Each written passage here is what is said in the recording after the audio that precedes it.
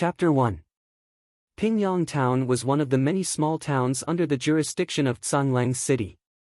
It also belonged to the country of Deqi. At this moment, a troop of cavalrymen slowly walked into the town.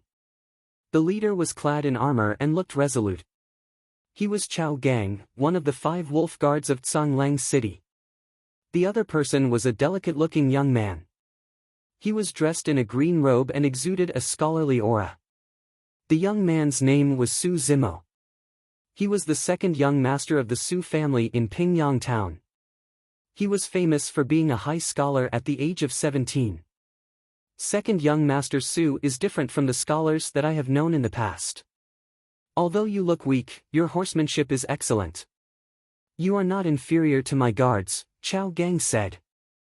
Lord Chao, you flatter me. Su Zimo smiled.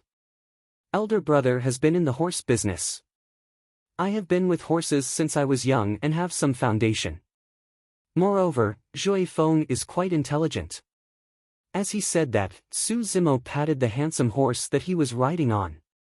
The horse named Zhui Feng seemed to understand Su Zimo's praise. It raised its head and snorted. There was a hint of intelligence in its eyes. At this moment, there was a commotion at the side. Someone shouted, "Oh no, I heard that the girl from the Shen family has been chosen by an immortal and is going to join an immortal sect." The girl from the Shen family? Which Shen family? It's Shen Mengqi, the one who is discussing marriage with second young master Su. The news spread very quickly. The surrounding people had already started discussing.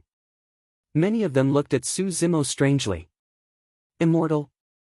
Su Zimo muttered softly. His understanding of immortals was still based on those illusory legends. Could a human's power summon the wind and rain, burn the sky and boil the sea? Su Zimo did not believe that there were immortals in this world without seeing it with his own eyes. Upon hearing the word immortal, Chao Gang's body trembled. His expression changed and a tinge of fear flashed past the depths of his eyes. However, Su Zimo frowned and was deep in thought. He did not notice it. Right at this moment, a rainbow light suddenly flashed across the sky. It was extremely fast. Just as it passed over the heads of Su Zimo and the others, it turned back and stopped in midair. Everyone subconsciously looked up and saw 3 people standing in the void without any support.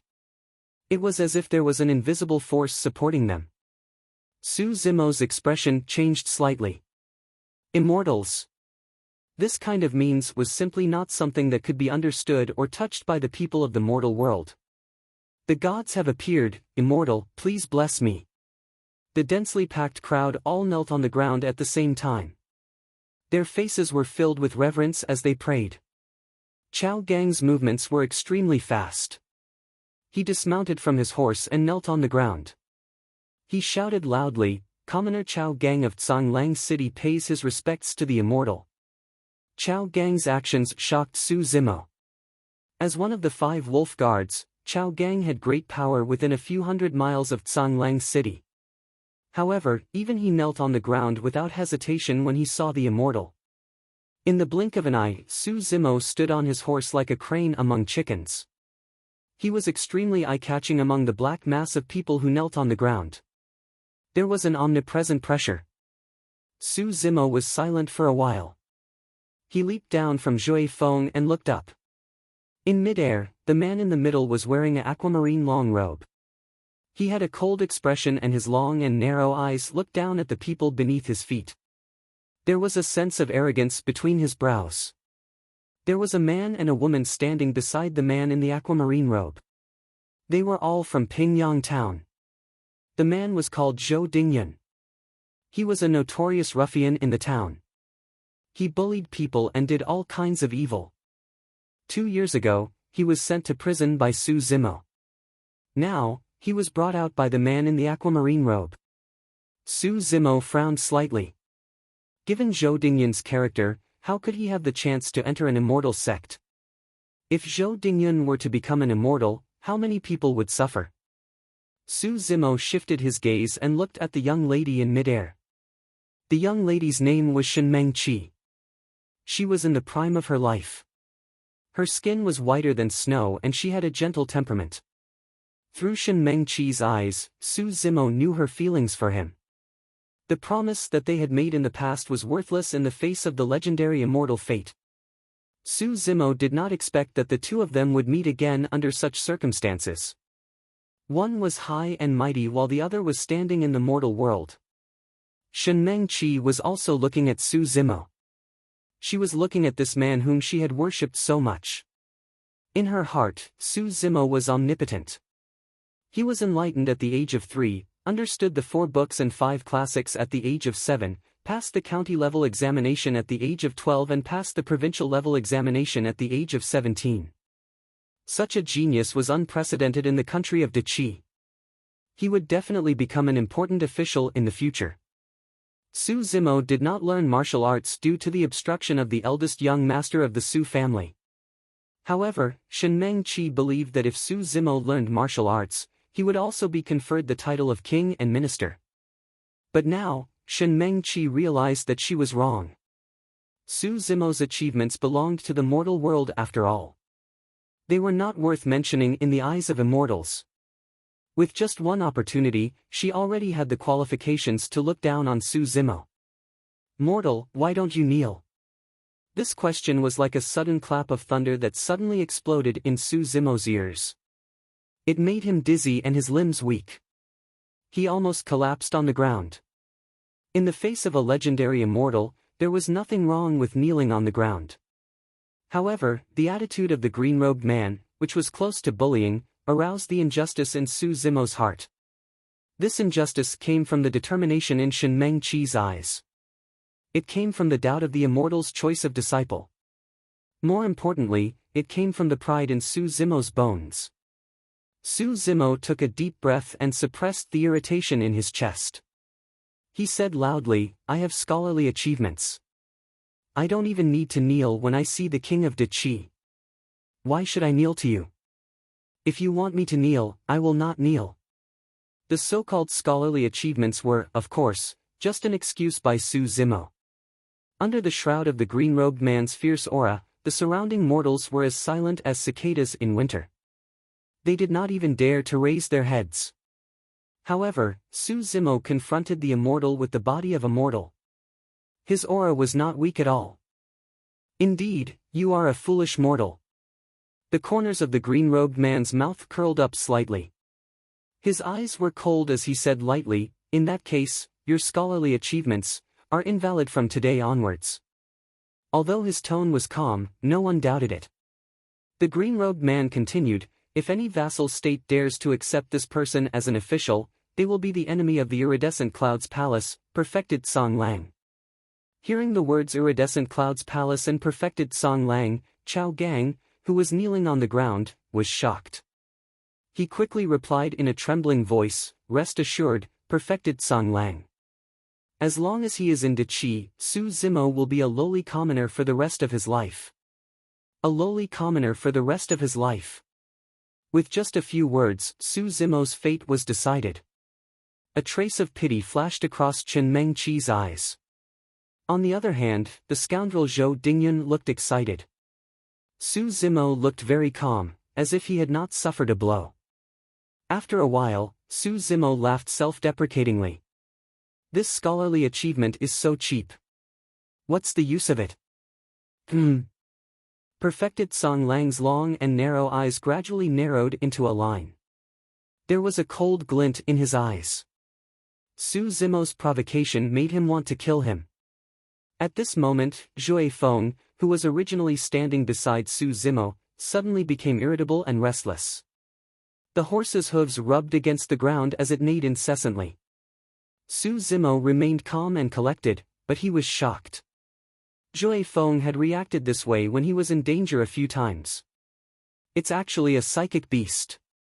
Humph, how dare it be noisy in front of me?" Perfected Song Lang shouted softly.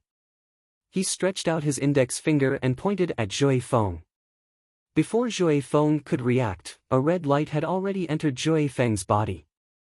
Under the watchful eyes of the crowd, Zhui Feng's body suddenly emitted a scorching flame, which instantly engulfed its entire body. Whoosh!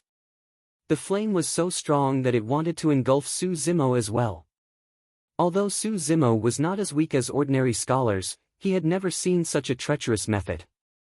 He was completely stunned on the spot. Seeing that Su Zimo was about to be engulfed by the flame, Zhui Feng let out a sorrowful cry and galloped away like a madman. The crowd was so frightened that they scattered in all directions. Zhui Feng had only run a few steps before it fell to the ground weakly.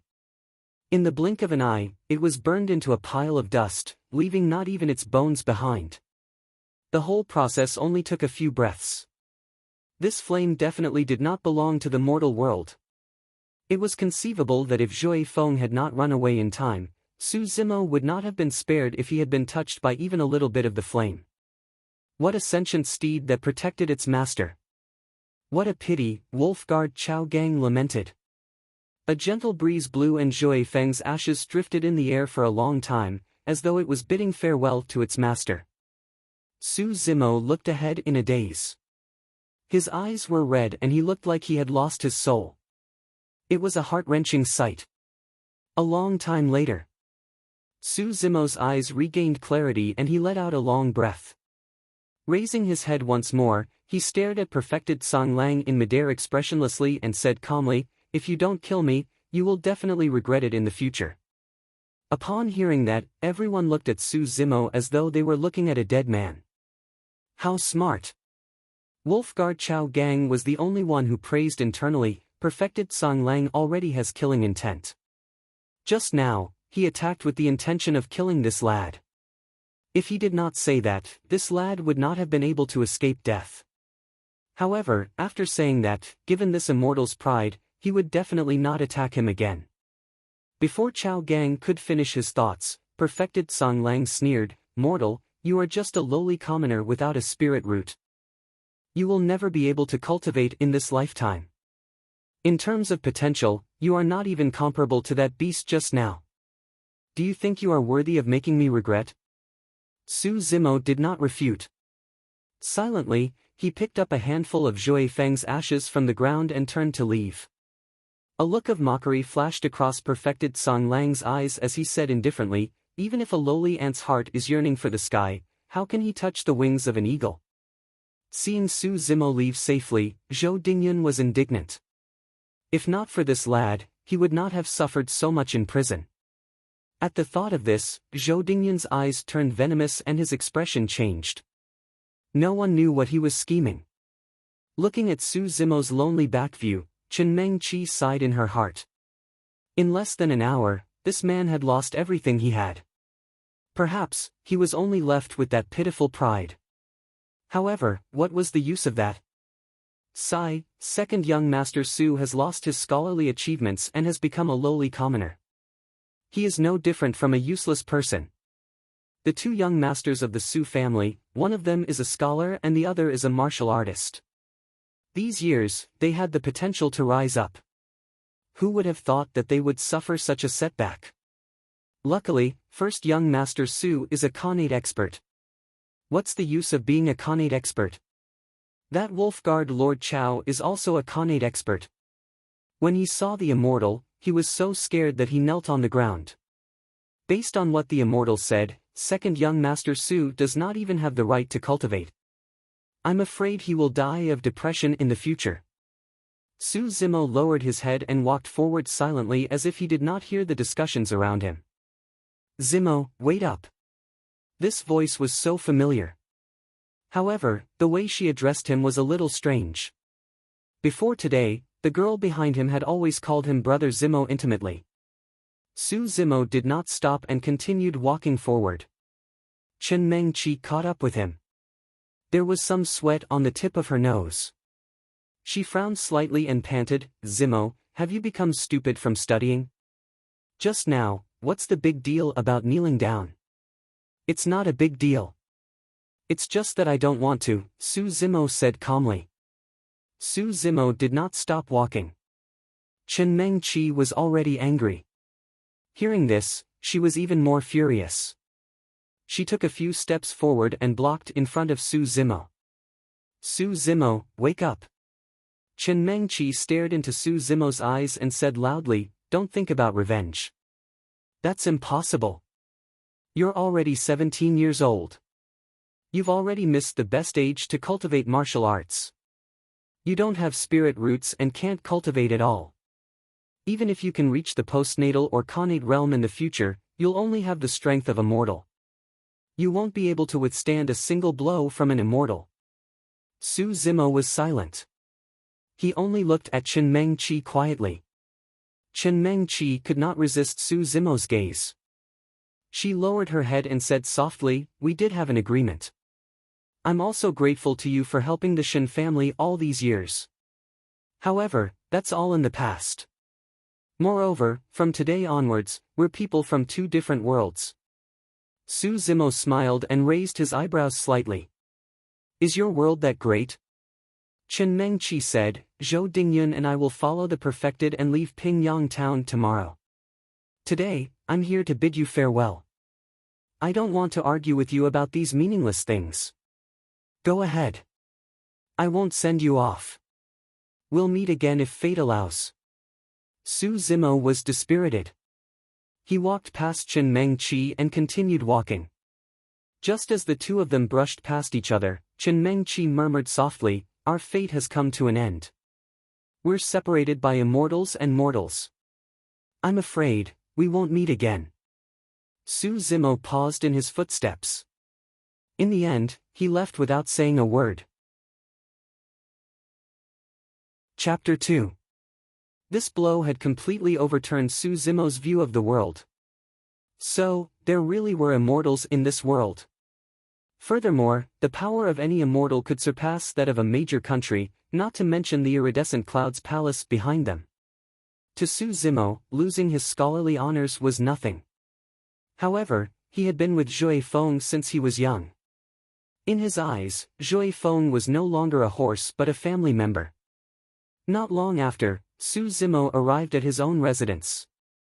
This residence was not big and was very quiet. There were only a few rooms and it was a reward given to Su Zimo by his elder brother, Su Hong, when he passed the county scholar examination at the age of 12. Su Zimo carried Zhui Feng's ashes to a peach tree in the middle of the courtyard and buried it. "Zhui Feng, I planted this peach tree personally. From now on, the two of you will be companions. One day, I will sprinkle perfected Sang Lang's blood on your ashes." Su Zimo's eyes were slightly bloodshot. He stood quietly beside the peach tree for a long time before turning around slowly. As he turned around, Su Zimo saw a person. It was a woman in a blood-red robe. She was extremely beautiful. She was not coquettish, not flamboyant and did not wear any makeup. It was as though she had walked out of a painting. Su Zimo had once sighed. As the ancient saying went, hibiscus from clear water is a natural carving. This must be the case. She was wearing a blood-red robe, which didn't match her beautiful face. However, this contrast formed a unique temperament on her body. 2 years ago, Su Zimo returned from a trip and saw this woman unconscious near Tsang Lang mountain range.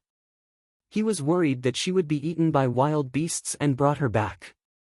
Not long after arriving at the residence, the red-robed woman woke up.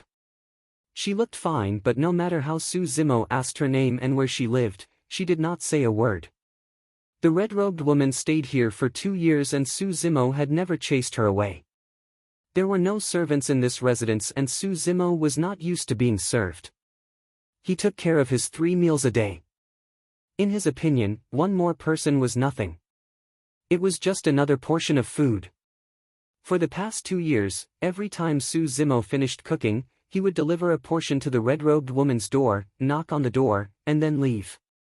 The red-robed woman rarely showed her face. Su Zimo had never seen her leave the mansion. The conversation between the two of them did not exceed 5 sentences. Not to mention the people in Pingyang town, even the Su residents did not know of her existence. The girl's name was Dayu. She was reclusive and didn't speak much. Su Zimo's understanding of her was limited to this. Su Zimo did not know when Dayu had stood behind him, but today, the way Dayu looked at him was a little strange, indescribable. Su Zimo nodded at her and returned to his room. After 2 years of interaction, both parties were already used to this kind of greeting. Moreover, Su Zimo knew that even if he spoke, Yu would ignore him. Su Zimo closed the door tightly and took out a sharp knife that was about a foot long from the corner. It was rusty and he did not know how long it had been since he last used it. Su Zimo searched for a long time and found a whetstone. He sprinkled some water on it and started sharpening the knife with a dark face and cold gaze. Not long after, Su Zimo seemed to have thought of something. He pushed open the door and looked at Yu in the courtyard. "Miss Dai, rest early today. No matter what you hear at night, do not walk out of your room." Yu did not comment and her expression was cold. For some reason, a strange thought appeared in Su Zimo's mind. In terms of aura and realm, Yu was more like an immortal. She was elegant and did not care about anything. Why would a real immortal get angry and hurt a mortal because of whether or not he knelt? Of course, this thought flashed past Su Zimo's mind and he did not take it to heart. Su Zimo took out a jar of wine from the cellar in the courtyard and opened the mud seal. Along the way, he purposely spilled some of the strong wine that led to his room. At the door, Su Zimo released his hand and the wine jar fell to the ground. The wine splattered everywhere and gave off a strong smell. Yu had witnessed the entire process and a faint smile appeared at the corner of her mouth. Su Zimo walked into the room. The door was not closed and was left ajar. Coming to the corner, Su Zimo continued sharpening his knife. Tonight was destined to be a restless night. Su Zimo was waiting. Waiting for someone. Night fell and the moon was dark and the wind was strong. A sneaky figure sneaked into Su Zimo's residence along the high wall. When he landed, there was a huge commotion and the black figure hurriedly scurried to the corner. He was quite agile. After a while, the courtyard was quiet and there was nothing unusual. The black figure then stood up and took out a dagger that was shining coldly from his waist. Through the cold gleam of the dagger, one could vaguely tell that this person was Zhou Dingyun, who had joined the immortal sect together with Chen Mengqi. Zhou Dingyun was a vengeful person. Initially, he was still a little wary of the Su family and Su Zimo's scholarly reputation. Now that Su Zimo had become a lowly commoner and he had joined the immortal sect and soared to the top, how could he let Su Zimo off so easily? Furthermore, as long as he killed Su Zimo secretly tonight, he would leave Pingyang town with perfected Song Lang the next day. Even if the Su family realized this, they would not dare to look for him. Otherwise, if perfected Song Lang was enraged, the entire family would be annihilated. Zhou Dingyun did not have any martial arts skills, but he was strong. He thought that it would be easy for him to deal with a weak scholar. After taking a few steps carefully, Zhou Dingyun smelled a faint fragrance of wine. He looked around and saw a broken wine jar at the door of a room. He. Zhou Dingyun was relieved. He smiled sinisterly and said, "You have not experienced any hardships and yet you still want to drown your sorrows in alcohol. You must be dead drunk now. That's good. I will break the tendons in your arms and legs and torture you slowly." Zhou Dingyun swaggered to the door of the room. He saw that the door was ajar and looked in through the gap. There seemed to be a person lying on the bed. However, the light was weak and he could not see clearly. Zhou Dingyun did not think too much. He pushed the door open with a sinister expression and darted in. The smell of wine in the room was even stronger. Zhou Dingyun frowned and crept to the side of the bed. Just as Zhou Dingyun reached the side of the bed, a shadow walked out silently from behind the door. It was like a ghost from the netherworld. All of a sudden, a cold gleam flashed in the darkness. Before Zhou Dingyun could react, he felt a slight chill on his neck and there was a faint prickling pain. A cold voice rang in his ears. "Move and I will kill you." All of a sudden, a chill ran down Zhou Dingyun's spine and all the hair on his body stood up. Even if Zhou Dingyun had 1,000 pounds of strength, he could not exert any of it. He knew very well that the thing hanging on his neck was definitely a sharp weapon. It could easily pierce his throat. You, who are you?" Zhou Dingyun panicked. He felt as if his throat had been pierced and a warm liquid was sliding down his neck into his chest. This feeling was terrifying. It was as if his life was slowly draining away and he could not do anything about it. Zhou Dingyun was caught off guard. He felt that his hair was suddenly pulled up by force and was pulled to the back. There was a tearing pain on his scalp.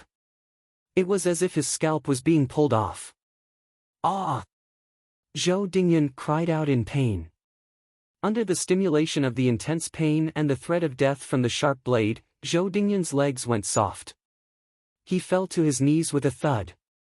Zhou Dingyun had never felt that death was so close to him. Look at who I am. The voice behind him sounded again. It was cold and eerie, like a malicious spirit from hell. Zhou Dingyun maintained a strange posture. He tilted his head back and tried to open his eyes wide to look up. What he saw scared Zhou Dingyun out of his wits. In the darkness, Su Zimo's face was gloomy. There was a murderous aura between his eyebrows. He did not look like a scholar at all. His eyes were frighteningly bright. His gaze seemed to be sharper than the sharp blade in his hand. At this moment, Zhou Dingyun truly felt Su Zimo's murderous intent and determination. Oh no!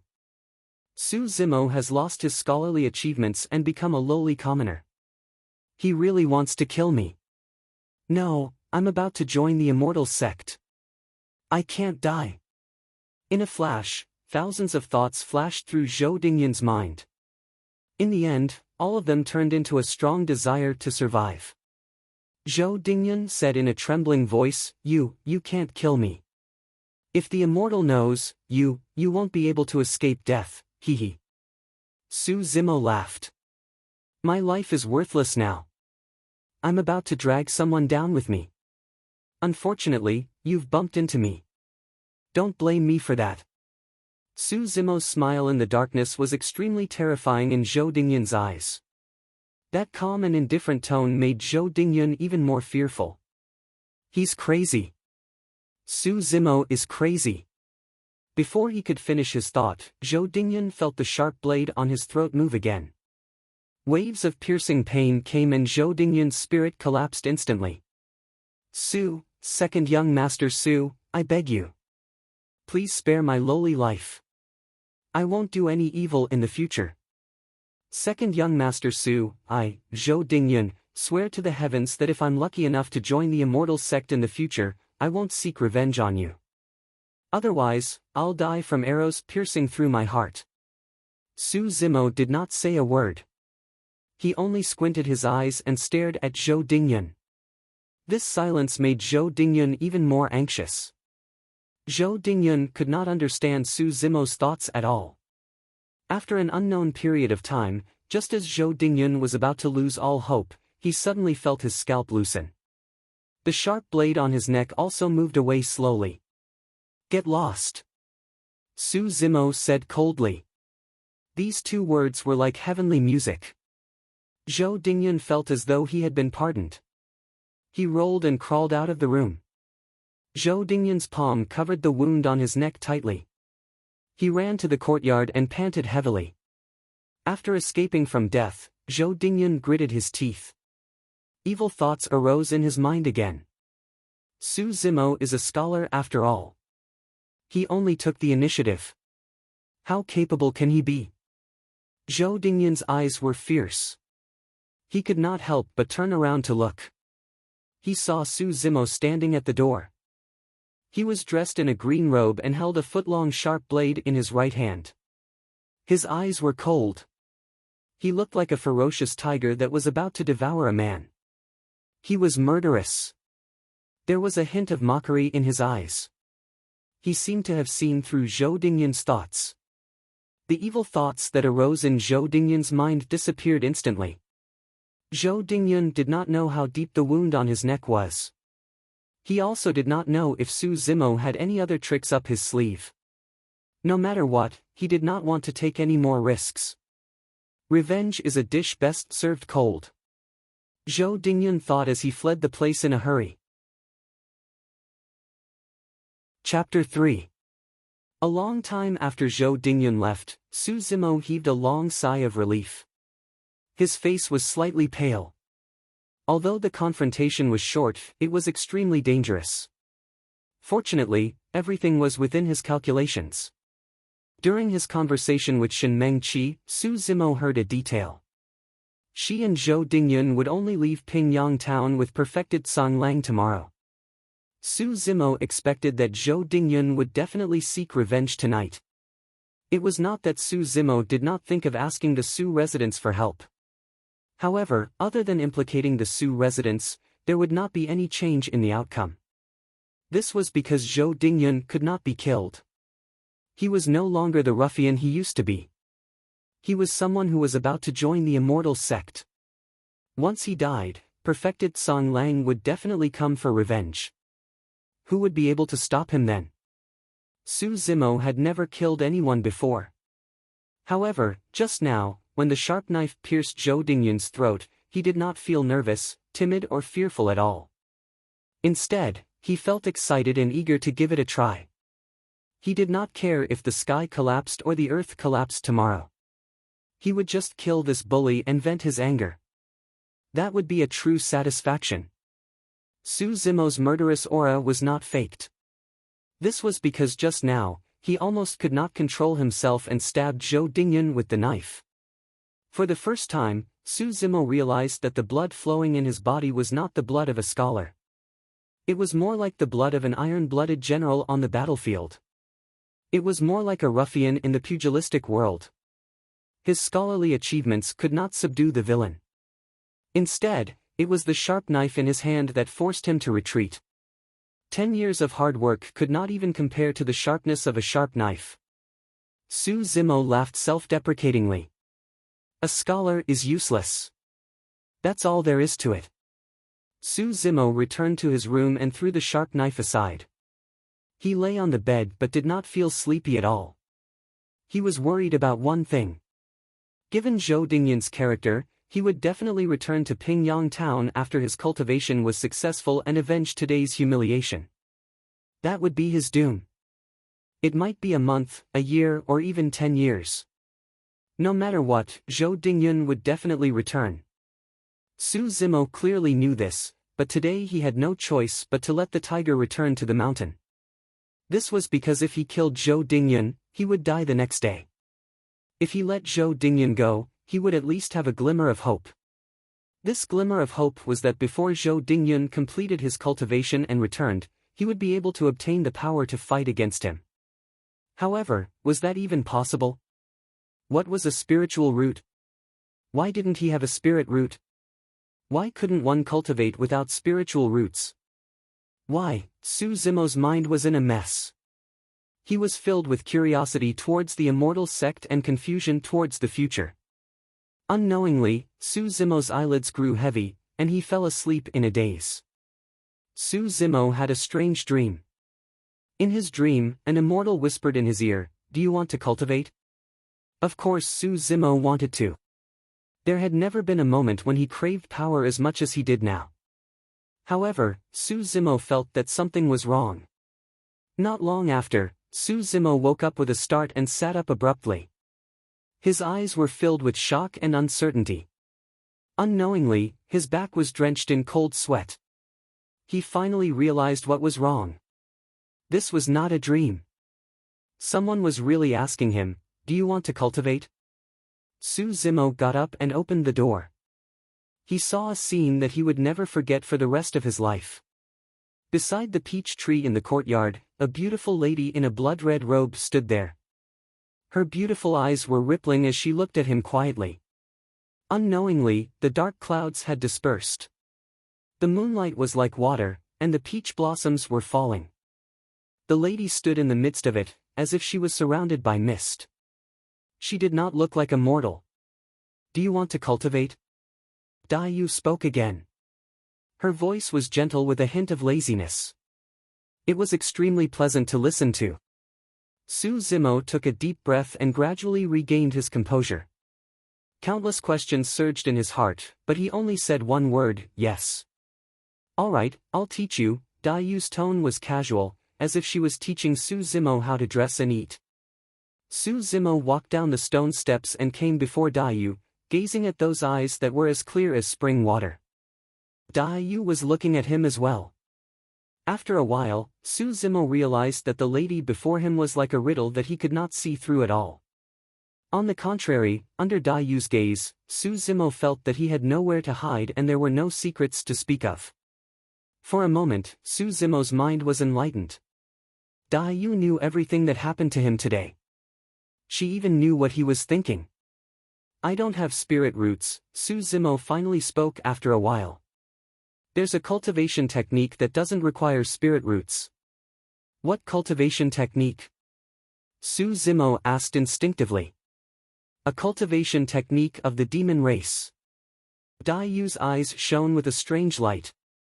Su Zimo's expression changed and he could not help but take half a step back. Even though he knew nothing about cultivation, Su Zimo knew that humans and demons were different. In the legends that he had heard, there were many stories of demons and demons harming people. Could it be that he had to cultivate a cultivation technique of the demon race and become a murderous demon? But after a short moment of silence, Su Zimo had already made up his mind. I'll learn. Su Zimo did not know what he would become in the future, but he knew that if he did not grasp this opportunity, he would definitely die when Zhou Dingyun returned. There was no need to talk about the future. Daiyu was not surprised, as if she had expected Su Zimo to agree. She continued, if you want to learn this cultivation technique of the demon race, you have to promise me two things. First, don't ask about my background. I'll teach and you'll learn. Second, you can't tell anyone about this cultivation technique. All right, Su Zimo nodded. Daiyu continued, there's one more thing. If you want to cultivate this cultivation technique, you will experience unimaginable dangers. You could lose your life at any time. Don't count on me to save you. Su Zimo smiled faintly, life and death are fated. Riches and honor are determined by the heavens. If you have any doubts, ask away, Daiyu smiled. This was the first time in 2 years that Su Zimo saw Daiyu's smile. He was stunned and lost in thought. But in the blink of an eye, Su Zimo's eyes regained clarity. He asked in a low voice, what is a spirit root? What is cultivation? Why did perfected Song Lang say that one cannot cultivate without a spirit root? Cultivation can also be called cultivation. There are 3 ancient sects of cultivation in the human race, immortal, Buddhist and demon. The so-called spirit root is what the immortal sects call it. The Buddhist sects call it the wisdom root and the demon sects call it the demon seed. As a human, if one does not have a spirit root, one cannot enter these 3 sections. Su Zimo understood that Daiyu was implying that one does not need a spirit root to cultivate to become a demon. Daiyu continued, humans have 5 senses, sight, hearing, smell, taste and touch. The spirit root is equivalent to the 6th sense and is the key to sensing the spirit energy of the world. Su Zimo was enlightened. Without a spirit root, one cannot see the spirit energy of the world and naturally cannot cultivate. Su Zimo asked again, is there a difference in cultivation? What is perfected Song Lang's cultivation level? The immortal sects can be divided into Qi condensation, foundation establishment, Jin Dan and nascent soul. He is a Jin Dan cultivator. Demon, immortal, demon and Buddhist cultivation all have different levels but ultimately, they all lead to the same destination. But no matter what, the Tao of pills is a natural barrier that must be crossed. There are as many cultivators as there are stars in the sky but half of them are stuck in the Tao of pills with no hope of ever reaching it. Cultivation is a heaven-defying act of seizing the destiny of the world. Stepping into the Tao of pills means breaking free from the shackles of the world for the first time and one's lifespan can be extended to 500 years. As the saying goes, once a Jin Dan is swallowed, one will know that one's fate is not in the hands of the heavens. Daiyu said, the cultivation technique of the demon race is divided into 9 sections. The first section is body tempering, the second is tendons transformation, the third is bone strengthening, the fourth is marrow cleansing, the fifth is organs refinement, the sixth is orifices clearing and the 7th is core formation. If you want revenge, you have to cultivate to the 7th section. What is the name of this cultivation technique? Su Zimo asked. The mystic classic of the 12 demon kings of the great wilderness. Su Zimo's heart skipped a beat. Just by hearing these words, there was a murderous aura that was suffocating. The first section of the mystic classic of the 12 demon kings of the great wilderness, body tempering, can be divided into two levels, skin tempering and flesh tempering. They correspond to different breathing techniques and movements. A demonic glint flashed across Dai Yu's eyes. Immediately after, a few long and mysterious incantations appeared in Su Zimo's mind. There were no celestial mountains and clear waters, no blessed grotto heavens and no jade palaces. In this inconspicuous courtyard, under this peach blossom tree in full bloom, Su Zimo began his cultivation. It seemed casual and coincidental, as though it was fated. Before long, under Dai Yu's guidance, Su Zimo felt that his breathing was gradually different from usual. It did not seem like a human's breathing technique. After repeated corrections and practice, Su Zimo gradually found a feeling. Under this breathing technique, his body felt warm. His flesh and blood seemed to be burning and boiling, turning into endless essence that surged to the surface of his body. Su Zimo felt a tingling sensation on his skin. This skin-tempering breathing technique was taken from the wild bull demon king. It can be practiced regardless of whether you are walking, sitting or lying down. Bulls have a strong nature and tough skin. It is difficult to pierce through it with swords. You can slowly experience it yourself. Seeing that Su Zimo's breathing was gradually returning to normal, Dai Yu returned to the room and did not disturb him. Su Zimo was already immersed in this mysterious breathing technique. With every breath, he could clearly feel that his skin was becoming rougher, tougher and stronger. The night gradually faded. However, Su Zimo did not know how much time had passed. He even forgot where he was and was only comprehending the incantations and breathing techniques. Just as the first ray of sunlight broke through the horizon, Su Zimo's body trembled. Suddenly, he felt as though there were two extremely hard objects sticking out of his head and shooting towards the sky. At this moment, Su Zimo seemed to have really transformed into an unparalleled bull demon, engulfing the heavens and earth. Dai Yu, who was originally sitting quietly in the room, was startled. Her gaze penetrated the wall and landed on Su Zimo. You actually comprehended the essence of it so quickly? You are a genius in demonic cultivation. It is not a waste for me to give you this opportunity. A look of admiration flashed across Dai Yu's eyes. Without any movement, she appeared in the courtyard in front of Su Zimo. Bam! Su Zimo, who was immersed in cultivation, was suddenly hit by an external force. He flew far away and naturally stopped his breathing. Su Zimo climbed up from the ground and felt a little dizzy. He looked around and saw that there was no one else in the courtyard. Su Zimo frowned and looked at Dai Yu, who was not far away. Do you want to die? Dai Yu had long hidden the admiration in her eyes and said coldly. What? Su Zimo was stunned. Dai Yu waved her sleeves and a sparkling water mirror appeared in front of Su Zimo. Su Zimo was dumbfounded. This method was beyond his understanding.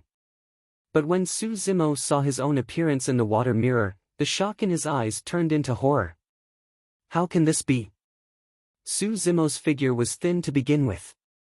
But in the water mirror, he was much thinner than before. It was not an exaggeration to say that he was as thin as a match.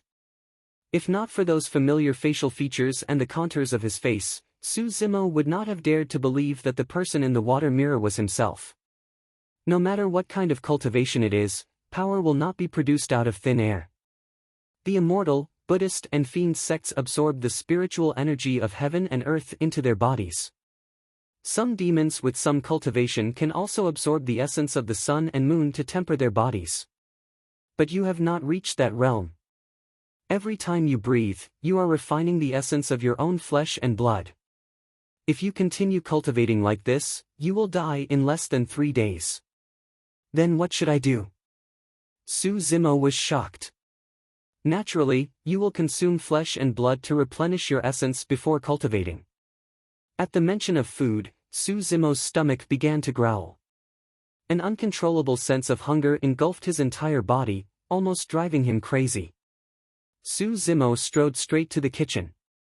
In less than 15 minutes, everything that could be eaten in the kitchen was forcefully stuffed into Su Zimo's stomach. Only then was his hunger slightly appeased. At this moment, Su Zimo realized that he did not feel tired at all, even though he did not sleep for the entire night. Instead, he was full of energy and his every move was filled with power. Su Zimo picked up the thin metal basin beside him and pinched it hard with his fingers. On the metal basin, there were a few clear fingerprints. Hiss! So powerful! Su Zimo was secretly shocked. Su Zimo was suddenly filled with confidence for the future. He had only cultivated for one night and there was already such a huge change.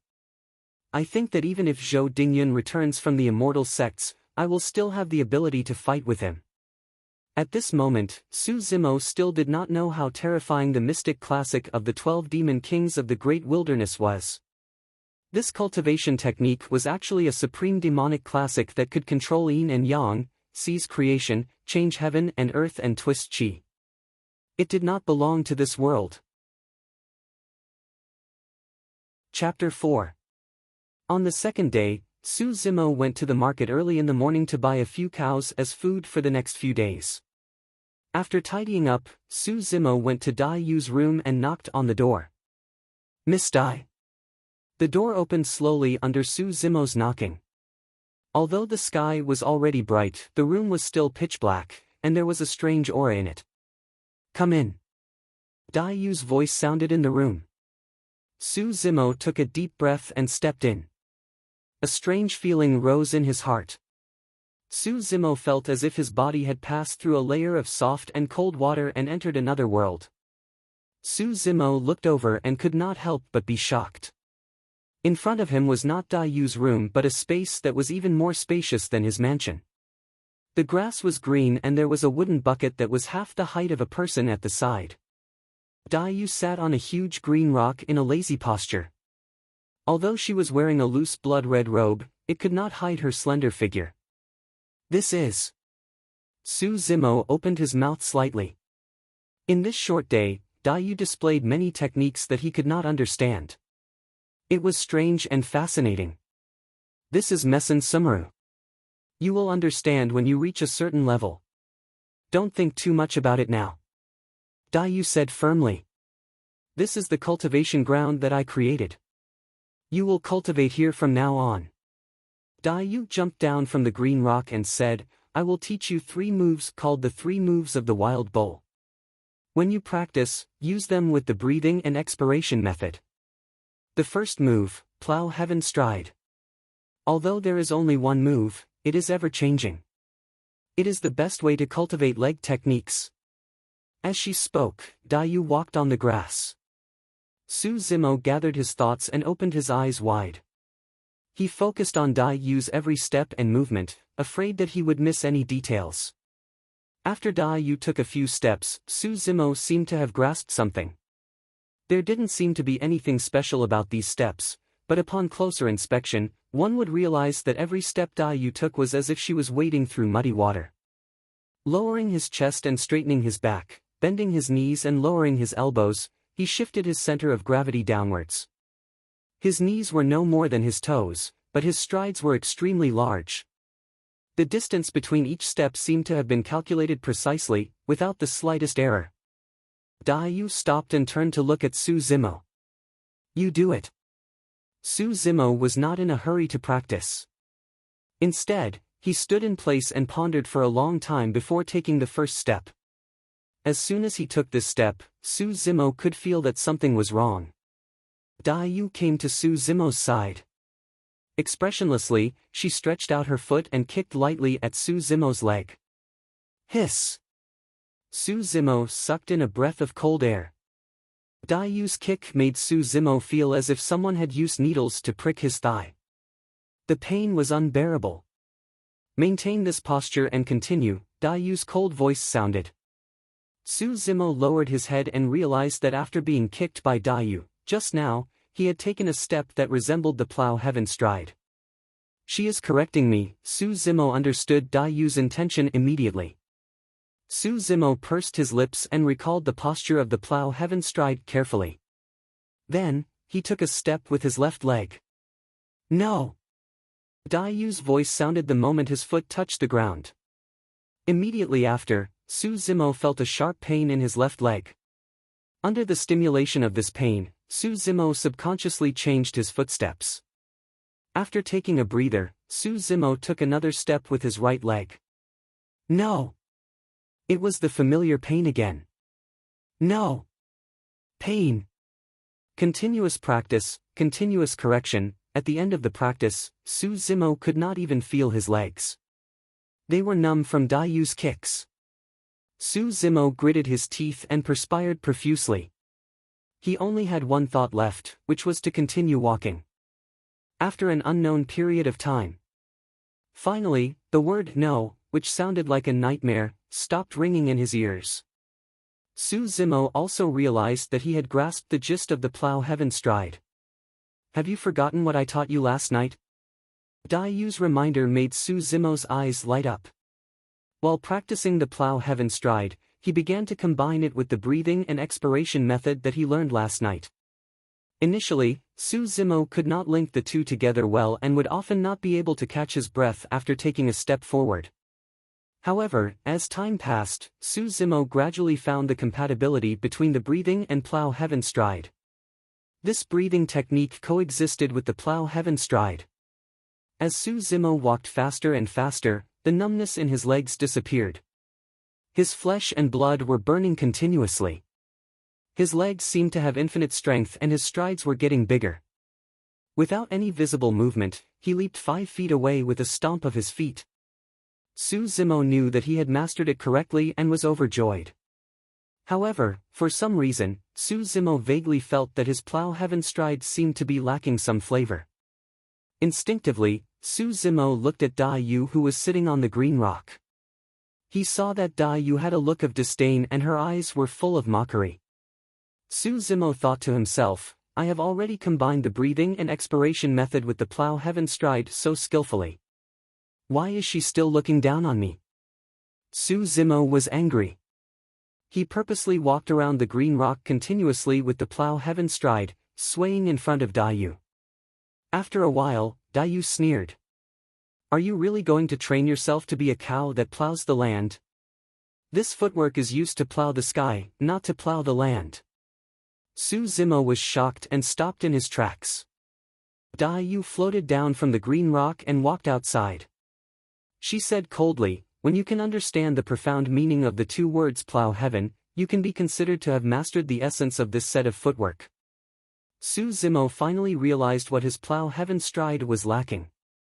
When he took a step, he was going to plow a ravine in the sky. How much courage and aura did he need to do that? No matter how skillful he was with this footwork, he lacked such courage and aura.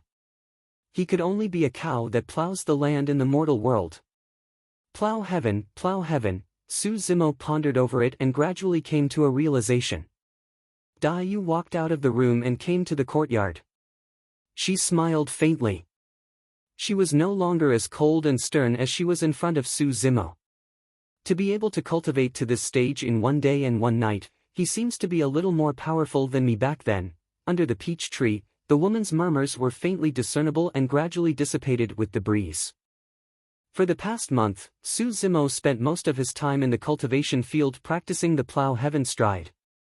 He was searching for the general trend of the plow heaven and had gained a lot of insights. During this period, Su Zimo occasionally went out to buy some cattle and sheep. He vaguely heard some news.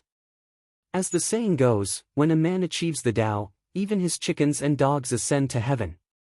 The Shen family was originally an ordinary family in Pingyang town. However, during this period, many pugilistic experts had joined the Shen family. To everyone, the rise of the Shen family was inevitable. As long as Shen Mengqi succeeded in her cultivation, even if she returned home to visit once, it was enough to bring prosperity to the Shen family for generations. These pugilistic experts might also have a chance to join the immortal sects, even if they were to become servants in the immortal sections. On the contrary, the Su family had been in constant trouble recently. In Pingyang Town, there were originally 3 big family clans: the Zhao family, the Li family, and the Yang family. The Su family had risen in recent years. In addition, Su Hong was a Khanate expert and Su Zimo had scholarly honors. The 4 families coexisted peacefully. But now, Su Zimo's scholarly honors had been abolished and he had become a pariah. He had even offended immortals. These 3 families were eager to take over the Su family's business in Pingyang Town. There had been a few conflicts that were neither big nor small. However, Su Zimo did not take these to heart. The housekeeper of the Su residence, Uncle Zheng, was in charge of the overall situation. There were also postnatal experts such as Lu Yu. Most importantly, Big Brother was not in Pingyang Town. When Big Brother returned, given his thunderous means, he would definitely be able to suppress these rascals. This day, Dai Yu came to Su Zimo and said, "I will teach you the next 2 moves. When you practice, combine these 3 moves together." After pausing for a while, Dai Yu said calmly, "Most of the moves in the mystic classic of the 12 demon kings of the great wilderness are killing moves. The next 2 moves are like that. Remember them." The first move, moon-gazing bovine. Dai Yu took a step forward, in the posture of plow heaven stride. Then, she leaned forward and her arms suddenly stretched out from her abdomen. She clenched her fists and her index finger protruded slightly. She stabbed forward and raised it slightly. At this moment, Dai Yu seemed to have disappeared from Su Zimo's sight. In her place was a domineering bull demon with its horns pointing at the sky. Dai Yu's arms were the horns. The protruding knuckles of her fists were the sharp tips of the horns. The moon-gazing bovine is based on plow heaven stride. First, step out with the momentum of plow heaven. Then, exert force from the waist and abdomen at the same time. Together with the punches, you must have the power to push upwards and also to lift upwards. Dai Yu explained in detail and Su Zimo listened attentively. Even so, when Su Zimo really practiced, he could not help but suffer. Dai Yu stood at the side with a cold face. If there was anything wrong, she would kick him. In the blink of an eye, a day had passed. Su Zimo was famished. He slaughtered a bull excitedly and set up a metal pot to stew a pot of delicious beef. While waiting, Dai Yu picked up the bull tongue that Su Zimo threw aside and said, "Stab me with a knife." Ha! Su Zimo was a little stunned. He did not understand what Dai Yu was trying to do. Dai Yu said, "I'll teach you the 3rd move as well." "I can't teach you this move. You can only rely on yourself to experience the changes in that instant." Su Zimo knew that with Dai Yu's abilities, even if he stabbed her with all his might, he would not be able to hurt her. Su Zimo held the sharp knife tightly and stabbed at Dai Yu's shoulder. At the same time, he focused on Dai Yu's movements. Dai Yu's expression was indifferent. She raised the smooth and tender bull tongue in her hand and gently placed it on the incoming sharp knife. Paw! There was a crisp sound. Su Zimo was dumbfounded and stood rooted to the spot. The bull tongue was intact. However, Su Zimo's knife was only left with the handle. The blade was shattered and scattered all over the ground. Su Zimo was the one who killed the bull. He knew very well that the bull tongue was extremely ordinary and would not be able to defend against a sharp knife. Furthermore, Su Zimo had not sensed Dai Yu's strength just now. Otherwise, the handle of the knife would not have been in his hand and it would have flown out long ago. The most ordinary bull tongue was able to shatter a sharp knife into pieces. If it had not been placed on the knife but on flesh and blood, wouldn't that mean that the flesh and blood would have been shredded into pieces? The 3rd move is called Bull Tongue Saber. It sounds ordinary but it contains the essence of this move, Dai Yu said. You once asked me what level of skin tempering is considered a small success. Let me tell you now. When your palm is like a bull's tongue, it's considered a small success. Chapter 5. It was often said that cultivation knew no time. It was only after Su Zimo embarked on the path of cultivation that he truly felt that way. Unknowingly, Su Zimo had already spent 3 months in the cultivation field. His body had also undergone a complete transformation. Others might not be able to sense this change, but Su Zimo was the only one who knew best. During this period of time, he had already mastered plow heaven stride and moon-gazing bovine. Coupled with the breathing and expiration technique, Su Zimo's skin had become increasingly tough. Ordinary swords and sabers would not be able to pierce through it. Every movement of his was filled with ferocious strength.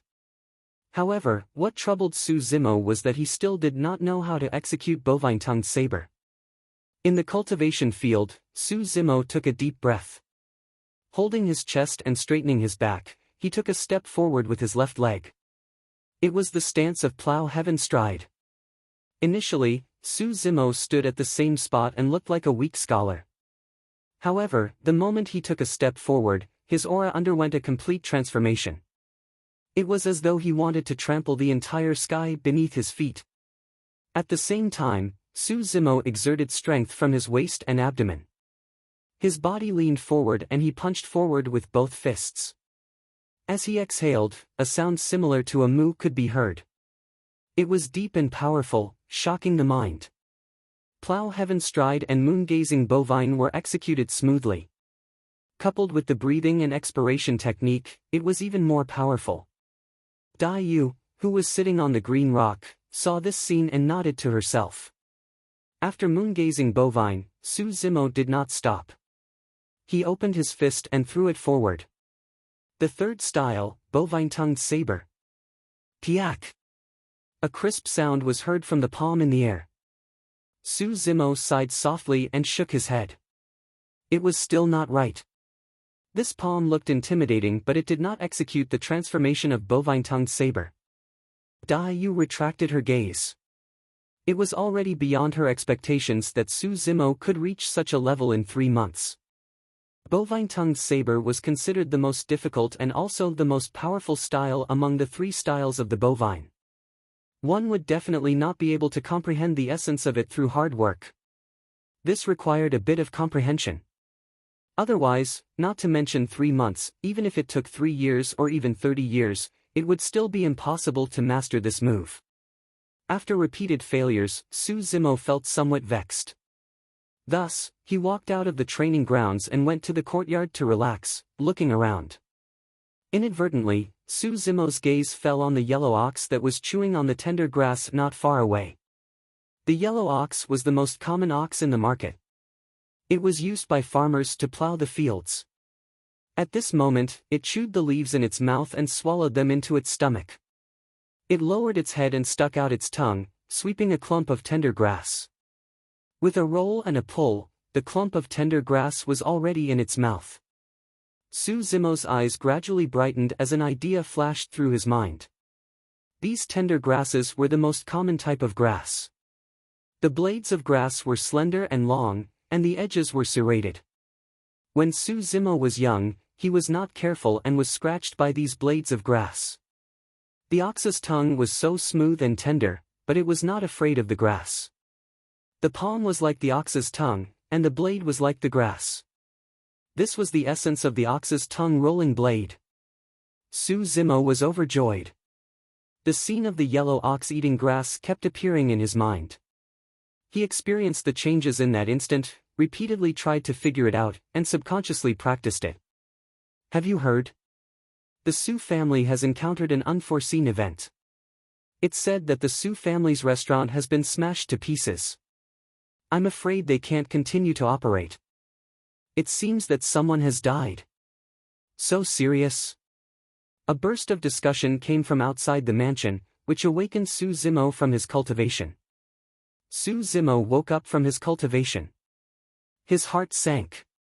He pushed the door open and ran straight to the Su family's residence. Along the way, Su Zimo listened to the discussions around him and roughly understood the cause and effect of this unforeseen event. The cause was that a few people were picking a quarrel and causing trouble in the Su family's restaurant. After a round of smashing, Uncle Zheng rushed over with his men. Unexpectedly, these people were masters of the perfected acquired realm. They were well prepared and injured Uncle Zheng and his men. Damn it, I can't take this lying down. Su Zimo had just arrived when he heard a thunderous scolding. This person was Yu Qihua, one of the guards of the Su family. He had a fiery temper. The few people in the house were the most trusted people of the Su family. Su Zimo lost his parents when he was 2 years old. Uncle Zheng and the rest were the earliest batch of people in the Su family and doted on him very much. In the beginning, it was these dozens of people who helped his elder brother gain a foothold in Pingyang town. The two generations had a deep relationship. A strong smell of medicine, mixed with a faint smell of blood, greeted him. Second young master is here. Everyone in the Su family did not neglect Su Zimo at all, even if he had lost his scholarly honors. Su Zimo nodded and looked at an old man lying on the bed. Second young master. The old man's hair and beard were all white and his face was yellowish. He seemed to have one foot in the grave. When he saw Su Zimo, he still smiled and there was a trace of doting in his eyes. Uncle Zheng was the housekeeper of the Su family. Although he did not know any martial arts, everyone in the Su family, including Su Hong, was respectful to him. Uncle Zheng was thin and old. Now that he was seriously injured, it was unknown if he could survive. Uncle Zheng, who is the other party? Su Zimo was furious but his expression was calm. He came to the bedside and asked softly. Who else can it be? It must be the 3 grandsons of the Zhao, Li and Yang families. Yu Qihua scolded. This matter is not so simple. The person who spoke was in his 40s. He looked calm and steady. He was the leader of the Su family's guards, Lu Yu. Uncle Lu, what do you mean? Su Zimo asked. Lu Yu looked at Su Zimo and wanted to say something but stopped. How could Yu Qihua hold himself back? He shouted, Lu Yu, why are you being so wishy-washy? Look at the situation now. Mr. Zheng was injured by them and old Guan died a tragic death. If not for the fact that your subordinates were smart and fought their way out, Mr. Zheng would not be alive now. That group of people wanted to kill him. Uncle Guan is dead? Su Zimo felt a pain in his heart. When he was young, Su Zimo often rode on Uncle Guan's neck and grabbed his hair. But no matter how Su Zimo messed around, Uncle Guan was never angry. He would only play with him with a smile. Su Zimo gritted his teeth. The government doesn't care about such matters. The government only cares about the commoners. They can't wait to avoid the conflict between these few families. Moreover, this is a matter of the pugilistic world, Lu Yu shook his head and said. Su Zimo asked in a low voice, Uncle Lu, what exactly happened? Lu Yu sighed softly. My guards followed those people and saw them enter the Shin family. The Shin family is a bunch of ungrateful bastards. Yu Qihua smashed the table beside him with a punch and panted heavily. All these years, due to the relationship between Su Zimo and Shin Mengqi, the Su family had helped the Shin family a lot. But now that Shin Mengqi had joined the immortal sect and sword, the Shin family had turned their attention to the Su family. Lu Yu continued, I've investigated. The Shin family is preparing to build a restaurant. Our Su family's restaurant is in the way. Su Zimo was expressionless as he listened to Lu Yu's analysis quietly. Cough, cough. Uncle Zheng coughed a few times and panted slightly. Although the Shin family is taking the lead in this matter, the other 3 families might be adding fuel to the fire. This matter ends here. We'll talk about it when young master returns. Are we just going to tolerate it? Yu Qihua clenched his teeth. Lu Yu sighed. Let's tolerate it first. The Shin family has risen too quickly. They might already have Khanate experts. If we go to them rashly, we might die there. When will young master return? I don't know. I reckon he'll be back soon. Su Zimo suddenly said, Uncle Zheng, recuperate well. I'll go out to take a breather. With that, Su Zimo turned around and left. 3 months ago, Su Zimo's scholarly achievements were stripped and Shin Mengqi left. Coupled with Zhui Feng's death, he was truly filled with resentment. Otherwise, he would not have nearly lost control that night and stabbed that ruffian to death. During this period of time, Su Zimo had been cultivating bitterly under Dai Yu's guidance. But in reality, he had not vented his resentment. Now that the Su family had met with such an unforeseen event, Uncle Zheng was seriously injured and Uncle Guan died tragically, Su Zimo was completely enraged. When Su Zimo walked out of the Su family's residence, there were only two words in his mind: they had gone too far. Su Zimo had a rough understanding of the difference between the postnatal and connate realms in the pugilistic world. The postnatal and connate realms were divided into the early stage, mid-stage, late stage and perfected realms. His elder brother, Su Hong, was an early-stage connate expert. Su Zimo was not sure what level of expert he could go against now. In Su Zimo's opinion, there was no way that 3 months of cultivation could match up to dozens of years of hard work from others. But Su Zimo still wanted to go to the Shen family to seek justice. After all, he had studied for more than 10 years and felt that everything was more important than the word reason. The Shen family had to give him an explanation. Not long later, Su Zimo arrived at the Shen family's residence. In just 3 months, the Shen family had undergone tremendous changes. It had developed from an ordinary family to the current Shen family's residence. 2 majestic stone lions stood on both sides of the vermilion door. If not for the fact that Su Zimo remembered the location, he would not have believed that this was Shen Mengqi's home. Su Zimo walked up the stairs. Without knocking on the door, he exerted strength in his arms and pushed the door open. At this moment, there were quite a number of people gathered in the Shen family's courtyard. They were drinking to their heart's content and chatting merrily. With Su Zimo's sudden intrusion, the commotion in the courtyard gradually dissipated. These people stopped what they were doing and stared at Su Zimo with an unfriendly expression. These people exuded a wild aura and looked ferocious. Their weapons gleamed coldly at the side.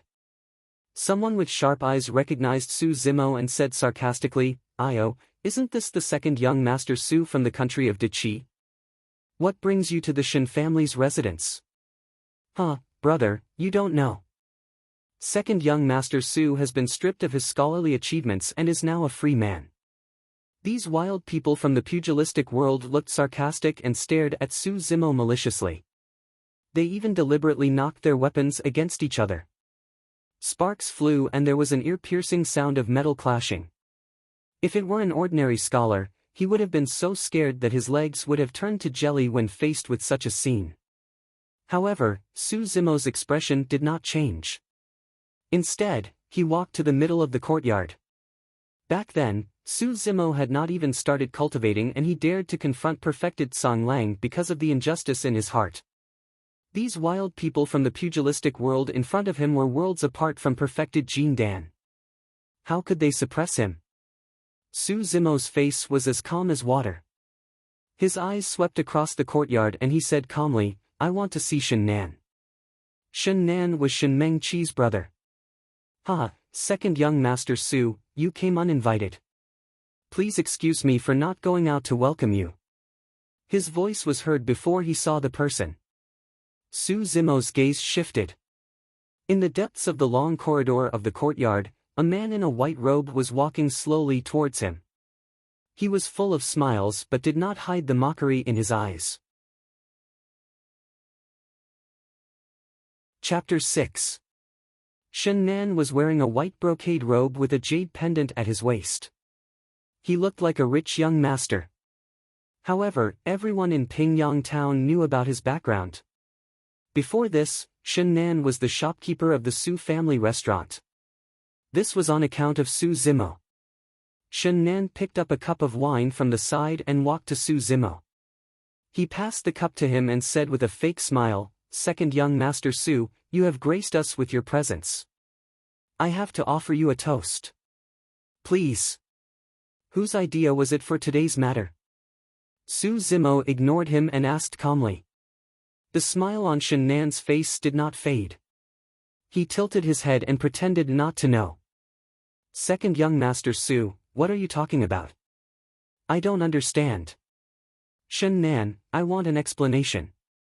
Who is the murderer? Su Zimo stared into Shen Nan's eyes. His tone was still very calm. Shen Nan raised his eyebrows and stopped smiling. He raised his head and drank the wine in his cup.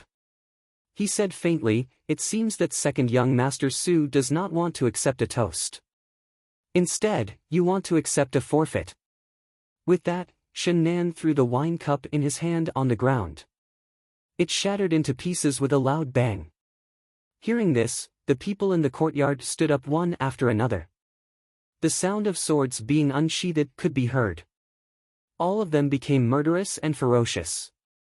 Damn it, I can't stand this fellow for a long time. Does he really think that he is a young master? He is just a lowly commoner. How shameless. Mo Song, was the one who did it today. I killed that Guan fellow personally. Me too.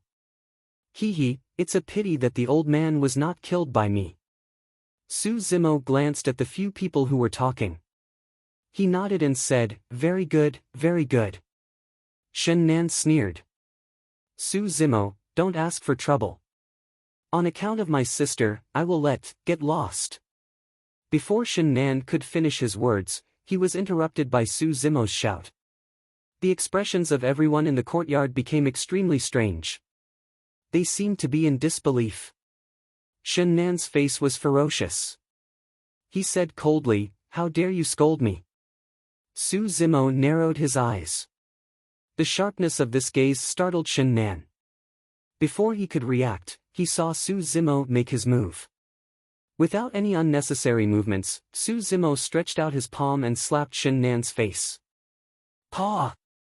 Under the watchful eyes of the crowd, Shen Nan was sent flying a few meters away by Su Zimo's slap. Shen Nan had also begun to practice Wu Dao in these 3 months.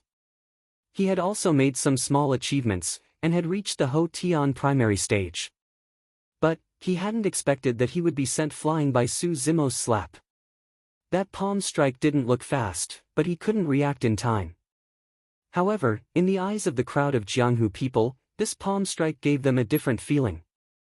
To be able to slap someone a few meters away with just the strength of his palm was definitely not something an ordinary person could do. However, most of the people present on the scene were Ho Tian advanced stage experts. Mo Song and a few others were Ho Tian consummate stage experts. So, they didn't put Su Zimo in their eyes. Kill him. Shen Nan's cheeks were already swollen, and there was blood at the corner of his mouth.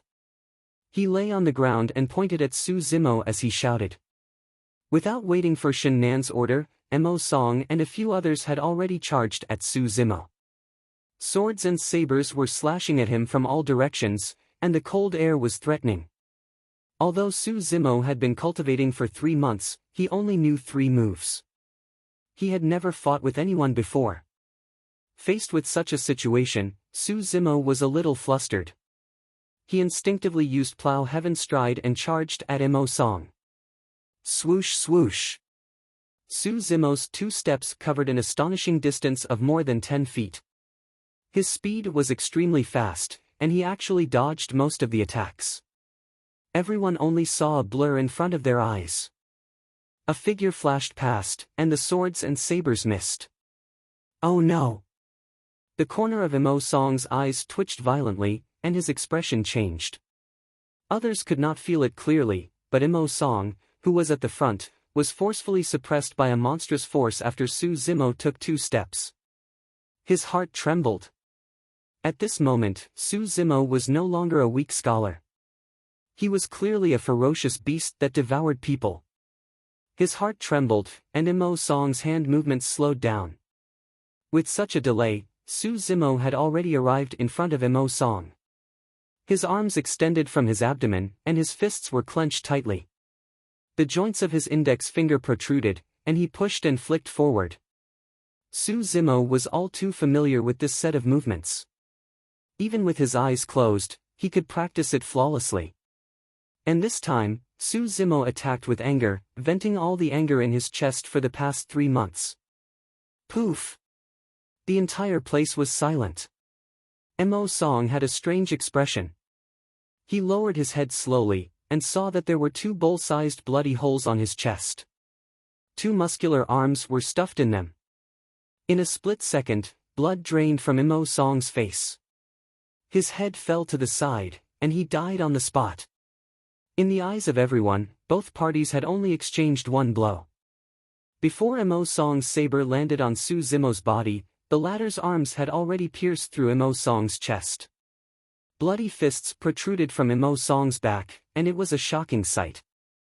Even though these ruffians of the pugilistic world were knowledgeable, they could not imagine that a human's fist could pierce through flesh and blood. A perfected postnatal expert was killed by a weak scholar just like that. If they had not seen it with their own eyes, who would have believed it? Murder. Su Zimo was a little dazed. His mind was filled with Dai Yu's casual words. Most of the moves in the mystic classic of the 12 demon kings of the great wilderness are killing techniques. Killing techniques meant killing once they were used. It was only at this moment that Su Zimo truly understood the meaning of these three words. While Su Zimo was still in a daze, someone raised his saber and chopped down on Su Zimo's neck. Another person thrust his sword forward and viciously stabbed into Su Zimo's back. Clang! Clang! There was no sound of a sharp weapon cutting into flesh. Instead, there was a sound similar to the collision of metal. The steel saber that chopped down on Su Zimo's neck strangely bounced back. The sword that stabbed into his back also bent into a huge arc, and did not pierce in at all. Hiss! Everyone's expression changed drastically, and they gasped. If the sword could not pierce in, it could be because Su Zimo was wearing some superior armor. The steel saber had clearly chopped down on flesh and blood, but strangely bounced back. There was really no explanation for that. Thwart Kung Fu? What kind of thwart Kung Fu could have such power? Although the saber and sword did not hurt Su Zimo, they still made him stagger. The skin tempering skill could block the sharpness of the saber and sword, but it could not block the power contained in the saber and sword. At this moment, Su Zimo felt a sharp pain in his back and neck. He gritted his teeth and endured it. Thief, you're courting death! Su Zimo shouted loudly. Using the plow heaven stride, he dashed towards the person on the left. Boom! Boom! Su Zimo's feet plowed two huge gullies on the extremely hard bluestone ground. Sand and stones flew in all directions. His momentum was terrifying. The person's expression changed drastically. He finally understood the fear and shock that Imo Song felt before he died. Su Zimo's momentum was too strong. Just by taking a step forward, the ferocious aura on his body made him feel suffocated. Poof! It was still the bovine moon-gazing skill. Two bloody holes appeared on the chest of a master at the later stage of the acquired realm. He died on the spot. In the face of Su Zimo, who was invulnerable, everyone felt helpless. In the blink of an eye, Su Zimo had killed two people in a row. The blood in his body seemed to be boiling. The initial panic and nervousness had long disappeared. You're next. Su Zimo's eyes were like torches. He turned his head and looked at the last person. Just now that person had said that he had injured Uncle Zheng. Now that he was targeted by Su Zimo, he suddenly felt a chill down his spine and his hair stood on end. Everyone, let's attack together. No matter how strong the thwart Kung Fu is, there's a Mingmen and a limit. The person shouted loudly. Although the others in the courtyard were a little tempted, they were still worried. They were shocked by Su Zimo's murderous aura and did not attack immediately. Ta! Ta! Ta! Su Zimo took 3 steps forward. In the blink of an eye, he was in front of the person. Without saying anything, he used the bovine moon-gazing skill again. The person had long realized that Su Zimo only used this move. Although he was scared out of his wits by the plow heaven stride's momentum, he relied on his agility and fell to the ground first. He did not care about his dignity and used the lazy donkey rolling move. The bovine moon-gazing skill attacked the upper part of the waist. The person used this move to deal with it and just happened to avoid Su Zimo's fists. Even so, the person could still smell the extremely tragic smell of blood. The last desire in his heart disappeared instantly. Run!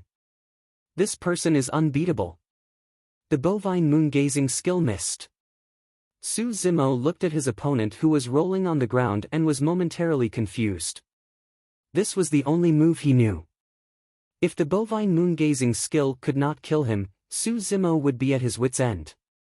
At this moment, Su Zimo had a flash of inspiration. He let out a long howl and chased after him with big strides. The lazy donkey rolling was a strange move. It could be used occasionally and it did have some effect. However, the speed of a person rolling on the ground could not be compared to the speed of his legs. Before the howl stopped, Su Zimo had already caught up with the person. When the person heard Su Zimo's howl, he knew that something was wrong and instinctively looked back. As far as the eye could see, everything was covered by sand and gravel. Immediately after, this person felt a huge force colliding with his chest. Bam! In the next moment, the person hit the wall heavily. He paused for a while before sliding down slowly. His chest caved in deeply and he had already stopped breathing. Su Zimo reacted at the last minute. With the help of the plow heaven stride strength, he kicked the person. A killing move. The plow heaven stride was also a killing move. The various experts who were still clamoring in the courtyard were now as silent as cicadas in winter. There was fear in their eyes. All of them retreated, afraid that Su Zimo would be the next to find them. It was no wonder that these people were terrified. It was because Su Zimo's power was too shocking. From the time he attacked until now, it had only been a few minutes. There were already 2 perfected postnatal experts and 1 late-stage postnatal expert lying dead on the spot. Su Zimo sneered. He turned and walked toward Shen Nan, who was so frightened that his face turned pale. What do you want to do? Shen Nan's voice was trembling. He wanted to turn and run, but he realized that his legs were weak. He could only sit on the ground and slowly move backward. Whose idea was it for today's matter? Su Zimo looked down at Shen Nan from above as he asked word by word. No, it wasn't me. Who was it? Su Zimo's tongue was like thunder as he shouted. Shen Nan trembled and panted heavily. There was a flash of ruthlessness in his eyes. He gritted his teeth and said, "If you dare to hurt me, the Su family will definitely be annihilated." Ha! Su Zimo's face darkened. He squinted and said, "Are you threatening me?" The killing intent that Su Zimo had just suppressed surged in his heart again. At this moment, a sinister voice came from the inner courtyard of the Shen residence. "Junior, you are courting death. How dare you come here and behave atrociously?" Chapter 7. Before the voice died down, a ghostly figure sped towards them. Su Zimo looked carefully. It was a middle-aged man. His cheeks were dry and skinny. His gaze was fierce and sharp like an eagle's. He tapped the ground a few times and arrived in front of Su Zimo. Su Zimo's heart skipped a beat. This middle-aged man was much stronger than everyone in the courtyard, be it in terms of his movement or aura. A Khanate expert. Buzz! The middle-aged man's hand, which was originally hidden behind his back, suddenly stretched out. It was accompanied by the clear sound of a sword. A long sword with a chilling aura pierced towards Su Zimo's face. The tip of the sword trembled like a nimble poisonous snake, making a terrifying sound. Before the sword arrived, a gust of biting cold air rushed towards him. The skin on Su Zimo's face was slightly painful. Su Zimo realized that with the strength and toughness of his skin now, he would definitely not be able to block this sword. The power of a Khanate expert could already threaten his life. After all, Su Zimo was too inexperienced in facing enemies. He had lost the initiative just by being slightly distracted. At this moment, even if Su Zimo used the bovine moon-gazing technique to charge out, his head would also be pierced by the sword. Retreat! There was no time to think. Su Zimo used the plow heaven stride and retreated rapidly. Humph! The middle-aged man sneered. His movement was faster and faster. The long sword did not stop moving. It followed closely behind Su Zimo. The tip of the sword still covered Su Zimo's face. The situation became more dangerous. Su Zimo's eyes were filled with sword gleams.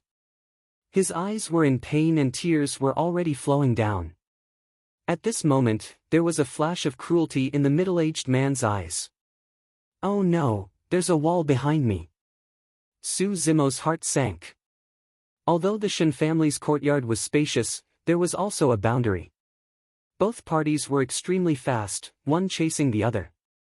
In the blink of an eye, Su Zimo had already retreated to the wall. There was no way to retreat. Even if Su Zimo used brute force to break the wall, there would be a moment of delay. In just an instant, it was enough for the middle-aged man to cut down Su Zimo with his sword. Stop! A figure suddenly rushed in from the door with a steel saber in his hand. With a loud shout, he rushed toward the middle-aged man aggressively. It's Uncle Lu. Although Su Zimo could not divert his attention to look, he could guess the identity of the person just by listening to the voice. The middle-aged man glanced over with a mocking expression. Not to mention that Lu Yu was only a Ho-Tian consummate. Even if a Xiantian master appeared now, he wouldn't be able to save Su Zimo. There was only a short distance between the sword and Su Zimo. It's too late. He's dead for sure. The middle-aged man shouted. His eyes shone with a cold light as he thrust his sword forward. When his life was hanging by a thread, Su Zimo's mind suddenly calmed down. There was no panic in his eyes, and he was abnormally calm. His senses also became much sharper than usual. Su Zimo knew very well that the only person who could save him at this moment was himself. Facing the sword that was so close to him, Su Zimo closed his eyes instead.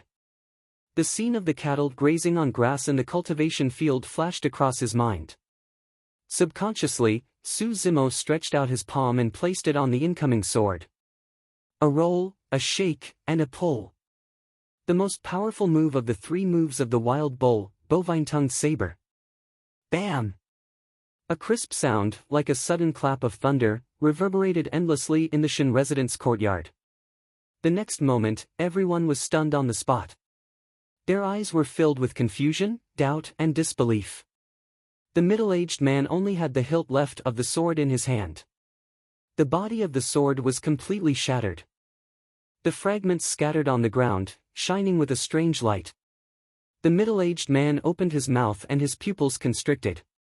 He looked at Su Zimo, who was not far away, and did not continue to attack. Instead, he took a few steps back and was on guard. Su Zimo opened his eyes and panted slightly. He looked a little dazed. Did he survive? Just now, Su Zimo truly experienced the feeling of death. Until now, Su Zimo still felt that it was a little unreal. A breeze blew past. Unknowingly, Su Zimo's back was already wet. He broke out in a cold sweat. Let's go. At this moment, Lu Yu's voice rang in Su Zimo's ears. Then, someone tugged at his arm. Su Zimo subconsciously followed Lu Yu out of the Shen family's residence. Not to mention the people in the Shen family, even Su Zimo himself could not react in time. His mind was in a mess. He just lowered his head and followed Uncle Lu. Along the way, Lu Yu's gaze was fixed on Su Zimo. Before this, not long after Su Zimo left the Su family's residence, Uncle Zheng told him that the second young master looked strange. He was afraid that the second young master would go to the Shen family to seek justice. He instructed him to protect the second young master. When he rushed to the Shen family's residence, he saw the middle-aged man attacking Su Zimo. Lu Yu's eyesight was very good. He could tell at a glance that the man was a Khanate expert. He did not understand at all why a weak scholar like Su Zimo would provoke a Khanate expert.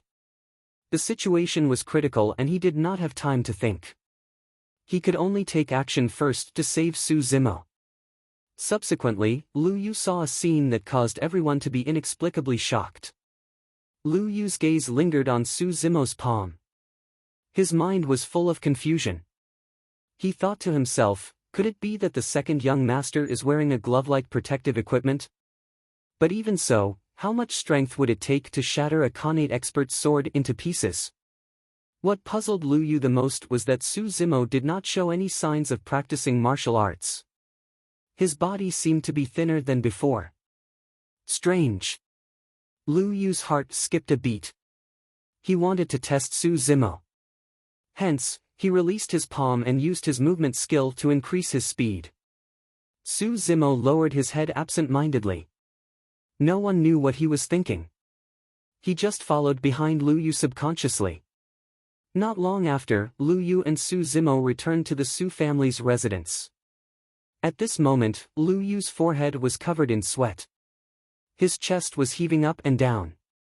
He could not hide the shock in his eyes. Along the way, he increased his speed 3 times in a row. In the end, he even reached his limit. However, Su Zimo was still following closely behind. The scariest thing was that Su Zimo looked normal and his breathing was stable. It was obvious that he still had energy left. When they arrived at the Su family's residence, Su Zimo gradually came back to his senses. In fact, the shock in Su Zimo's heart was no less than that of the others. Although Su Zimo vaguely felt that the mystic classic of the 12 demon kings of the great wilderness was extraordinary, he did not expect it to be so powerful after just 3 months of cultivation. Su Zimo looked at his palm. It was intact. Done. Just now, at the brink of death, Su Zimo had mastered the bovine-tongued saber move. Su Zimo was overjoyed. After thinking for a while, he told Da Yu this news and showed off a little. Suddenly, Su Zimo felt something. He looked up and saw Lu Yu staring at him with a strange expression. "What's wrong, Uncle Lu?" Su Zimo asked. Lu Yu said in a low voice, "Nothing. Let's go in. You go back to your room to rest first. I'll look for you later." Su Zimo nodded. Lu Yu sent Su Zimo away and went straight to Uncle Zheng's room. He recounted what he saw at the Shen family's residence. Everyone in the room was shocked. If Lu Yu did not say it himself, no one would believe it. "Is second young master a Khanate expert?" Yu Qihua asked. Lu Yu shook his head and said, "People who practice martial arts will have many changes in their bodies. For example, their temples will bulge, their knuckles will be thick, their hands will have calluses and their bodies will be strong. But second young master has none of these changes. Second young master has no calluses on his hands and his fingers are long and slender. He doesn't look like he has held a weapon before." Uncle Zheng said, "Second young master has been studying and has no chance to practice martial arts. Otherwise, how could we not know? Moreover, it takes more than 10 years of hard work to advance to a Khanate expert. This is only if he is gifted and has cultivated a good inner strength mental cultivation method." "How old is second young master?" Lu Yu thought for a while and said, "But on the way back, I tried to test him. I can confirm that second young master's movement technique is extremely fast and is even faster than mine." Ah!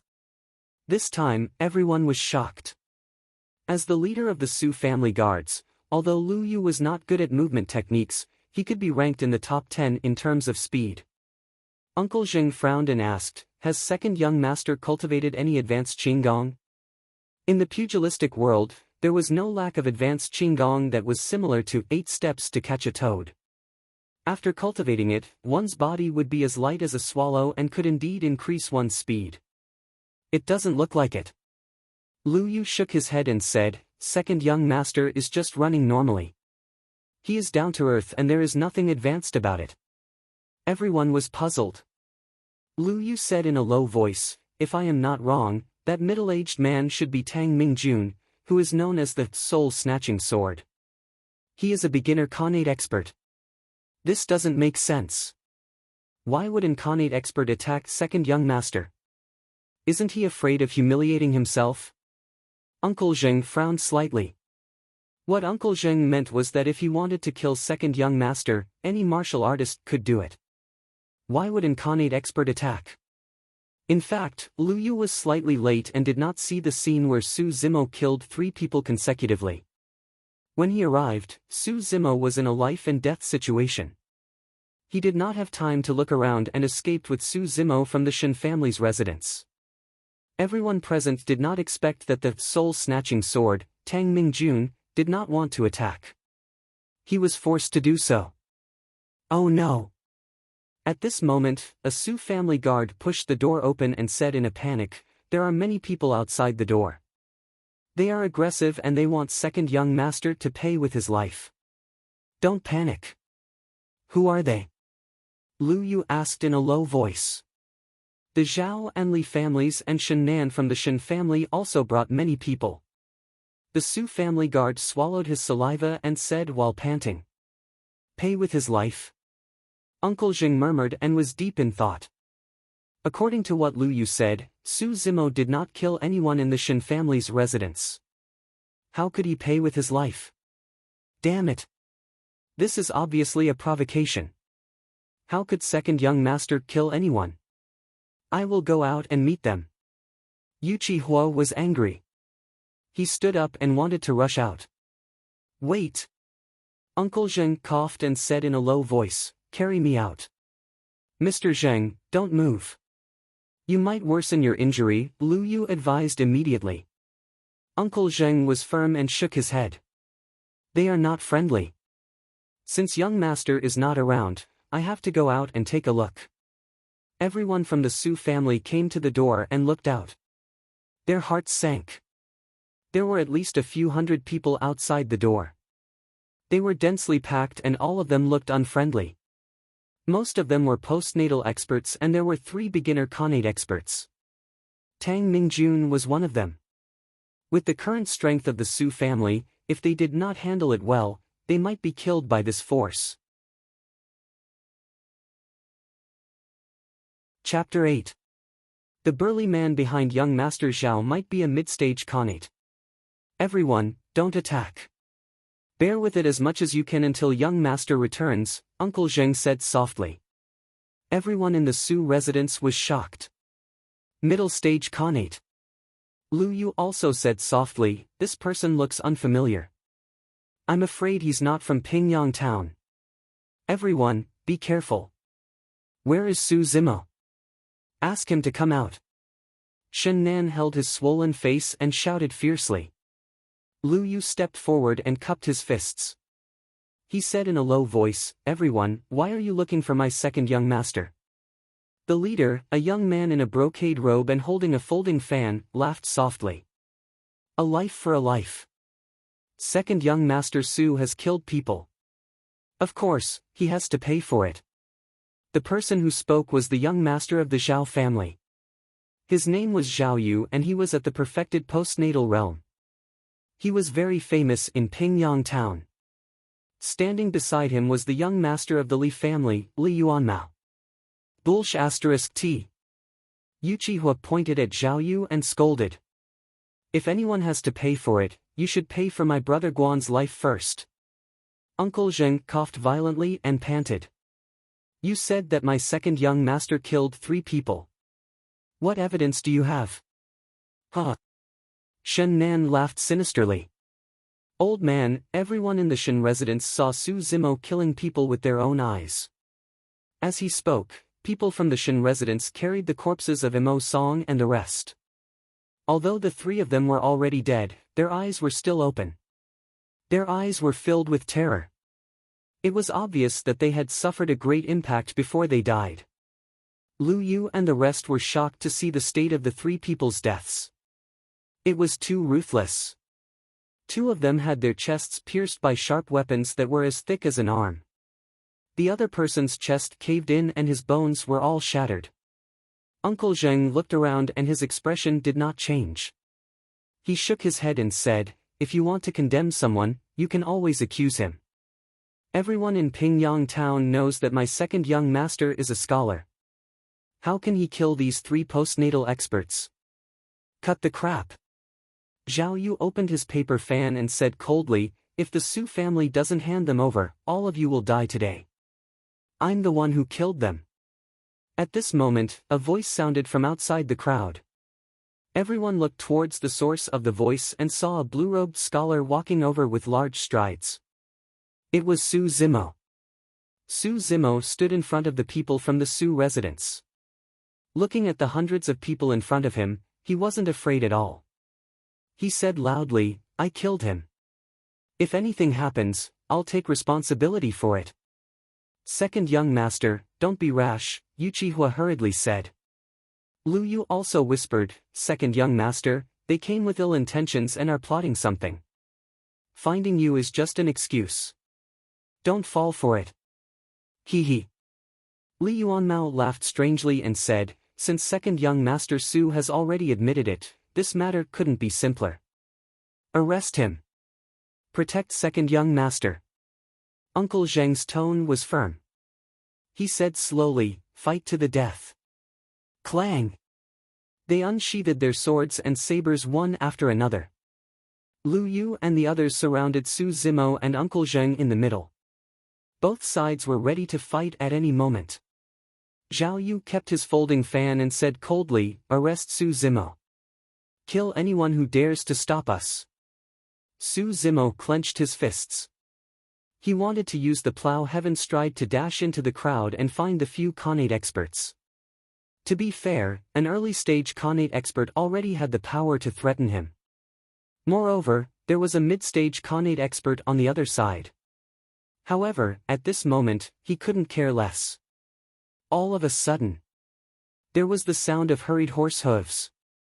The horse was moving at an extremely fast speed. In the blink of an eye, it was already near them. "Whoever dares to touch my younger brother, Su Hong, will kill him." The crowd dispersed. A man with a spear and a murderous aura could be seen galloping towards them. He only tightened the reins when he reached the entrance of the Su residence. The man was riding on a tall horse. He held a cold iron spear in his hand. He exuded a sharp and murderous aura. His eyes were like torches and one couldn't look at him directly. There was a frightening scar on his face. It extended from his glabella to his earlobe. Although the scar had already formed a scar, the tender red skin and flesh at the edge of the scar turned outwards. It looked extremely horrifying and added to his ferocity. It was the eldest young master of the Su family, Su Hong. Everyone in the Su family was shocked. They could not hide the joy in their eyes. "Zhao Yu, Li Yuanmao, the two of you have grown up. How dare you create trouble for the Su family, huh?" Su Hong did not get down from his horse. He looked down at the two of them and spoke in a cold voice. "Huh, so it's the eldest young master of the Su family. You've come at the right time. I've been waiting for a long time." Zhao Yu seemed to be prepared as he spoke with a smile. A burly man dressed in martial arts clothes appeared behind Zhao Yu. There was a thick saber hanging on his back. His eyes were cold as he said loudly, "I heard that the eldest young master of the Su family was already an early-stage Khanate expert at the age of 30. You're a dragon among men. It's rare that I have the chance to meet you today. I'm not interested in the name of a dead person." Before the man could finish his words, Su Hong interrupted him. "Giddy up!" Su Hong shouted softly. The horse under him had already charged forward. In the blink of an eye, he was already in front of the burly man in martial arts clothes. He thrust his spear forward. "You're courting death." The burly man's expression did not change. He pulled out his thick saber and released his Khanate aura.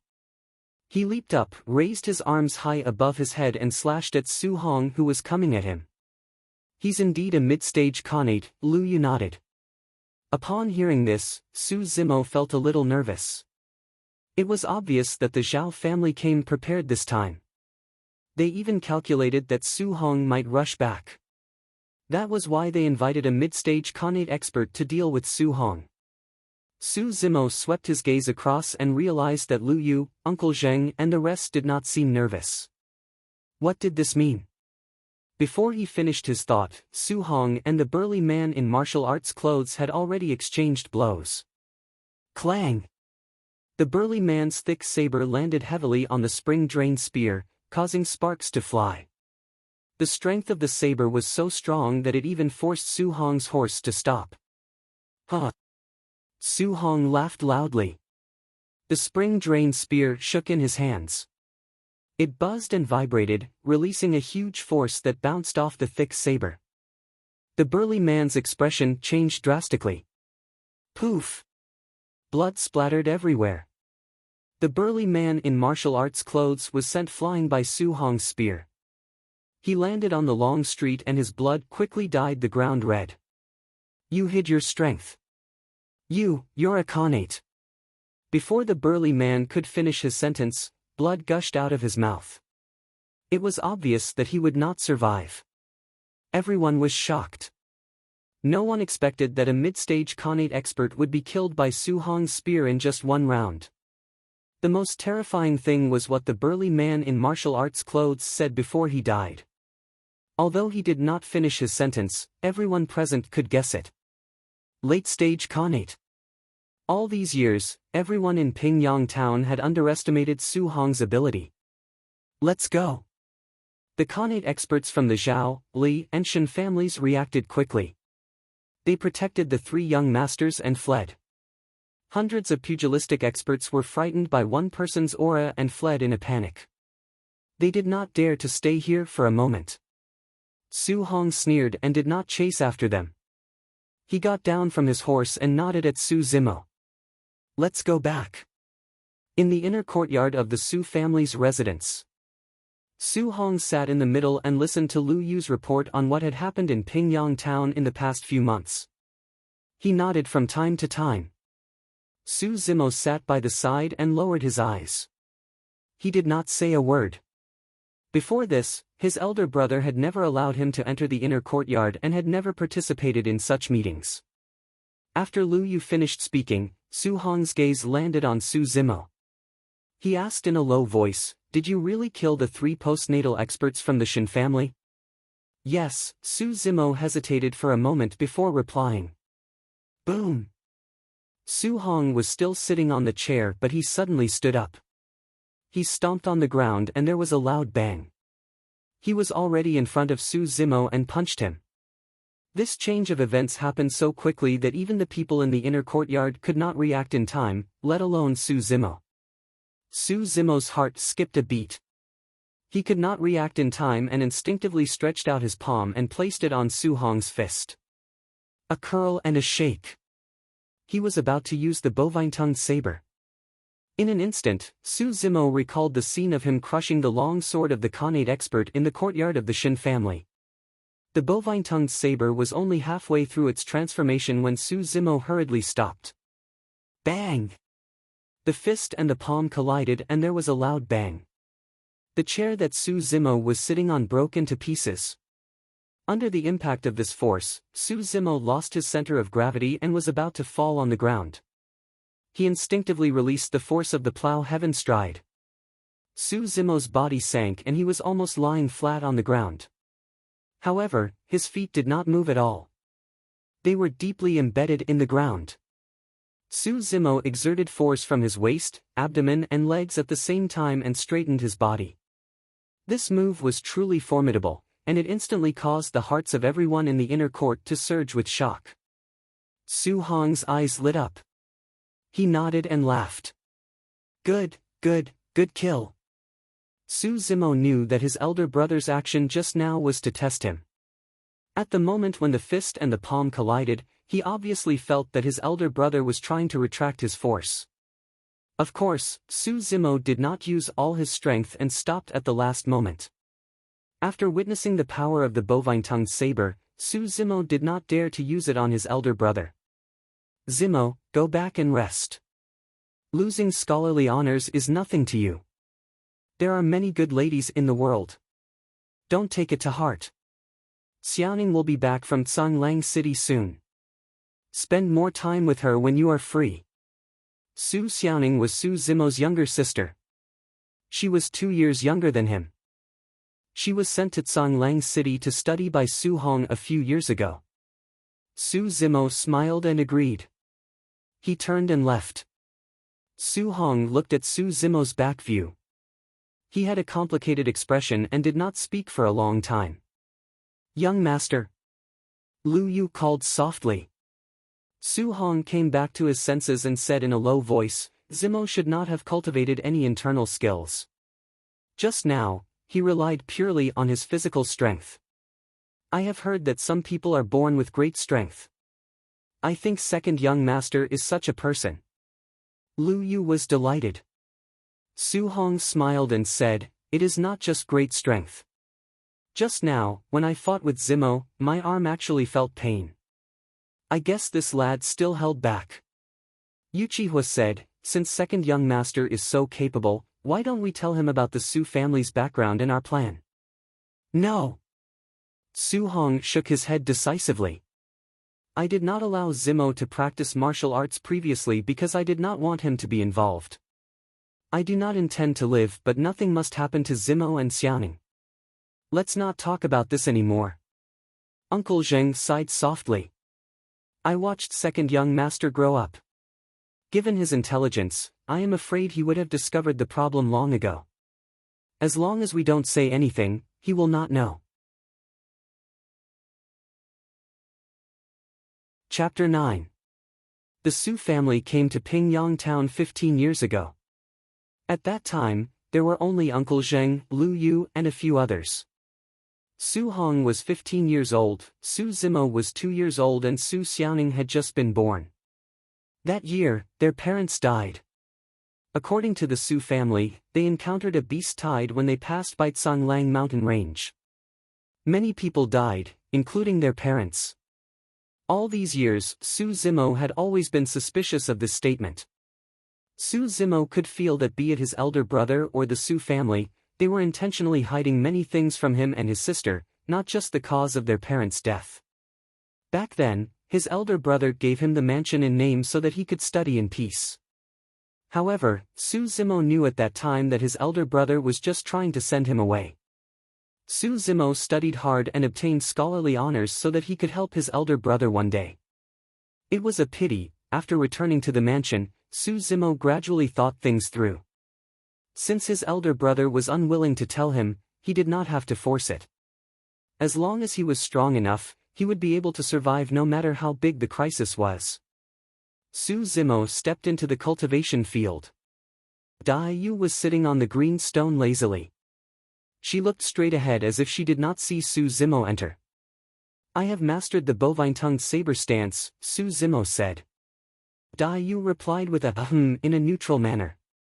Su Zimo knew that Dai Yu's reply was already a great compliment. "Go in and cultivate," Dai Yu pointed to the wooden barrel not far away. The wooden barrel had been placed in the cultivation field for some time and it had always been empty. Su Zimo did not know what it was used for. But now, the wooden barrel was filled with a black sticky liquid that gave off a strong medicinal fragrance. "So it is for me to cultivate." Su Zimo did not think much and jumped in directly. Psst! The moment he jumped into the wooden barrel, Su Zimo gasped and his expression changed. Cold. It was too cold. In just a few breaths, Su Zimo actually felt that his hands and feet were frozen. His hair and beard were covered with a layer of frost. His face was ashen, his lips were purple, and his body was trembling uncontrollably. What is this?" Su Zimo asked in a trembling voice. Dai Yu said faintly, "Come out if you can't take it anymore." Su Zimo really couldn't take it anymore. He even felt that if he continued to soak in the barrel, he might freeze to death. Su Zimo had just stood up and was about to jump out when he saw the mockery in Dai Yu's eyes. Enraged, he gritted his teeth and sat back down. In just a few dozen breaths of time, a bone-piercing chill filled Su Zimo's consciousness. Dai Yu's words flashed across Su Zimo's mind. "If you want to cultivate this technique, you will experience unimaginable dangers. You can lose your life at any time. Don't count on me to save you." Su Zimo realized that even if he froze to death here, Dai Yu wouldn't save him. Su Zimo closed his eyes and tried his best to ignore the coldness in his body. He started to circulate the skin-tempering breathing technique and started to breathe. Suddenly, A few lines of mysterious and lengthy sutra appeared in Su Zimo's mind. Dayu's voice sounded, "There is only one sutra in the body tempering manual. Seeing that you have no foundation, I split it into two parts, skin tempering and flesh tempering. Just now is the flesh tempering sutra. From today onwards, you have to combine them and cultivate together." The flesh tempering breathing technique is taken from the stone bear demon king. Bears have thick flesh and are slow in nature. They have a dignified appearance and have the strength of a vertical neck, the strength of a horizontal arm, the might of a cave and the ferocity of a tiger. When you combine the two breathing techniques, it will be the body tempering sutra.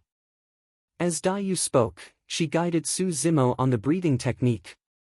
Gradually, Su Zimo got the hang of it and his breathing became longer and slower. With every breath, the essence of the medicinal liquid in the wooden tub flowed into his body through his pores, cleansing his skin and nourishing his flesh. This cultivation method was much more direct and effective than devouring flesh and refining it. Su Zimo could feel his flesh filling up and his skin becoming tougher. Even his body seemed to have grown stronger. If Su Zimo opened his eyes at this moment, he would be greeted with an incomparably shocking scene. Within the wooden tub, the pitch-black, sticky medicinal liquid had already formed a gigantic whirlpool. Su Zimo was seated in the middle of the whirlpool. Beside Su Zimo, a bull demon beast and a bear demon beast appeared vaguely. Although they were blurry, their demonic eyes were frighteningly bright and shone with a cold glint. They exuded a ferocious aura that could shock the entire world. As time passed, the coldness in his body gradually dissipated. Endless essence washed his muscles and skin continuously as Su Zimo's cultivation realm rose rapidly. In the blink of an eye, a night had passed. Su Zimo opened his eyes and was shocked to discover that the medicinal liquid in the wooden tub had turned transparent and clear like water. Dayu leaped down from the green rock and said, "I'll teach you 3 more moves. The first style, earth-rupturing palm. The angle of this palm can be changed as you wish. You just have to remember the technique of exerting strength and understand the concept of earth-rupturing." As she said that, Dayu raised her hand slightly. Su Zimo's heart skipped a beat and he suddenly closed his eyes. A strange feeling surfaced in his mind. Su Zimo felt as though he was not facing Dayu, but a menacing bear demon that was raising its gigantic paw and slamming it down. Even though he knew that it was an illusion, Su Zimo's heart still retreated instinctively under the pressure of that aura. Splash! Su Zimo forgot that he was still in the wooden tub and fell to the ground wretchedly, spilling the water all over the ground. The second style, mountain pressing. This style requires the entire body to exert strength. As long as you press against it, the opponent will die without any time to react. Dayu rubbed her feet and pressed her entire body forward as her body trembled. Su Zimo's pupils constricted. The air in front of Dayu solidified after the mountain pressing and dissipated as though it was solid. The force of that press was so fast that even the air could not dodge it. The third style, flesh petrification. After pausing for a moment, Dayu said, "This style is a defensive technique from the mystic classic of the 12 demon kings of the great wilderness and can be considered as a mental cultivation technique. After mastering it, one's flesh can turn into an indestructible rock instantly, minimizing the damage from the impact." Su Zimo began to cultivate the 3 stances of the rock bear while Dayu stood at the side with a cold expression. Whenever there was anything wrong, she would give him pointers. Each time Dayu gave him pointers, Su Zimo suffered immensely. After a day, there was no progress in the 3 stances of the rock bear and Su Zimo was already covered in injuries. His body was covered in bruises and he was drenched in sweat as he laid on the grass weakly, panting heavily. Of course, Su Zimo knew that without such harsh stimulation, the time he would need to spend to master the 3 stances of the rock bear would be several times longer. At night, Dayu prepared another tub of medicinal liquid for Su Zimo to cultivate in.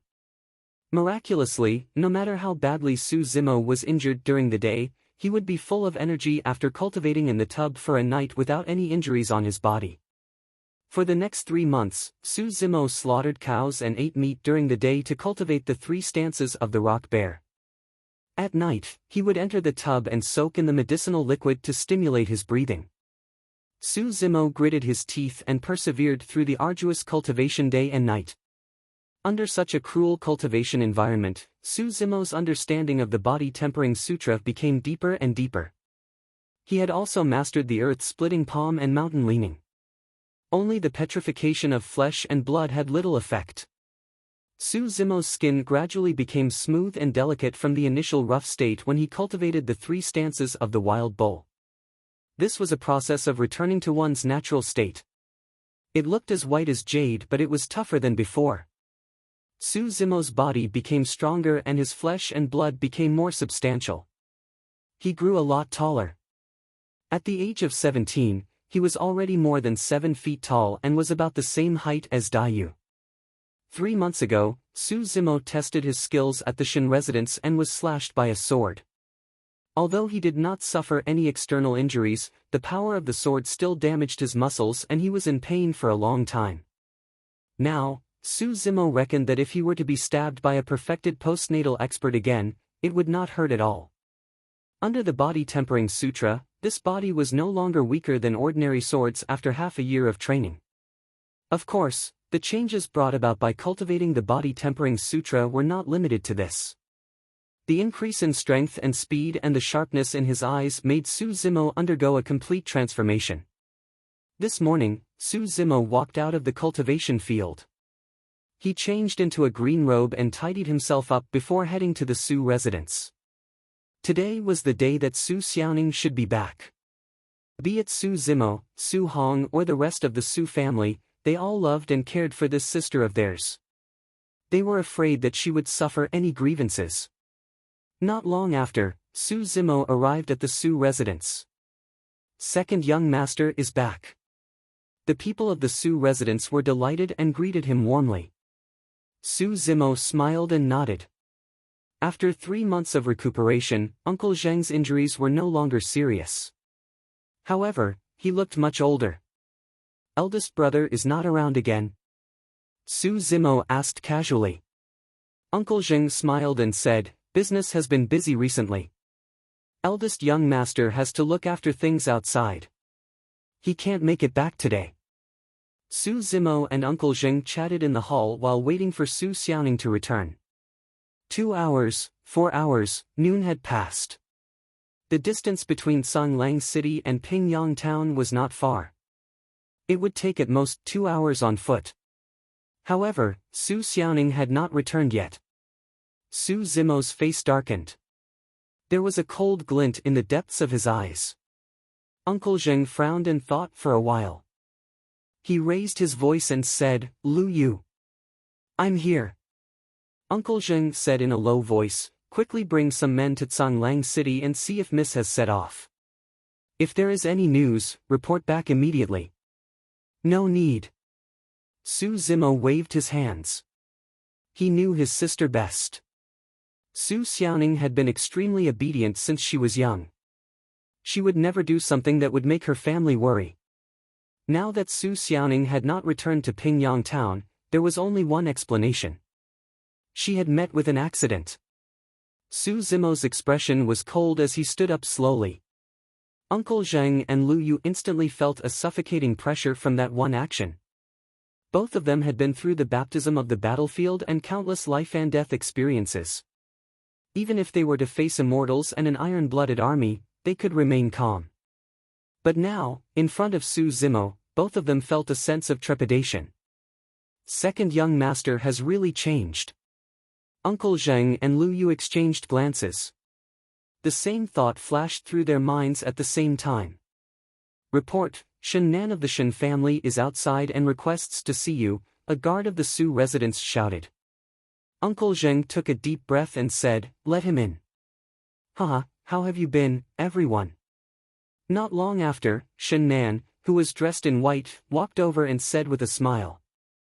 Su Zimo did not say a word. He narrowed his eyes and stared at Shen Nan. Shen Nan's heart skipped a beat.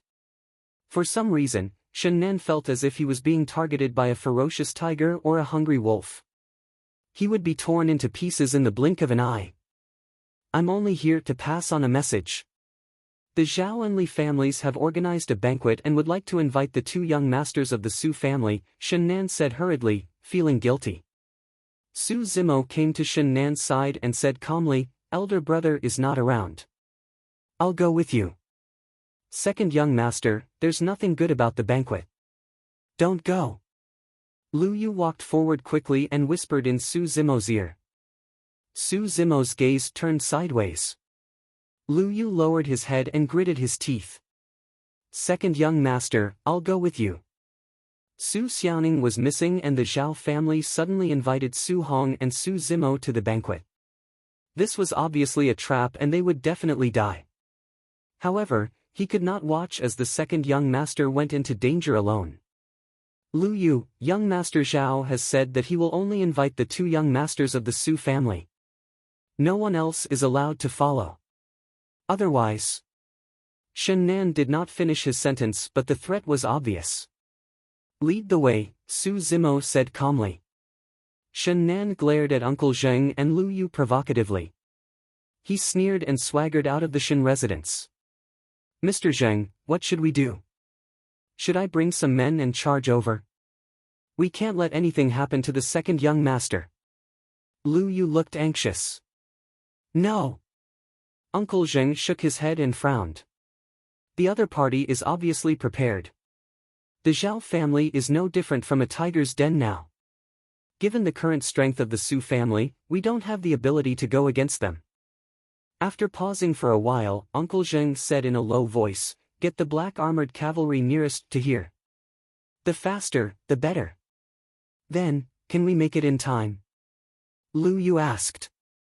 I don't know. Uncle Zheng sighed softly. We can only hope that the second young master and young mistress can hold on for a while longer. This is the only way. Chapter 10. Su Zimo had just stepped into the Zhao family's courtyard when the door behind him closed slowly. Both sides of the courtyard were filled with postnatal experts. Their swords and sabers were unsheathed, gleaming coldly. When they saw that it was Su Zimo, there was a flash of surprise in their eyes. Then, they sneered and shook their heads. At the end of the courtyard was the Zhao family's main hall. There was a square table with many people seated. Zhao Yu and Li Yuanmao were both inside. At this moment, Shen Nan brought Su Zimo over and sat down. Su Zimo's expression was normal. He walked slowly into the main hall and swept his gaze across. There were a total of 17 people in the main hall. Apart from Zhao Yu, Li Yuanmao and Shen Nan, the rest were all Khanate experts. One of them was Soul Reaping Sword Tang Mingjun, who had fought with Su Zimo in the Shen family's residence. Among the 14 Khanate experts, 7 of them had a stronger aura than Tang Mingjun. 3 of them had the strongest aura.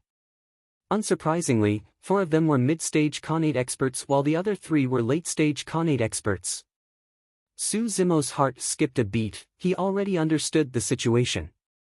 The Zhao family obviously wanted to take drastic measures and cripple the brothers on the spot. Unfortunately, Su Hong was not around. I wanted to catch a big fish but I didn't expect to catch a small fry. If I had known, I wouldn't have made such a big fuss. Zhao Yu sneered and looked at Su Zimo in disdain. Where is my sister? Su Zimo's tone was calm. There was no fluctuation in his voice. Zhao Yu clapped his hands. At the back of the main hall, 2 ladies walked out side by side. To be precise, one of them was being held hostage. Su Xiaoning was wearing a long green dress and looked very lively. At the age of 15, she was already slender and beautiful. However, at this moment, Su Xiaoning's eyes were filled with tears. She held them back and pursed her lips as she looked at Su Zimo, refusing to say a word. Su Zimo felt a pain in his heart. All these years, Su Zimo had never seen his sister like this. Had she ever suffered such grievances? Li Yuanmao smiled and said, "That's my sister, Li Xiangtong. It seems that she and Miss Su get along very well." The woman beside Su Xiaoning smiled and pulled Su Xiaoning to sit down. She played with a sharp dagger between her fingers and said gently, "Sister, don't cry. Let me help you trim your nails." As she spoke, Li Xiangtong held Su Xiaoning's trembling fingers and slid the dagger across her fingertips. "Ah!" Li Xiangtong gasped softly and saw a drop of blood oozing out of Su Xiaoning's fingertip. It was a bright red. "Sister, don't shake your hand. Fortunately, I was careful just now. Otherwise, your finger would have been cut off." Li Xiangtong was still smiling like a snake. Su Zimo remained motionless. Li Xiangtong was not a weak woman. She was also an expert in the post-liminary realm. There was a square table between Su Zimo and Li Xiangtong. There were 4 mid-stage Xiantian realm experts, 3 late-stage Xiantian realm experts, and 7 early-stage Xiantian realm experts standing on both sides of Su Zimo. Su Zimo had no way to save him. Good, good, good. At this moment, an old man in his 50s sitting in the middle of the square table clapped his hands and nodded.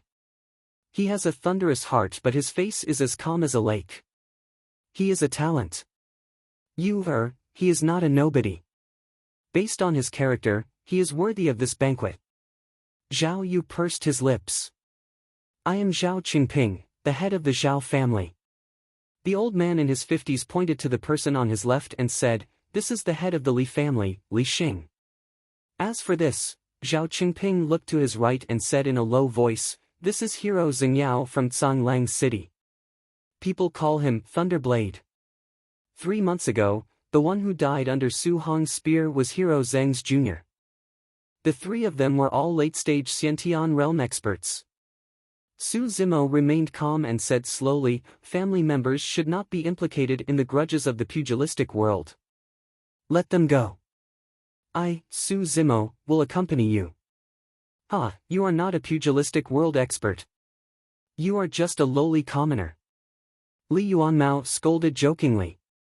Zhao Yu said sarcastically, "If it were your brother, Su Hong, it would be fine. You are not qualified." "Brother, leave quickly." Su Xiaoning had just said a few words when Li Xiangtong covered her mouth. She could only make sobbing sounds.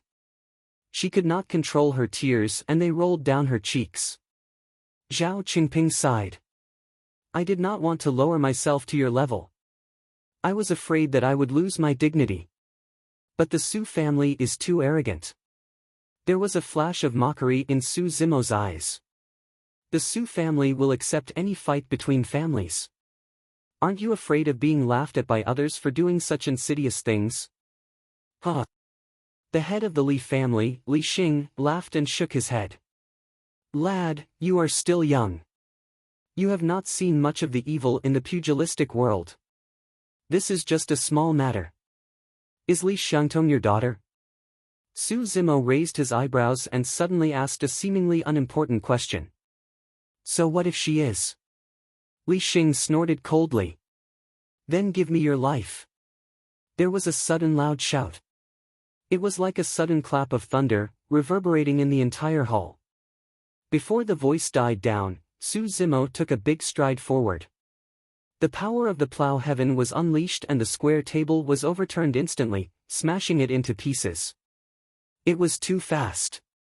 No one expected Su Zimo to make the first move in such an environment when he could not even protect himself.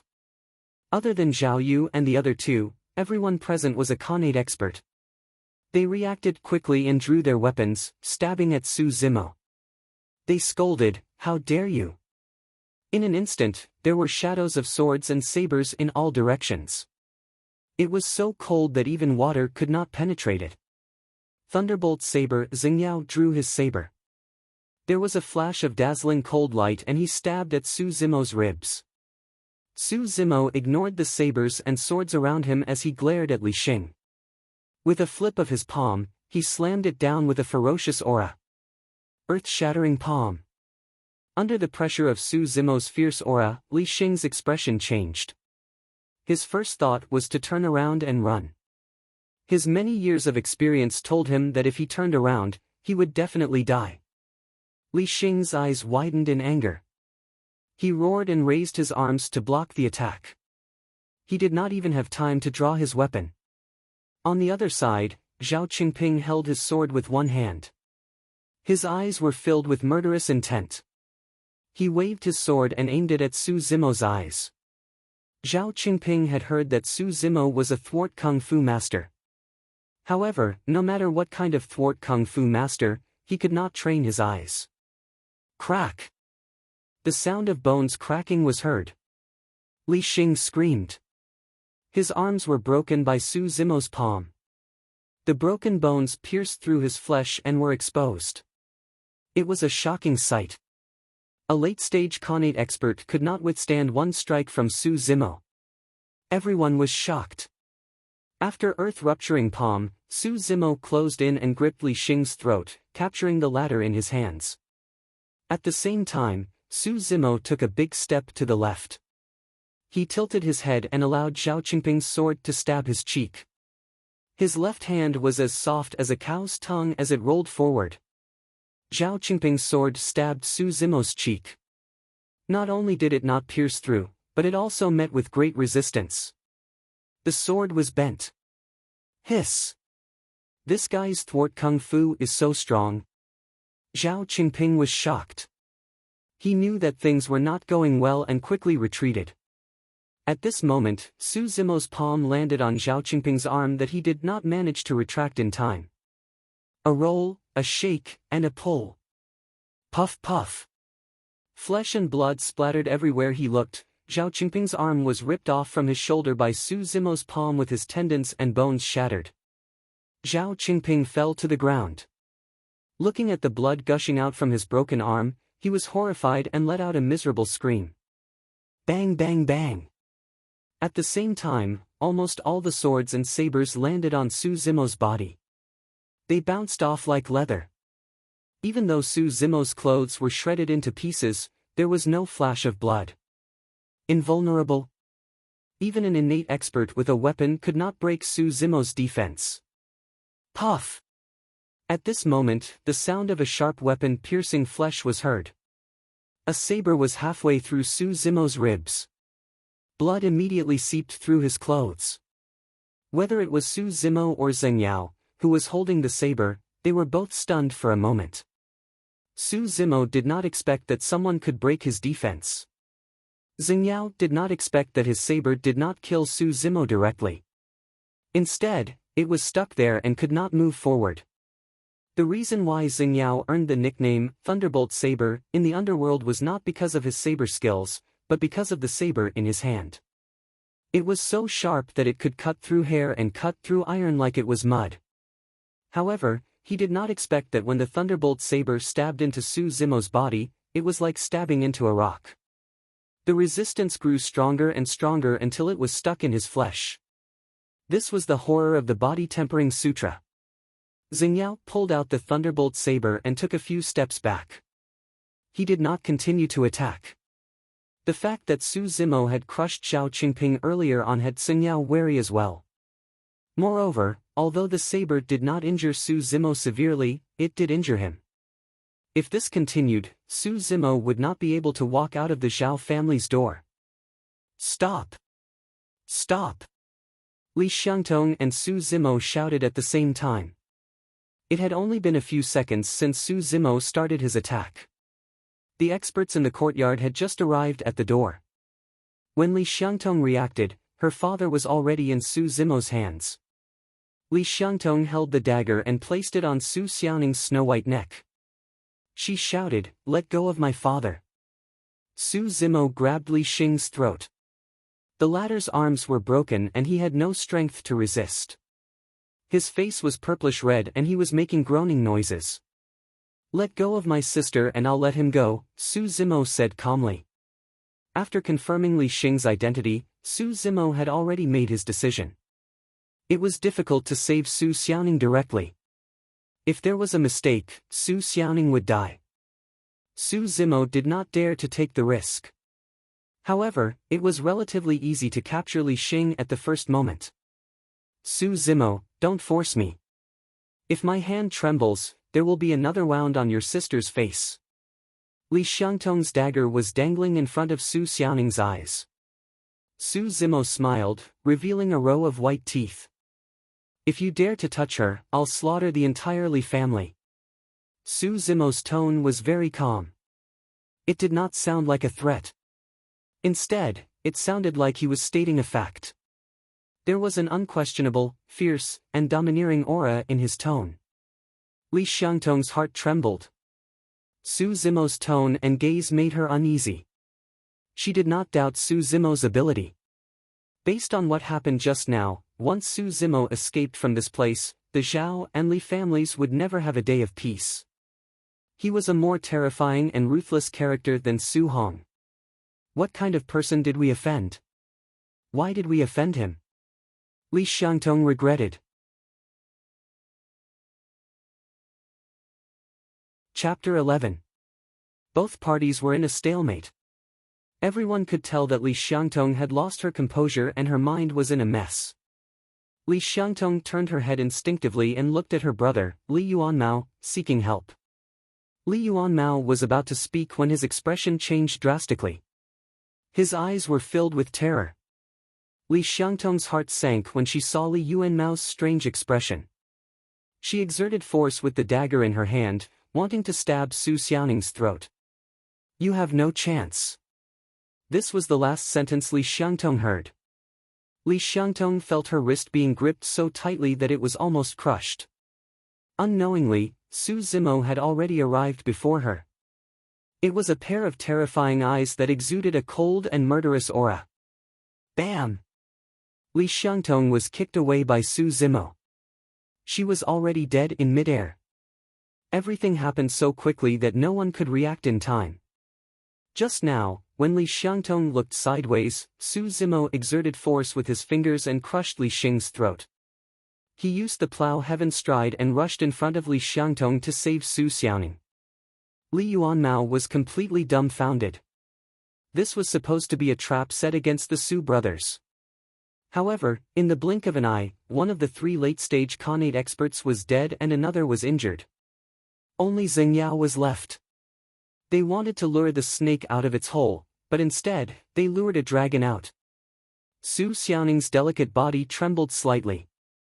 She sobbed softly and looked at Su Zimo in a daze. Her eyes were filled with fear, unfamiliarity, and panic. Su Zimo's gaze softened and a smile appeared on his face. He tore a piece of cloth from his body and gently covered Su Xiaoning's eyes. He wrapped it a few times and tied it tightly. Don't be afraid. I will bring you home. Su Zimo whispered in his sister's ear. Zheng Yao witnessed this scene. He was not in a hurry to take action. Instead, he was very confident. If Su Zimo chose to fight his way out of this place alone, Zheng Yao believed that even the hundreds of postnatal experts in the courtyard would not be able to stop him. After that, Zheng Yao would return to Canglang City immediately and bring his family as far away from Pingyang Town as possible to avoid Su Zimo's revenge. But now, the more Su Zimo cared about Su Xiaoning, the slimmer his chances of walking out of this place alive. To Su Zimo, Su Xiaoning was not only a burden, but also his weakness. Everyone, don't panic. I just injured this kid. He won't be able to hold on for long. Everyone, attack that woman with all your strength. Zheng Yao sneered. Everyone present was experienced. When they heard this, they already understood Zheng Yao's intention. In fact, Su Zimo's injury under his ribs was much lighter than others had imagined. If Su Zimo could see the wound, he would be surprised to find that the muscles around the wound had been petrified and had stopped bleeding. Not only would flesh petrification increase Su Zimo's defense, it also had the effect of stopping bleeding and preserving stamina to the greatest extent. Attack! At Zheng Yao's command, everyone roared and charged forward. Su Zimo shielded Su Xiaoning in his arms and retreated rapidly. He faced the postnatal experts with his back. Bang! Bang! Bang! Blood splattered everywhere. Broken limbs flew everywhere. Sabers and swords were shattered and scattered all over the ground. Mountain lean. In an instant, all the strength in his body was released. This was the ultimate move of the three styles of the rock bear. The people behind Su Zimo were all sent flying. Some of them were even smashed into pieces on the spot. A tragic path of blood appeared in the crowd. Although Su Zimo had only cultivated the mystic classic of the 12 demon kings of the great wilderness for half a year and had only cultivated the first chapter, the strength of his body had already reached a terrifying level. Even if he stood still at the same spot, ordinary postnatal and connate experts would not be able to hurt him. The reason why Xingyao could hurt Su Zimo was because of the thunderbolt saber in his hands. With the explosive force of the mountain lean, the postnatal experts were like clay chickens and pottery dogs in front of Su Zimo. They could not withstand a single blow.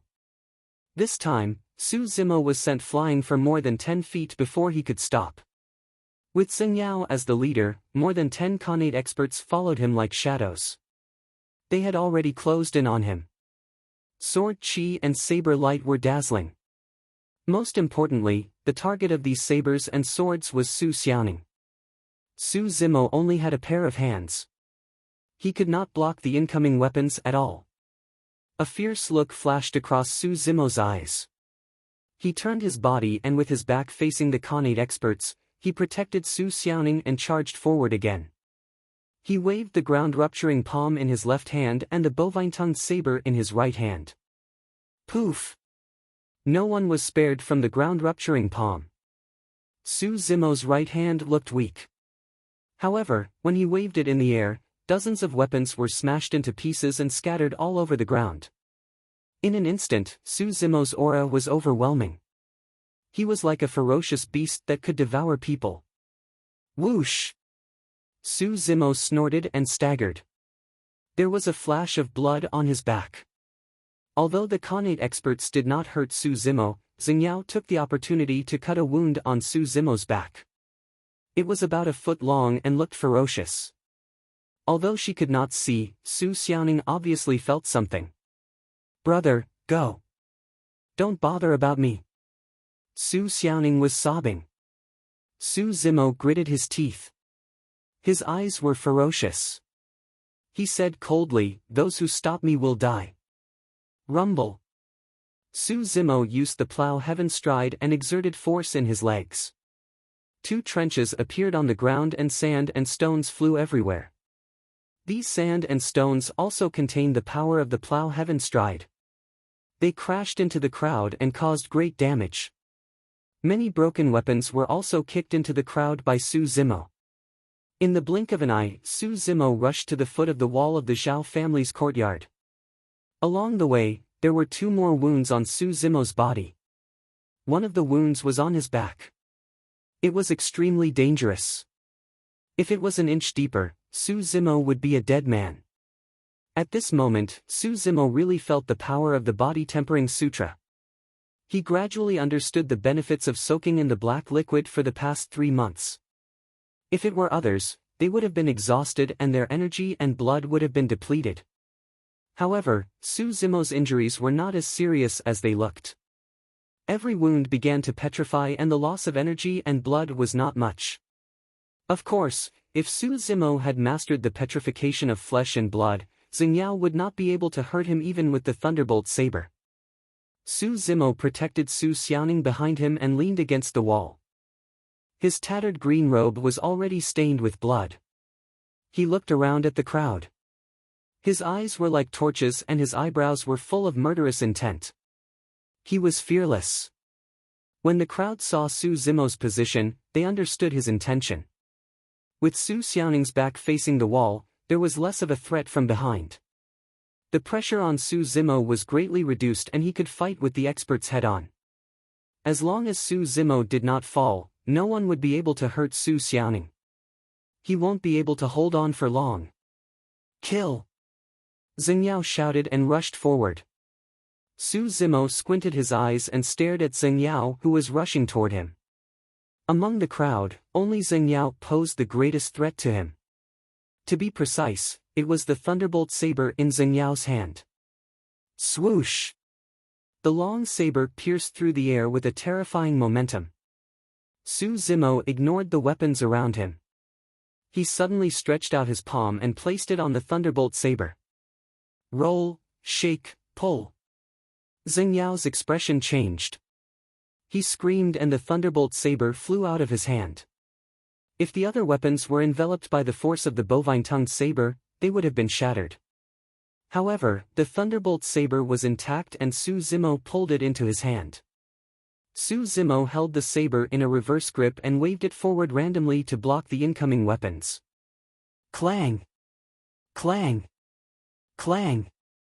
Clang! The incoming weapons were all cut into two by the thunderbolt saber. Good saber! Su Zimo laughed and took a step forward. He slashed at Tang Mingjun, who was rushing toward him. Tang Mingjun's pupils contracted violently. It was too late for him to dodge. The saber gleam flashed and Tang Mingjun was cut into two by Su Zimo. Blood spurted out and smelly organs fell out. It was disgusting. Su Zimo had never practiced saber techniques. However, the body-tempering scripture trained his physical body. If his physical strength was strong enough and his speed was fast enough, even if his saber techniques were full of flaws, he could still cause great damage. Su Zimo swung his saber. Before anyone could react, he returned to his original position and guarded in front of Su Xiaoning. Xing Yao had lost his thunderbolt saber. Although there were still hundreds of people on the other side, they could not pose much of a threat to Su Zimo. There was a subtle change in the situation. No matter how they besieged Su Zimo, they could not hurt him. However, whenever they found an opening, Su Zimo would take the initiative to attack and kill one or two people. Su Zimo was unstoppable when he was barehanded. Moreover, with the thunderbolt saber in his hand, he was like a tiger that had grown wings. The number of people besieging Su Zimo gradually decreased. Among the dozens of Khanate experts, only 4 were left. The reason why they did not retreat was that they were hoping that Su Zimo would be exhausted and fall to the ground. After all, there was a limit to one's strength. Moreover, Su Zimo had a few wounds on his body. Everyone had seen it with their own eyes. This battle had lasted for nearly 4 hours. If it were a normal person, with those wounds on his back and such a fierce battle, his blood would have been drained dry. However, the crowd could not see a trace of fatigue on Su Zimo's face. From the beginning to the end, the murderous look in Su Zimo's eyes never dimmed. Instead, it became brighter and brighter. He became more and more courageous as the battle progressed. After some time, Su Zimo suddenly held Su Xiaoning's hand after killing a person. He walked slowly towards the crowd with a murderous look on his face. As Su Zimo moved forward, Xing Yao and the rest were frightened and retreated instinctively. Suddenly, the crowd realized that, at some point in time, the hunters had become the prey. Su Zimo lowered his head and looked at the saber in his hand that was still dripping blood. He said softly, "Don't leave today."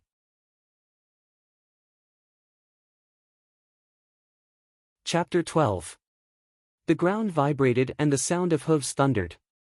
Under the setting sun, a troop of armored cavalry charged into Pingyang town aggressively with spears in their hands. The leader was the Su family's guard, Lu Yu. "Hurry, hurry!" Lu Yu urged continuously. His forehead was covered in sweat and he looked anxious. It had been almost 6 hours since Su Zimo left the Su residence. Even Uncle Zheng, who was usually calm and composed, had an endless amount of worry in his eyes. Lu Yu's gaze froze. Not far away, a few people were fleeing in their direction with pale faces. They seemed to be extremely frightened. These people are the guards of the Zhao family. Lu Yu's killing intent rose and he wanted to command his subordinates to surround these people. Uncle Zheng suddenly said, "Don't bother about them. Let's go to the Zhao family to save them first." Along the way from Pingyang town to the Zhao family, Uncle Zheng and the rest had seen more than 10 pugilistic experts. All of them looked terrified and were fleeing with all their might. What happened? Uncle Zheng and Lu Yu felt uneasy. Before long, Uncle Zheng and Lu Yu led hundreds of armored cavalry to the entrance of the Zhao family. Just as they were about to break in, the gates of the Zhao family suddenly opened. A man and a woman walked out. The young girl's eyes were covered with a few layers of cloth and there were sporadic drops of blood on them. Her pretty face was pale and her petite body was still trembling slightly. She looked pitiful. The man's clothes were tattered and stained with blood. He held a blood-stained saber in his left hand and supported the woman with his right hand as they walked out of the Zhao family's residence slowly. Everyone's gazes passed by the couple instinctively and landed on the courtyard of the Zhao family's residence. That was a hair-raising and unforgettable scene. The courtyard was littered with corpses. Scarlet blood was still flowing quietly in the cracks between the stones. Some of the bodies had been split in half, some of the heads had been shattered, and some of the heads had been separated from their bodies. The severed limbs were still twitching unconsciously. There was an aura of death and the stench of blood filled the air. This was simply a tragic and ghastly hell. The man was covered in blood and held a saber in his hand. He looked like a killing god who had just walked out of hell. However, his gaze was still clear. The afterglow of the setting sun shone on the man's delicate and young face, covering it with a mysterious glow. The hundreds of cavalrymen were completely silent. Even the horses beneath them seemed to be intimidated by an invisible aura. They lowered their heads and kept quiet out of fear. The current Su Zimo made everyone feel that he was both unfamiliar and familiar at the same time. Su Xiaoning seemed to have sensed something. She tore off the cloth in front of her eyes and could not help but look back at the Zhao family's courtyard. Su Zimo stretched out his hand and blocked her gaze. He said softly, "Don't look. Go home and rest. Forget about what happened today. Uncle Zheng, Uncle Lu, send Xiaoning home."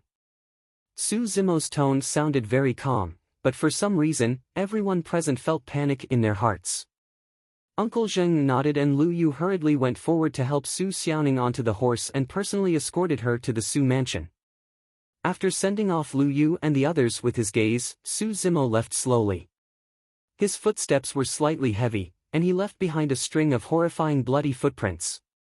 Second young master, Yu, with his back to the crowd, Su Zimo waved his hand and said, "Don't follow me."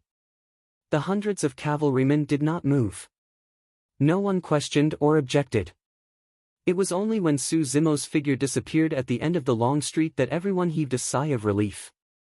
In the face of this seemingly frail second young master of the Su family, these warriors who had experienced bloody battles felt pressured and suffocated. "Mr. Zheng, almost everyone inside is dead." There were more than 10 Khanate experts, including the masters of the Zhao and Li families. Yu Qihua ran out from the Zhao family's courtyard and said softly. Everyone was in an uproar. Although everyone was mentally prepared to see the horrifying scene in the Zhao family's courtyard, no one expected that more than 10 Khanate experts would be buried here in just half a day. More importantly, the masters of the Zhao and Li families were dead. Hundreds of martial arts experts were also dead. These two families were as good as removed from Pingyang town. Were all these people killed by the second young master? This was the doubt in everyone's mind. Yu Qihua frowned and said, "Mr. Zheng, I heard from the eldest young master and Lu Yu that the second young master was barely comparable to an early-stage Khanate expert 3 months ago. How did he become so terrifying 3 months later?" Mr. Zheng's expression was complicated. He sighed and said, "We keep some secrets to ourselves. I'm afraid our second young master has many secrets as well." Su Zimo returned to his own residence. The moment he closed the door, a look of deep exhaustion appeared on his face. Although he did not lose much blood from the wounds on his body, it was still unbearable. Moreover, Su Zimo had been fighting for the past 6 hours without rest. His muscles were already sore and swollen. Su Zimo took a short break before walking into the cultivation field. For the past 6 months, Su Zimo realized that he had an inexplicable reliance on the cultivation field.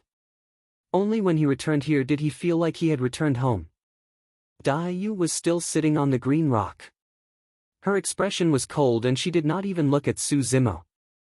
Unknowingly, the wooden tub was filled with a black medicinal liquid that emitted a faint medicinal fragrance.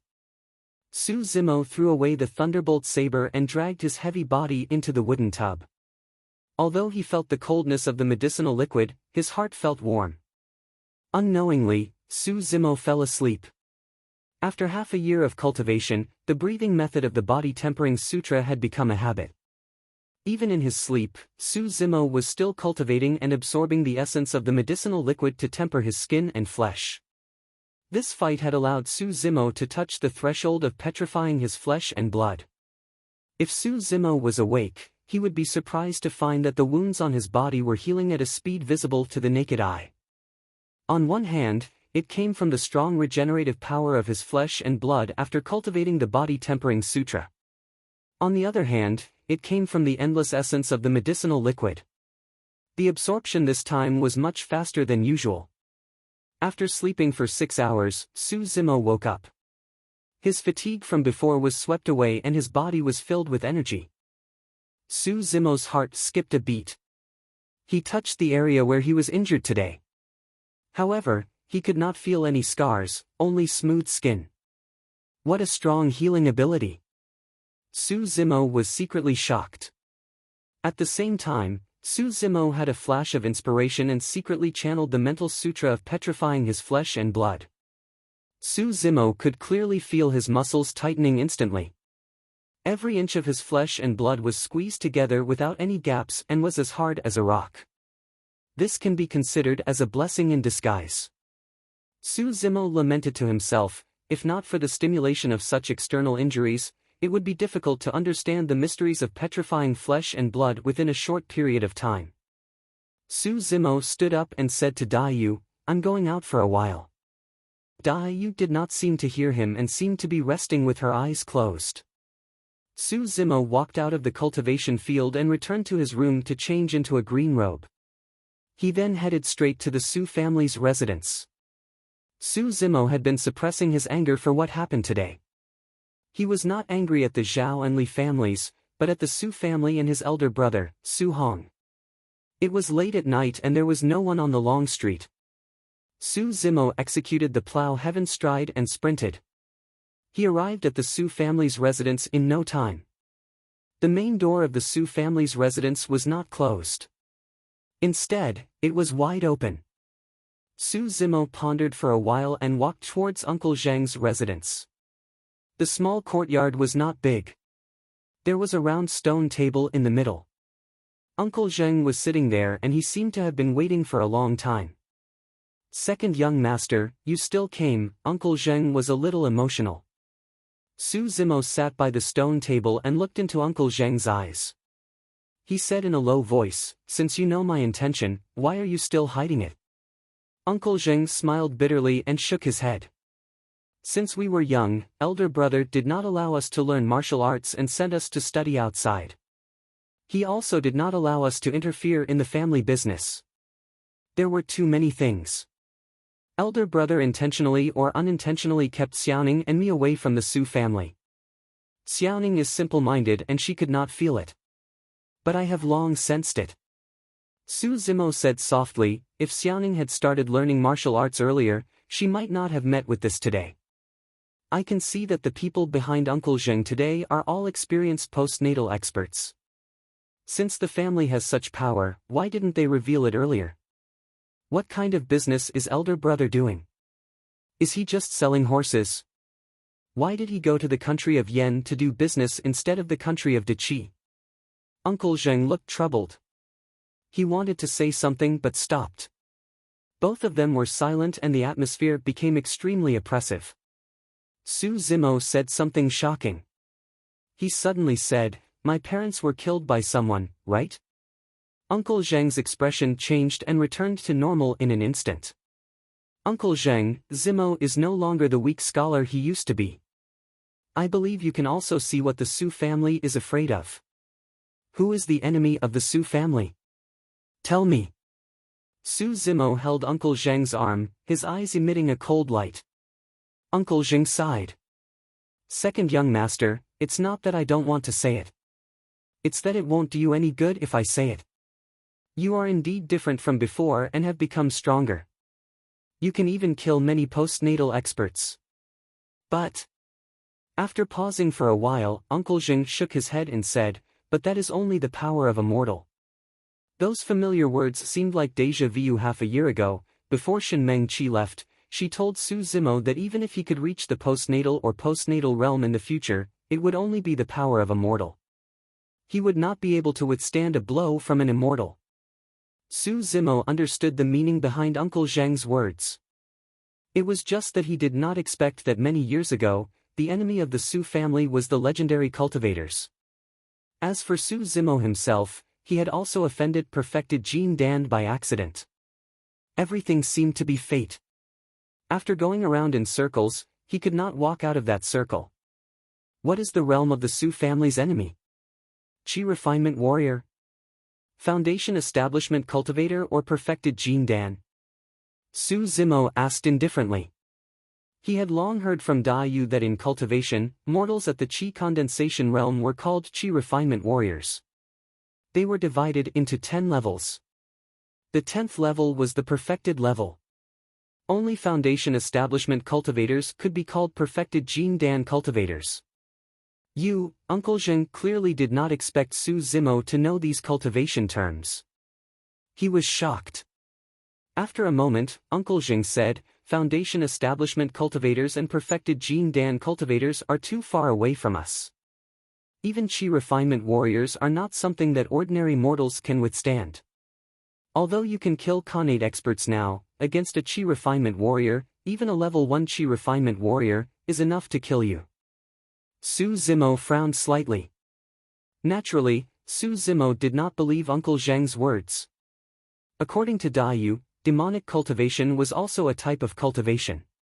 It was definitely not weaker than the immortal, Buddhist and fiend sections. Now that he had already mastered the body-tempering section of the classic of the 12 demons of the Great Wilderness, how could he not even take down a level 1 Qi refinement warrior? Furthermore, the 2 killings in the past 6 months had boosted Su Zimo's confidence greatly. "Uncle Zheng, you mean that if I master the power to kill a Qi refinement warrior, you will tell me everything and no longer hide it from me?" Su Zimo asked again. "This." Uncle Zheng hesitated. "Second young master, you do not have a spirit root. You can only be a mortal for the rest of your life. You will never be able to fight against immortals." Su Zimo scoffed coldly.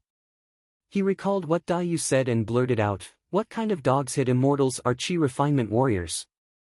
Even perfected Jin Dan cultivators do not dare to call themselves immortals." Back then, when Da Yu said that, Su Zimo was stunned speechless by her arrogance. Right now, Uncle Zheng had the same expression. His mouth was slightly agape and his face was filled with shock. "Let's wait for young master to return before we talk about this," Uncle Zheng finally relented. "Alright, I'll ask Big Brother when he returns." Su Zimo did not linger and turned to leave.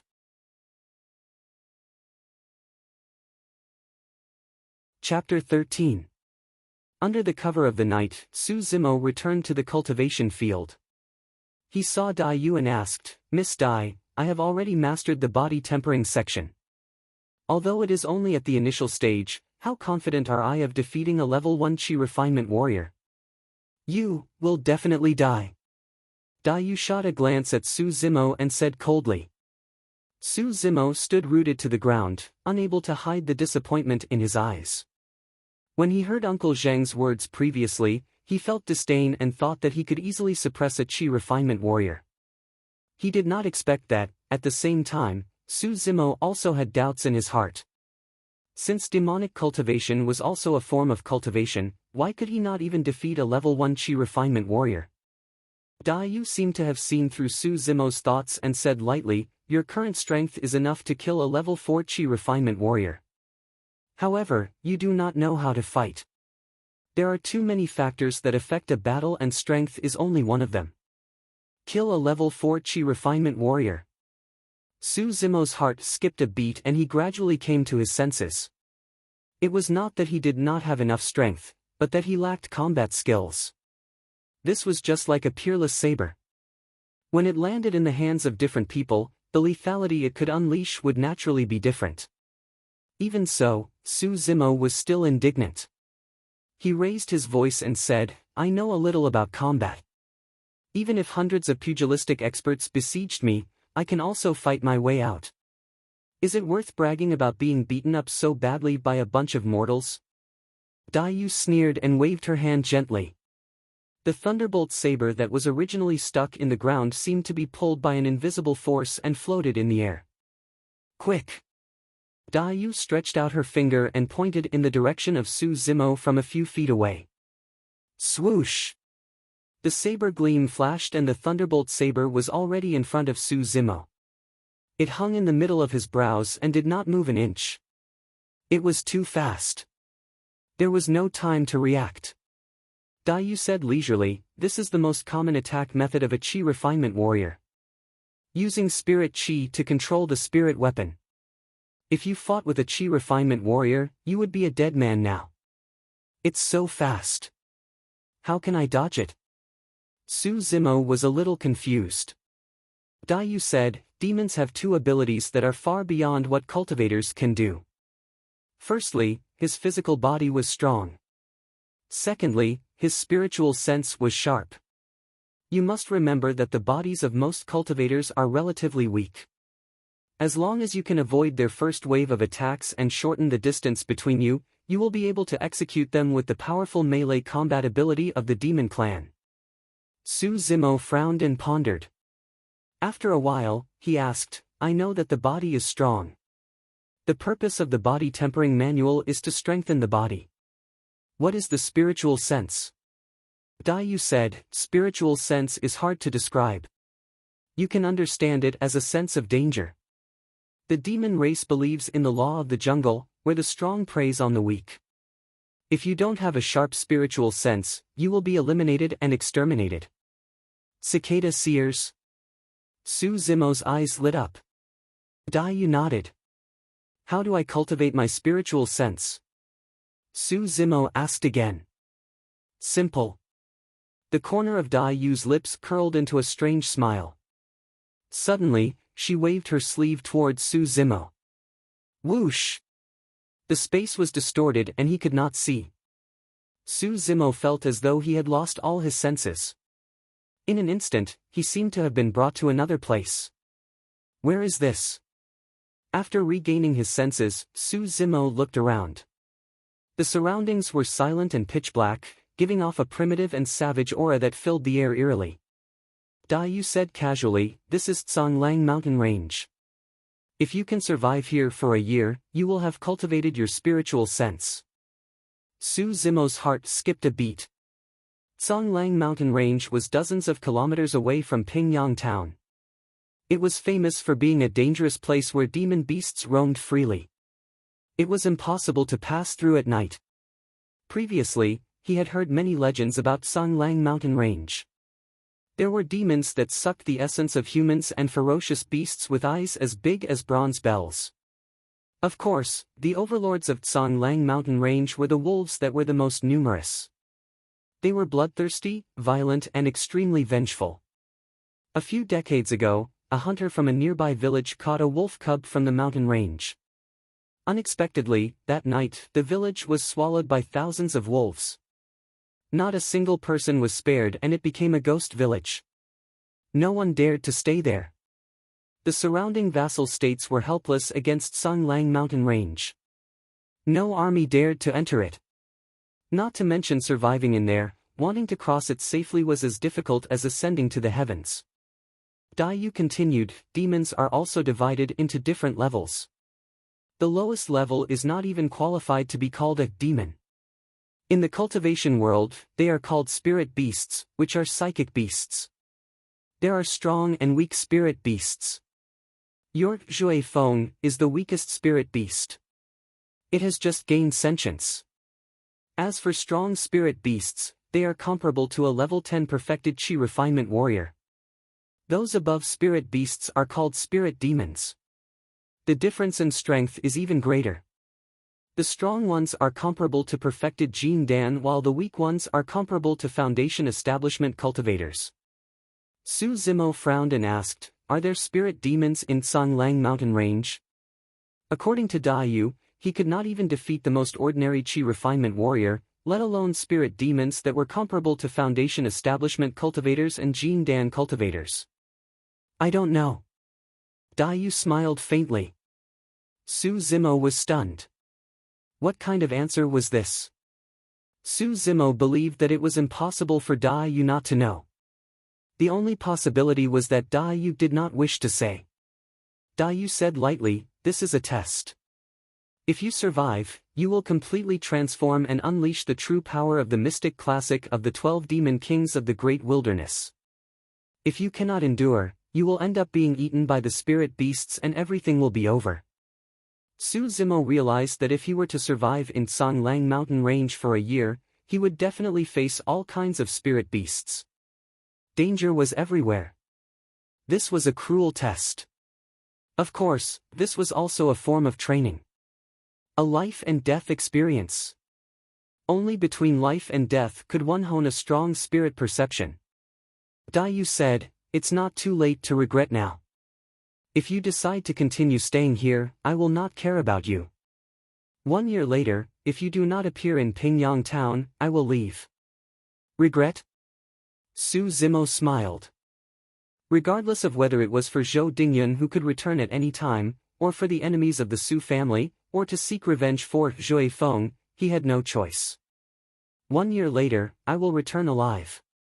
In the darkness, Su Zimo's eyes were clear and bright, determined and persistent. Su Zimo took a pen and paper from Yu and wrote a line of words on the paper. "I have something to do. Don't miss me." Su Zimo folded the paper and passed it to Yu. He said, "Think of a way to send this to the Su residents. Uncle Zheng can recognize my handwriting." Yu nodded and said, "There are still 6 hours before daybreak. I will impart the Tendon's transformation chapter to you. I will leave before daybreak.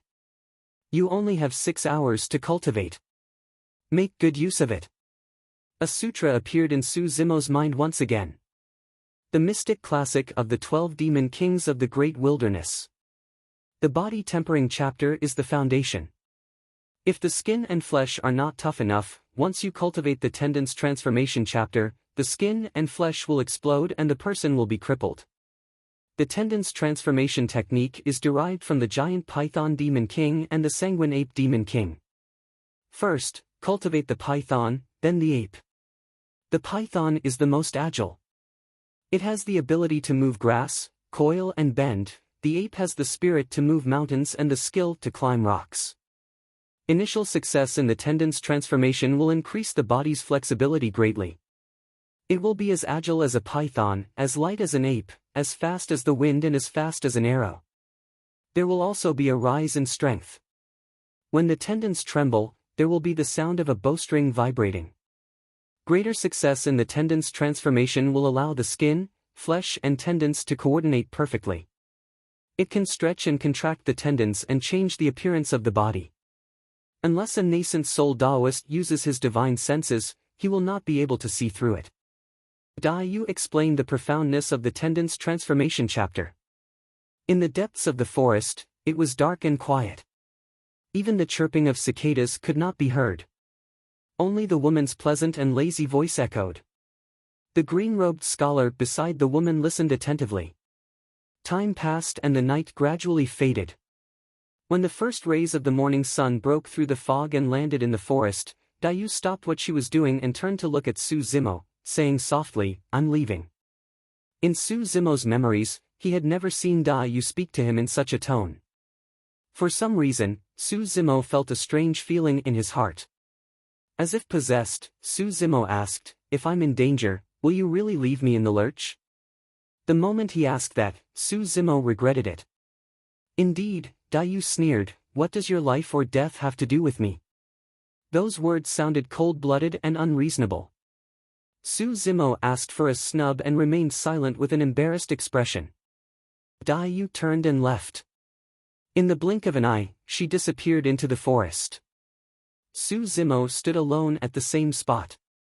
Just as he was feeling a little disappointed, Yu's voice sounded again. It went further and further away and gradually became silent. Songlang mountain range is the world of demons. It's even more so at night. If you can survive the first month, you have a 30% chance of walking out alive after a year. Su Zimo was invigorated. No matter what, Dayu was not completely indifferent to him. Otherwise, she would not have imparted the tendon's transformation chapter to him last night. Even if I survive the first month, I only have a 30% chance. Su Zimo was secretly shocked. He looked around with a vigilant expression. After confirming that there was no danger around, he tied the Thunderbolt saber to his back and sat cross-legged, recalling the content of the tendon's transformation chapter. If he wanted to survive in Songlang mountain range, he had to master the tendon's transformation chapter as soon as possible. According to Dayu, once he achieved initial success in the tendon's transformation chapter, his strength would be able to threaten a level 8 Qi refinement warrior. This also meant that he could kill most of the spirit beasts in Songlang mountain range. His chances of survival would be greatly increased. Su Zimo breathed and exhaled continuously, trying hard to find the feeling of the tendon's transformation chapter. Perhaps it was because of the foundation of the body tempering chapter or the pressure of being in a dangerous situation. Su Zimo had a preliminary mastery of the breathing technique of the tendon's transformation chapter in no time. This time, without needing Dayu's reminder, Su Zimo linked the body tempering and tendon's transformation chapters together and cultivated them together. Every time Su Zimo breathed and exhaled, not only did it temper his skin and flesh, it also began to temper and nourish his large tendons, making them more flexible and strong. Su Zimo was immersed in cultivation and momentarily forgot where he was. After an unknown period of time, Su Zimo suddenly felt liquid dripping on his face. It was a little warm and sticky. It's raining. Just as this thought arose, Su Zimo suddenly opened his eyes and his expression changed drastically. That was not right. Why would the raindrops be warm and sticky? Su Zimo was suddenly jolted awake. He finally realized that he was in the extremely dangerous Songlang mountain range and not the original cultivation field. There was danger. Chapter 14. An unprecedented sense of fear emerged. Su Zimo felt his scalp tingle and his hair stand on end. Without hesitation, Su Zimo channeled his strength into his legs and dashed out before he could even stand up. Whoosh! A stinking wind blew. Su Zimo dodged it and couldn't help but look back. Su Zimo's pupils contracted and his heart jumped to his throat. This was a giant python that was beyond Su Zimo's knowledge. Its huge body was really as thick as a water bucket and its body was covered in dense scales that shone with a cold metallic luster. It stared with a pair of green triangular eyes and opened its bloody mouth, saliva dripping from between its teeth. Too careless. Su Zimo was scared. He was so close to such a big guy and he didn't even notice it. The gigantic anaconda coiled around an ancient tree that was as tall as the clouds and looked down at Su Zimo with a mocking look in its eyes. Spirit beast. Such a human-like look in a giant python's eyes proved that it was psychic. Its intelligence was no different from a human's except that it couldn't speak. Although there was a huge gap between the size of a human and a python, Su Zimo didn't show any fear after he calmed down. Instead, he was eager to try. This was a rare opportunity. The giant python's eyes were cold. It attacked first. Its huge body landed on the ground and twisted in the grass. It was quiet and agile. It was very fast and in the blink of an eye, it was in front of Su Zimo. Not good. Su Zimo was shocked. The giant python slithered in the grass and its head was erratic. Su Zimo couldn't grasp it and all the methods he had prepared were wasted. If he chose to attack and missed, he would die. In a flash, Su Zimo exerted strength in his legs and retreated quickly. Right then, a gust of wind that was as strong as a knife blew over. Before Su Zimo could react, his body was swept away by the python's tail and he was sent flying. Bang! Bang! Bang! After breaking 3 ancient trees, Su Zimo's body fell to the ground. He spat out a mouthful of blood, his face pale. This collision caused great damage to Su Zimo. At this moment, Su Zimo felt as if his bones and tendons were about to break. The pain was unbearable, and he was unable to continue fighting. To think that I would end up like this just because of a single move. Before Su Zimo could finish his thought, he saw the giant python chasing after him again, and a black shadow shrouded him. Su Zimo clenched his teeth, pulled out the thunderbolt saber on his back, and slashed forward with all his might. Blood flashed. The giant python let out a sorrowful cry as a bloody wound appeared on its head. One of its eyes had been blinded. The giant python was severely injured, and its huge body kept rolling on the ground. The surrounding trees were all broken, and the momentum was terrifying. Su Zimo knew that even if this giant python was injured, he was no match for it. The strength of the two was simply not on the same level. Moreover, Su Zimo was more seriously injured. If he was hit by the giant python that was in a frenzy again, he would definitely die on the spot. Su Zimo did not dare to stay any longer. He executed the plow heaven stride and fled far away. Before he could run far, Su Zimo felt weak all over. His chest was stuffy, and he could not help but spit out another mouthful of blood.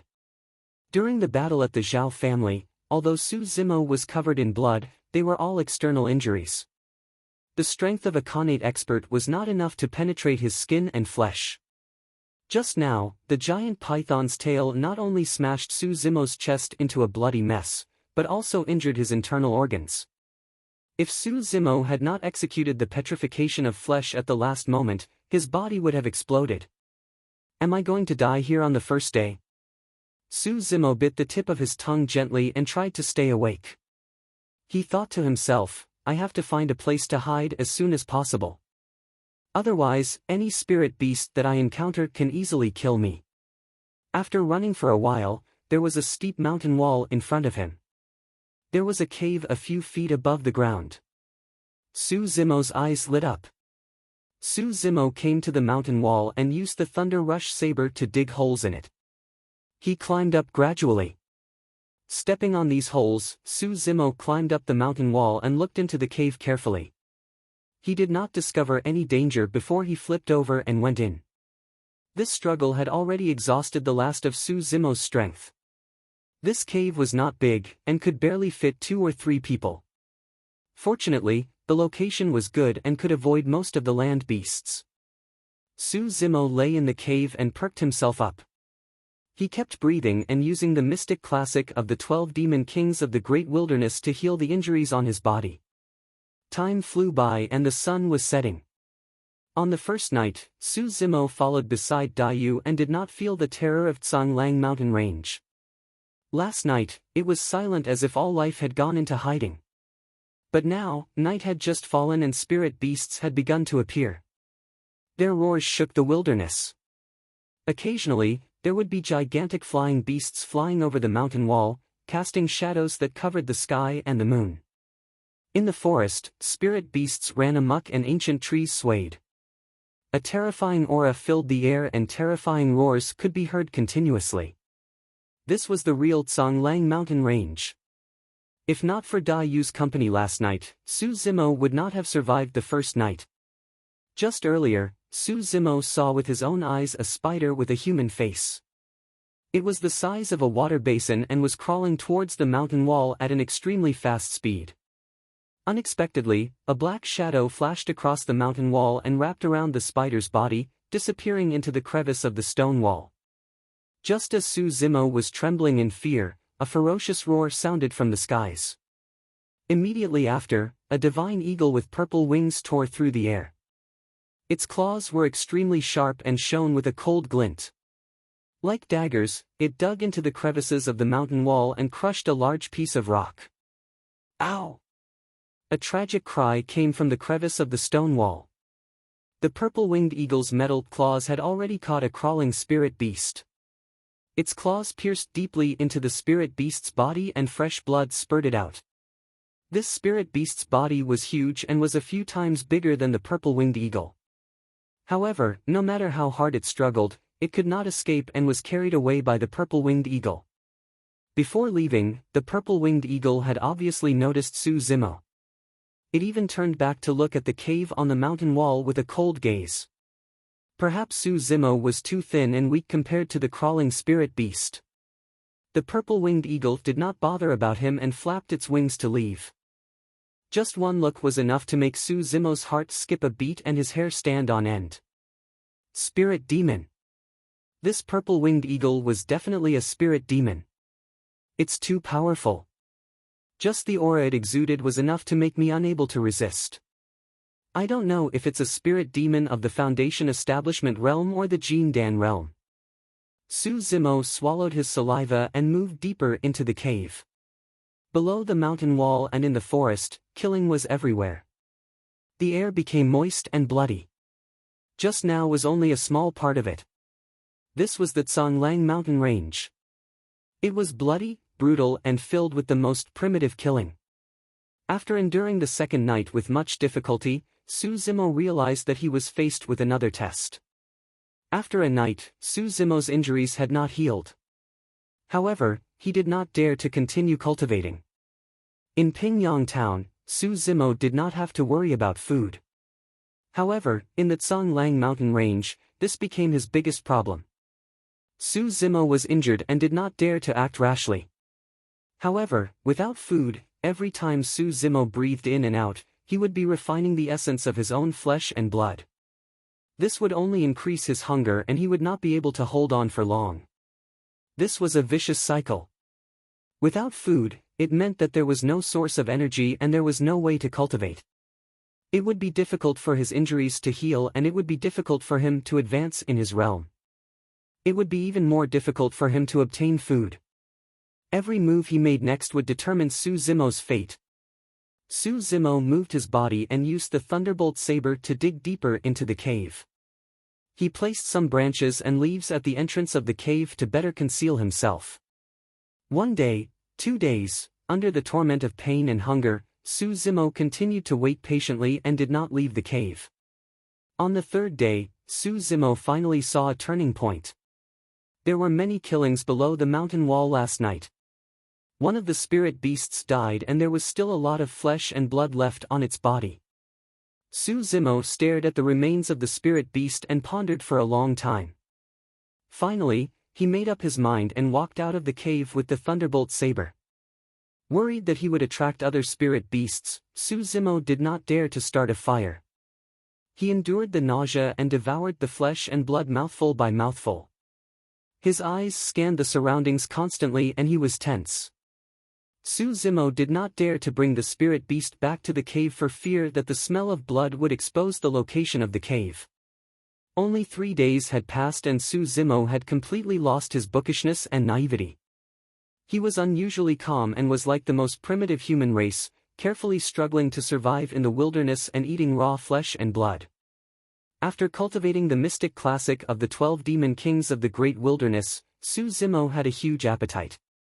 In a short while, he finished the flesh and blood of the spirit beast. Back in the cave, Su Zimo immediately began to cultivate. As he cultivated, Su Zimo noticed a difference. The energy essence contained in the flesh and blood of spirit beasts was much richer than that of ordinary cows and sheep. Eating the flesh and blood allowed the essence to enter his stomach directly without any leakage. Before this, Su Zimo only needed half a day to refine the energy in the flesh and blood of a cow. But this time, Su Zimo cultivated for a full day and night. Of course, the benefits were obvious. The injuries caused by the giant python had healed and the body tempering and tendons transformation sections had improved significantly. For the next period of time, Su Zimo did not go too far. He spent most of his time in the cave cultivating the tendons transformation section. Occasionally, he would secretly observe the techniques used by the spirit beasts at the foot of the mountain to gain insights. After gaining some insights, Su Zimo went out to find some spirit beasts to kill. He cultivated his spirit perception and honed his martial techniques. Although he lost more than he won and was even covered in injuries and looked pathetic, with the body tempering and tendons transformation sections as his foundation, Su Zimo was able to escape alive.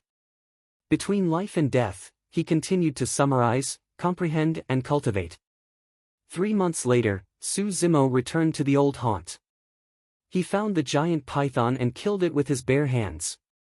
From that day onwards, Su Zimo left the cave that he had lived in for a long time and wandered between the mountains and valleys. He passed through the dense forests and swamps and fought with all kinds of flying spirit beasts. This was a world where the strong preyed on the weak and was drenched in blood. There was no such thing as the strongest. One moment, he was still awe-inspiring. The next moment, he could end up in the stomachs of other spirit beasts. Through countless bloody battles and near-death experiences, Su Zimo had always been vigilant and tense. Over time, he developed a unique sense of danger that was indescribable. That was his spirit perception.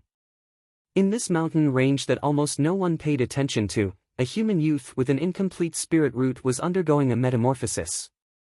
His monstrous appearance was beginning to show.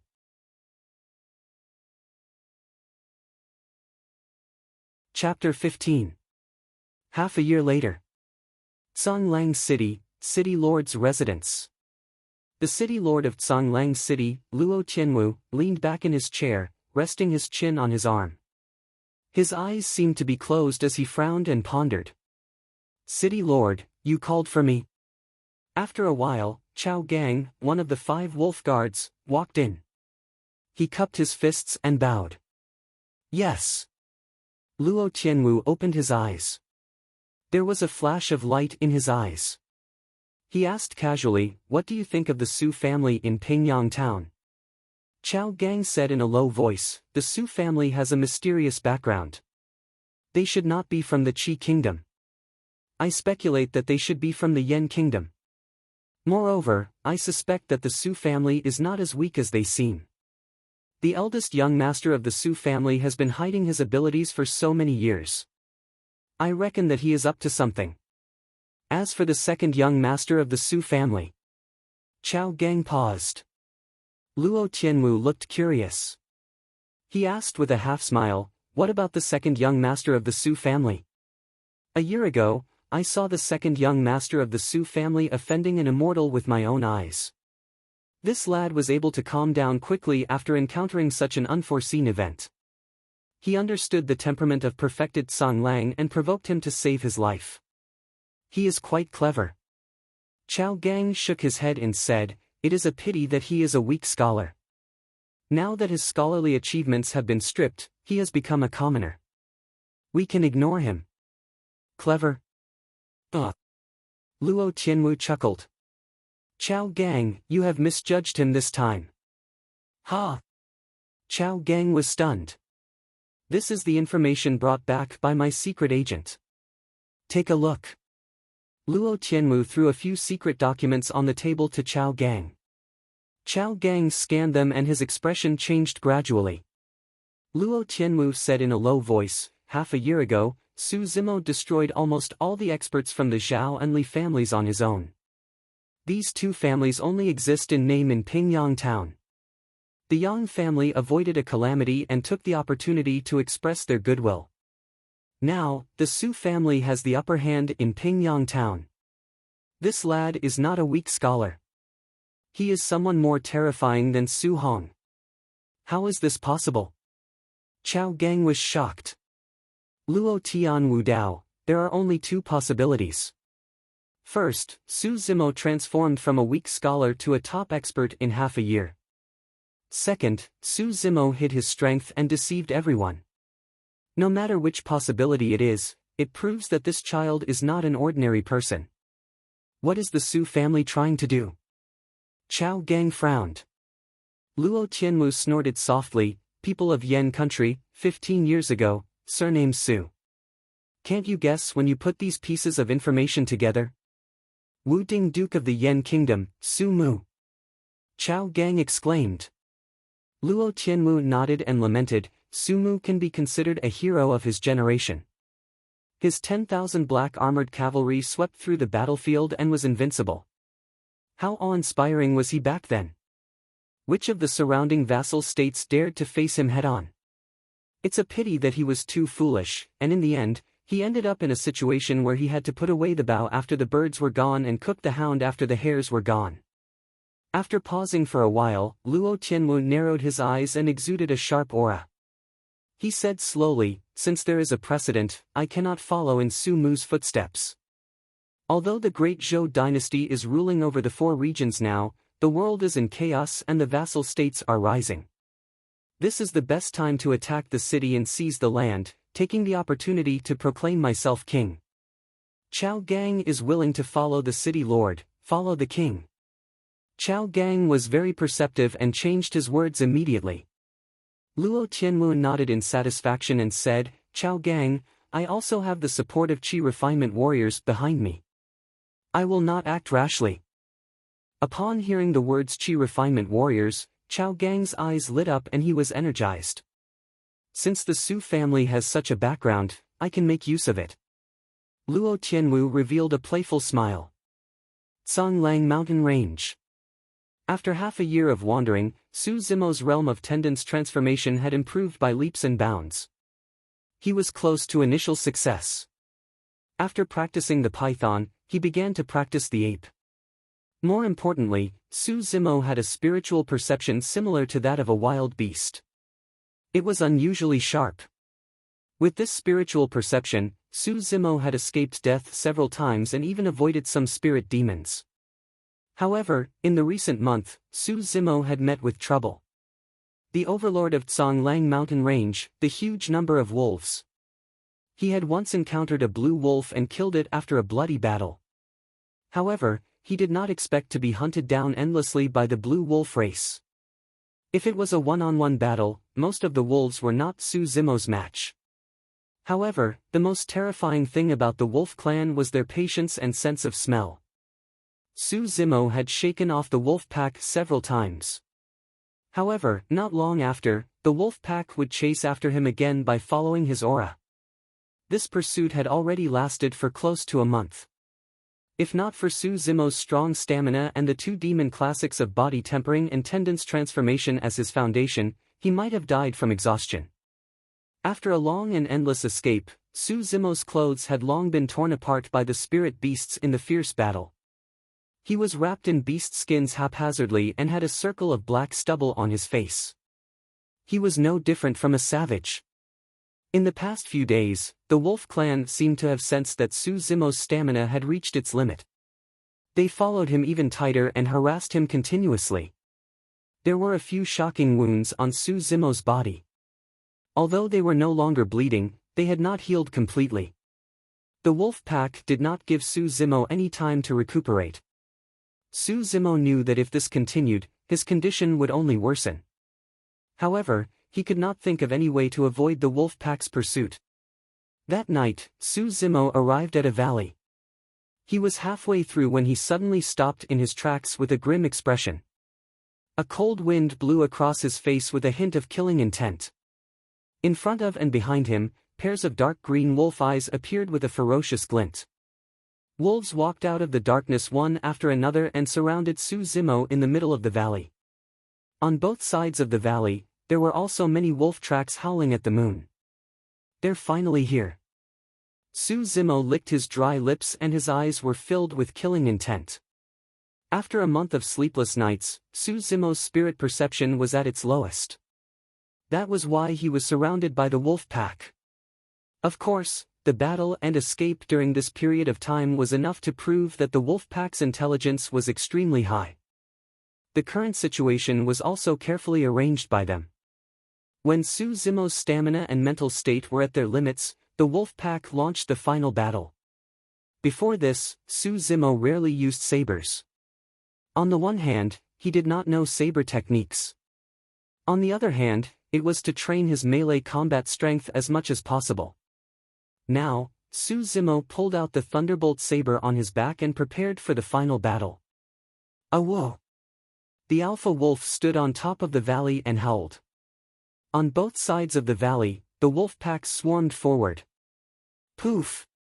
Su Zimo swung his saber and slashed the wolf that was the first to charge forward into 2.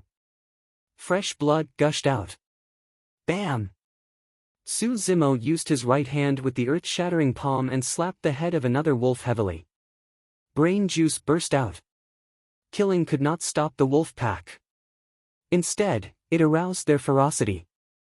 Stepping on the corpses of their own kind, the wolf pack continued to pounce forward. Swoosh, swoosh, swoosh.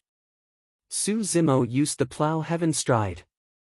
Holding the saber in his left hand and using his right hand to punch or palm, he galloped in the wolf pack, charging left and right.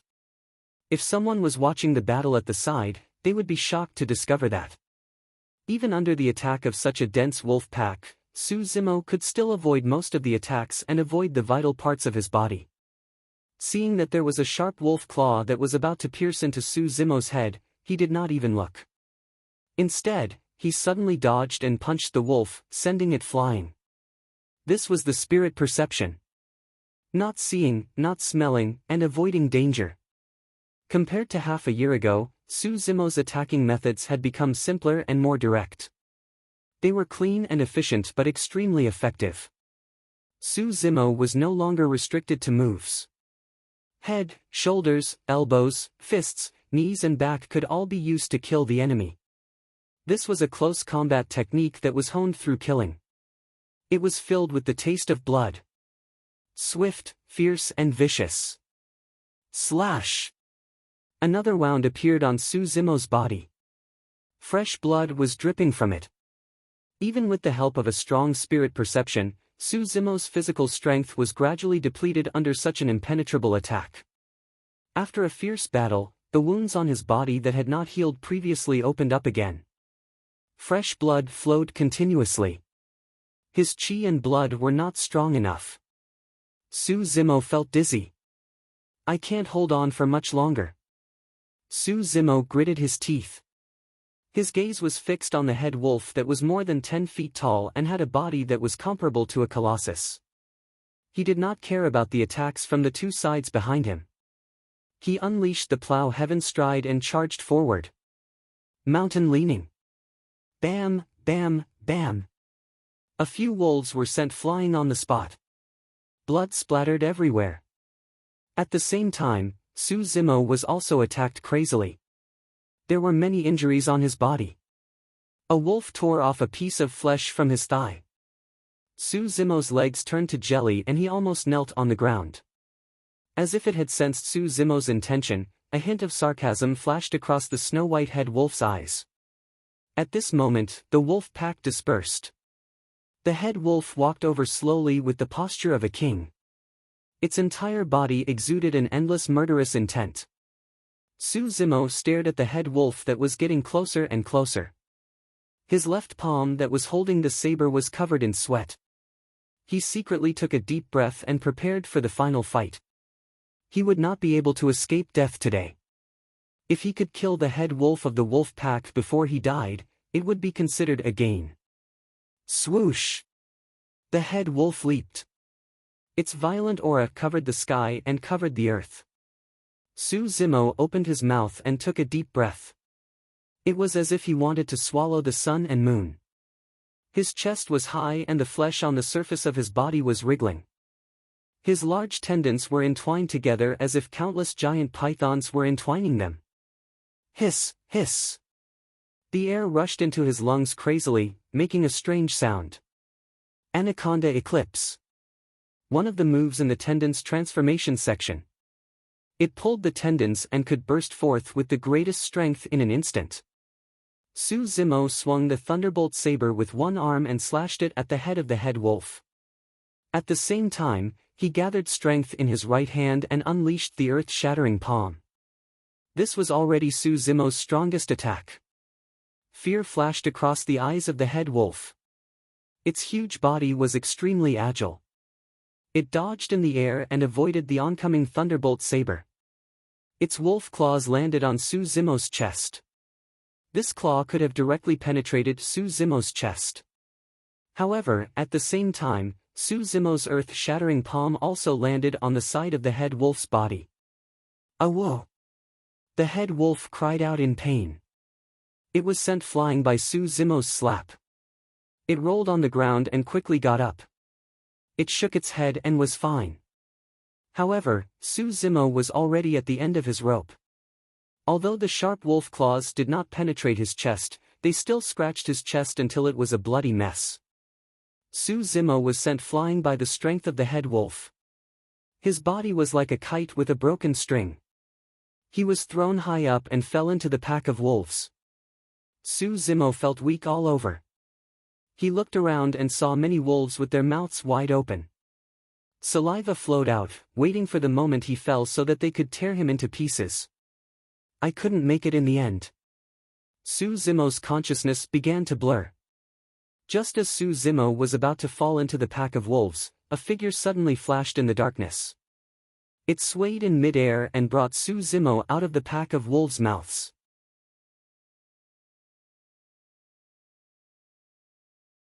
Chapter 16. Missed Eye. Su Zimo's mind jolted as he rejected that thought. The person who grabbed him was tall and strong. His body was covered with long hair and he emitted a nauseating smell. How could it be Dayu? Su Zimo tried his best to open his eyes, trying to see the person's appearance clearly. However, a wave of exhaustion surged in his heart and Su Zimo's vision became increasingly blurry. He could only vaguely see that the black figure seemed to be holding something in his hand. He swung around in the air above the canyon at an extremely fast speed. He was agile and light. In a short while, he had leaped to the top of the canyon and escaped the encirclement of the wolf pack. Gga. The black figure turned back and looked at the many wolves in the canyon. He let out a burst of creepy laughter. After which, he carried Su Zimo and scurried away. His figure disappeared into the forest. After an unknown period of time, Su Zimo woke up slowly. He struggled to sit up. He felt pain all over his body and his muscles and bones were numb. Su Zimo lowered his head and saw that the wounds on his body had been smeared with a layer of unknown medicinal herbs. There was a faint cooling sensation.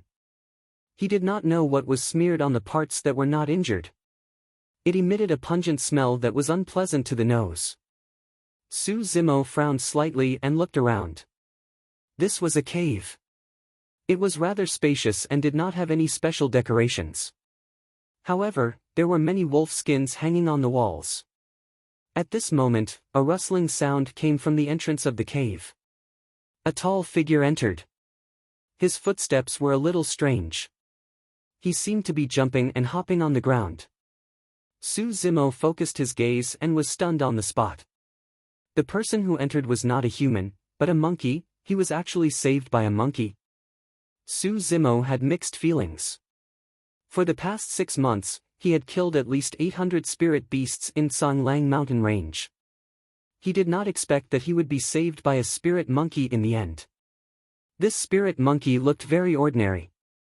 It was just that its arms were extremely long. They hung down naturally and completely exceeded its knees.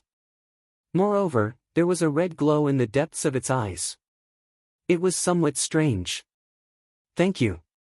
Su Zimo cupped his fists at the spirit monkey. The spirit monkey curled its lips in an extremely human-like manner. It did not appreciate Su Zimo's gratitude. It waved its arms, pointed at the wolf skin hanging on the wall and cried out for a while. In the end, the spirit monkey pointed at Su Zimo, stretched out a finger and shook it contemptuously. He had become a demon. Besides not knowing how to speak, this spirit monkey was no different from an ordinary person. The spirit monkey could even perfectly express the emotions of an adult through gestures and expressions. Su Zimo couldn't help but laugh. He asked tentatively, "Are you saying that you didn't want to save me at all? It's just because you have a grudge against these wolves?" The spirit monkey grinned and nodded. "In that case, we have a common enemy. We can work together in the future." Su Zimo had been cooped up in Songlang mountain range for half a year. He also wanted to find someone to talk to. The spirit monkey in front of him had extremely high intelligence and was no different from a human. It was a good person to talk to. Bah! The spirit monkey spat.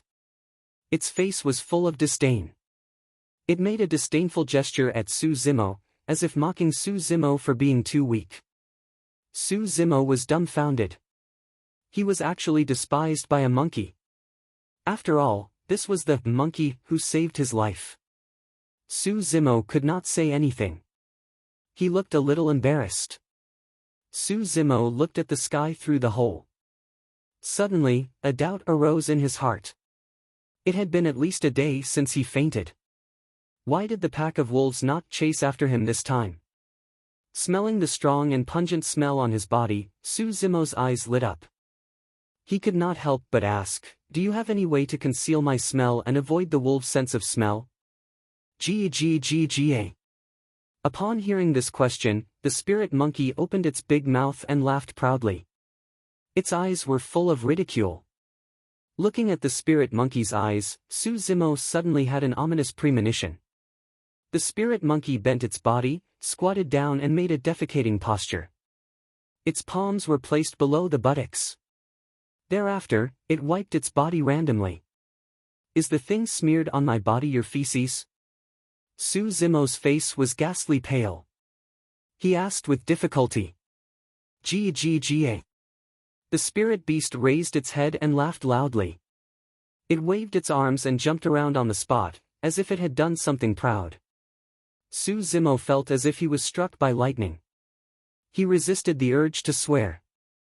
He gritted his teeth and said word by word, "You damn monkey." Seeing that Su Zimo was disgusted, the spirit monkey was even happier. It could not stop crying and was extremely excited.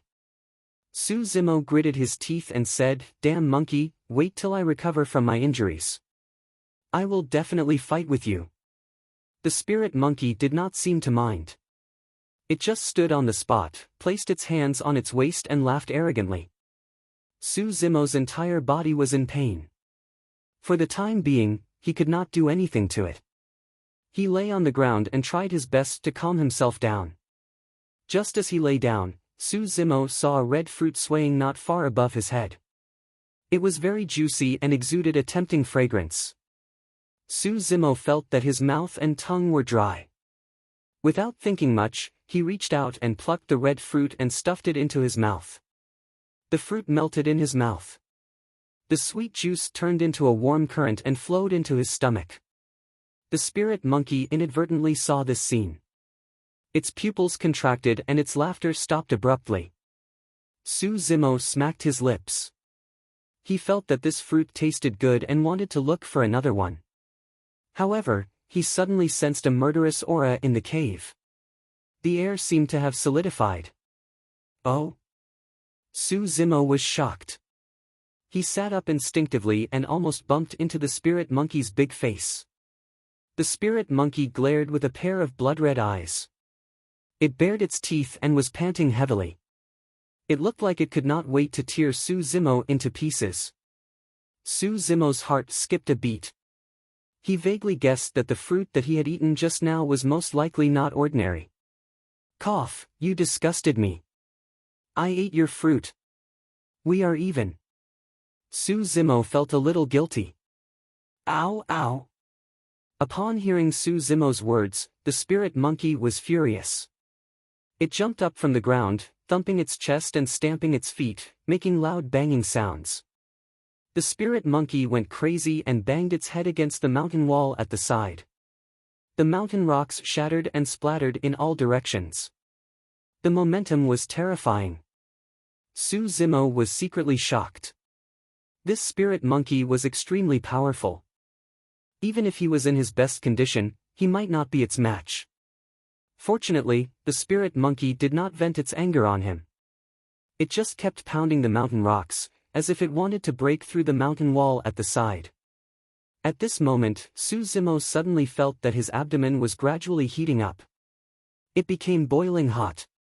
Waves of warmth flowed to his limbs and bones, emitting endless heat. Su Zimo's skin started to turn red. It was as if there was a huge furnace in his body that was roasting his body. The swelling pain was unbearable. "Psst!"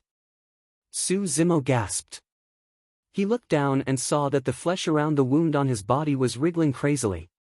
At a speed that was visible to the naked eye, the flesh was knitting together and healing, leaving behind scars. In the blink of an eye, the scars fell off and the skin was regenerated. Even the piece of flesh that was torn off by the wolf on his thigh was regenerating crazily at this moment. "Ah!" Su Zimo howled to the sky. He felt as if his entire body was about to explode. Oh no, this surge of energy is too strong. If this goes on, my body will explode. Su Zimo did not have time to think. He circulated the body tempering and tendons transformation meridians immediately and started breathing and expelling. At the same time, Su Zimo leaped up and executed the plow heaven stride. He dashed around the cave crazily.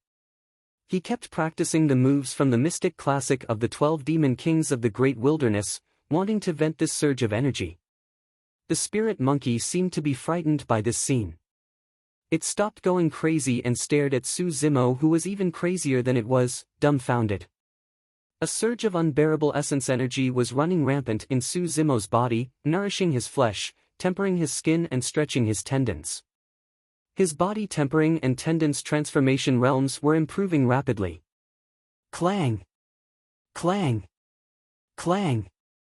The tendons in Su Zimo's body shook and the sound of a bowstring vibrating could be heard. Initial success of tendons transformation. His body's flexibility and agility had improved. His footsteps were obviously lighter and his strength was increasing rapidly. According to Dayu, as long as he achieved initial success of tendons transformation, Su Zimo's strength would be enough to threaten a level 8 Qi refinement warrior. But even so, Su Zimo was still unable to neutralize the huge surge of essence energy in his body. Su Zimo's skin cracked and his body was covered in bloody scars. He looked hideous and frightening. What exactly is this thing? Su Zimo was shocked. He did not expect that his life would be in danger just by eating a random fruit. In actual fact, this red fruit was extremely famous in the cultivation world. It was a spiritual item, the scarlet flame fruit, that bloomed and bore fruit once in 1,000 years. The essence energy contained in the scarlet flame fruit was huge and rich. It was a great tonic. Its medicinal properties were like fire, scorching and violent. No one dared to eat it raw. Most of them supplemented it with other spirit herbs to refine elixirs to neutralize the medicinal properties before it could be consumed. If not for the fact that Su Zimo cultivated the mystic classic of the 12 demon kings of the great wilderness and had a strong physique, he would have been burned to ashes by the heat inside the scarlet flame fruit the moment he swallowed it. The spirit monkey had been guarding this scarlet flame fruit for many years. These few days were the best time for the scarlet flame fruit to ripen. It had originally intended to pick a day to eat this scarlet flame fruit. Unexpectedly, Su Zimo swallowed it in one mouthful, leaving not even the fruit skin behind. One could imagine how frustrated and furious the spirit monkey was just now. But now, seeing Su Zimo in such pain, the spirit monkey felt a lingering fear in its heart. The spirit monkey was extremely intelligent. It could naturally tell that even if it were to consume this scarlet flame fruit, its outcome would not be much better. It would be hard to escape death. At the thought of this, the spirit monkey felt a little guilty. No matter what, it was ultimately the reason why Su Zimo was in such a predicament. The spirit monkey scratched its ears and cheeks. It looked at Su Zimo, who was in extreme pain and whose entire body was red. However, it could not think of any solution.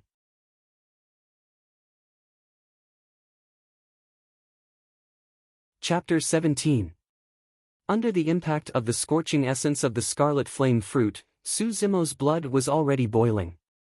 Every time he breathed, he would spit out a stream of red air.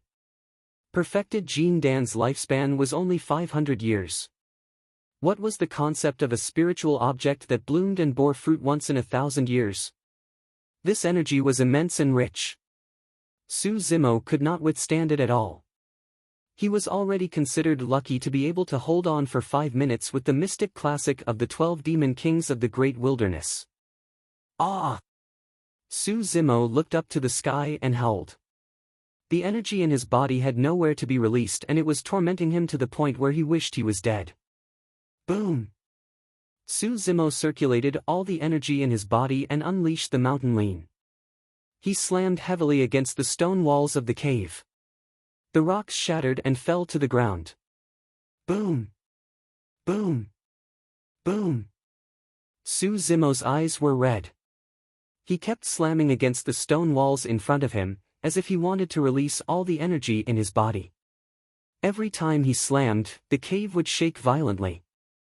Sand and rocks would fall and the cave could collapse at any time. Once the cave collapsed, it would be equivalent to a mountain crashing down. No matter how strong one's body was, one would be crushed into meat paste. A man and a monkey would be buried here. Su Zimo had already lost his rationality, but the spirit monkey did not. Su Zimo was obviously not going to survive. He was not related to the spirit monkey and had only met by chance. It was the wisest choice for the spirit monkey to escape from this place quickly. But at this moment, there was a flash of hesitation in the spirit monkey's eyes. After hesitating for a while, the spirit monkey did not choose to leave. It stood at the side, looking anxious. It kept blinking its eyes, vaguely hoping for a miracle to happen. Rumble. At this moment, a loud sound came from the stone walls. The entire mountain shook. Oh! The spirit monkey's eyes lit up. It realized that Su Zimo had actually smashed the stone walls of the cave and fell into another cave.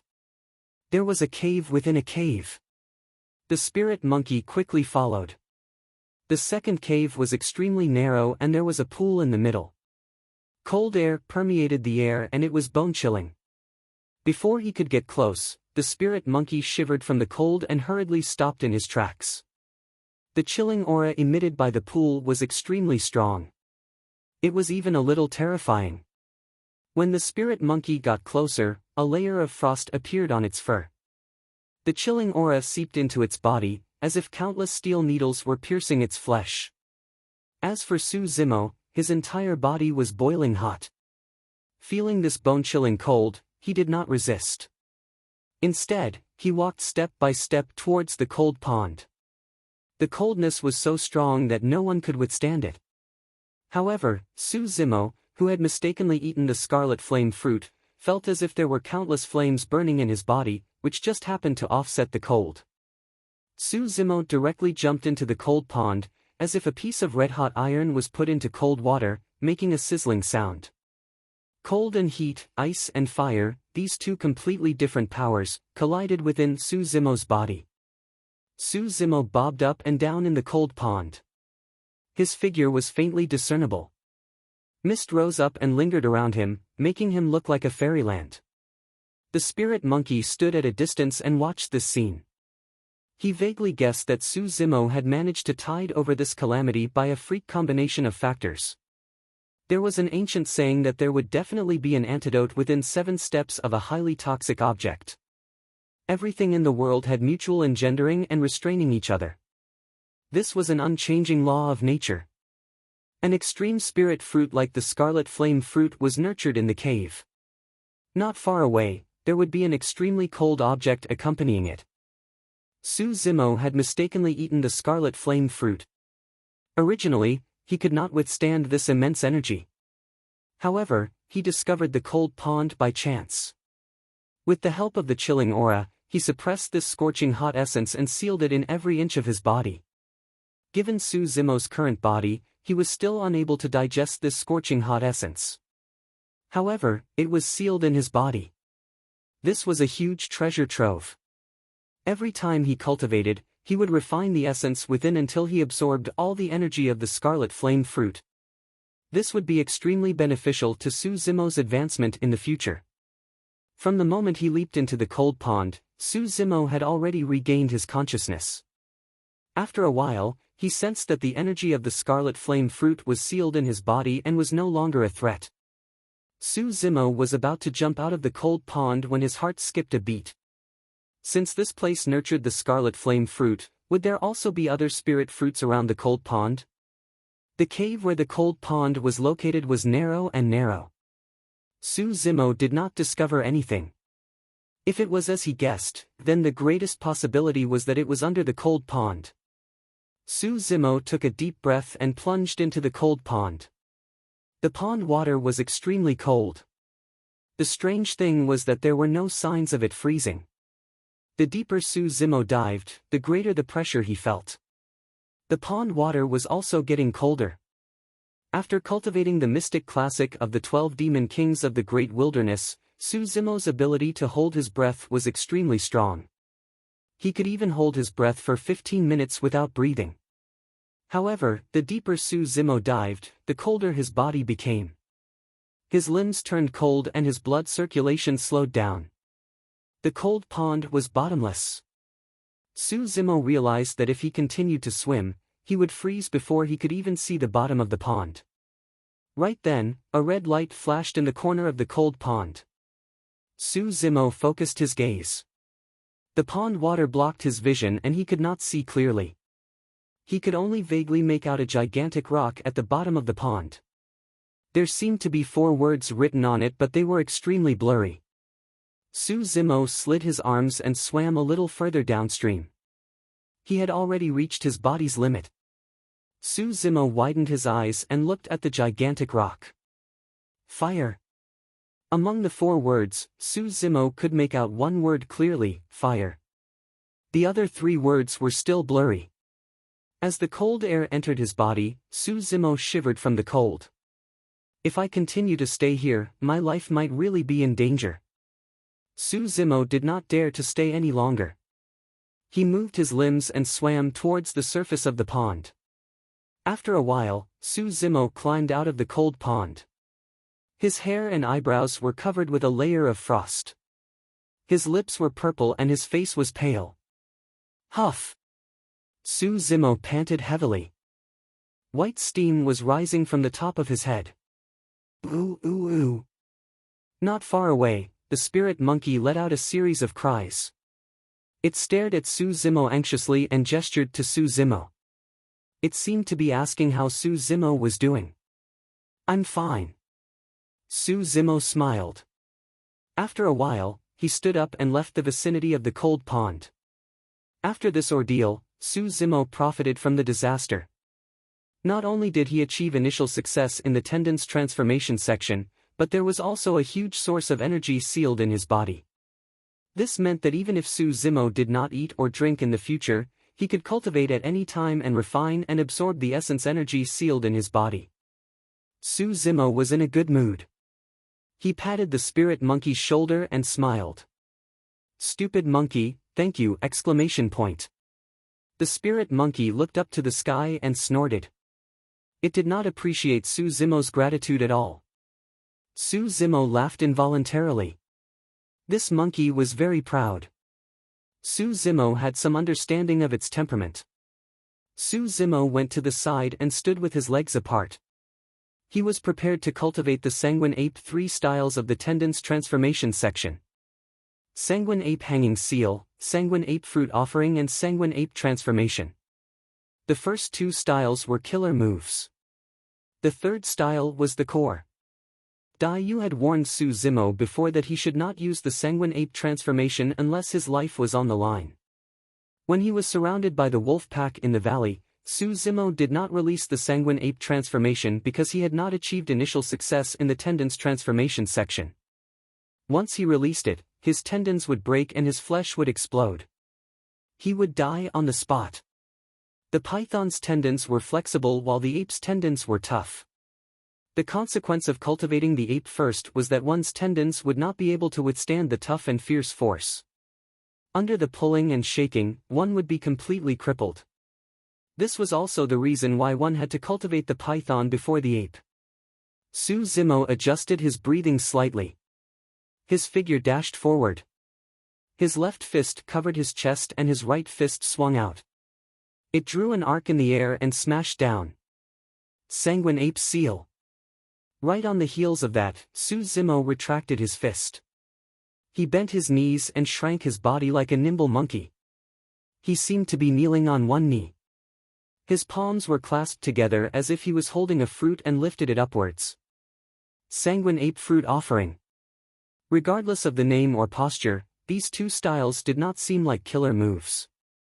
Su Zimo could not figure it out no matter how hard he thought. He kept feeling that he was lacking something in his practice.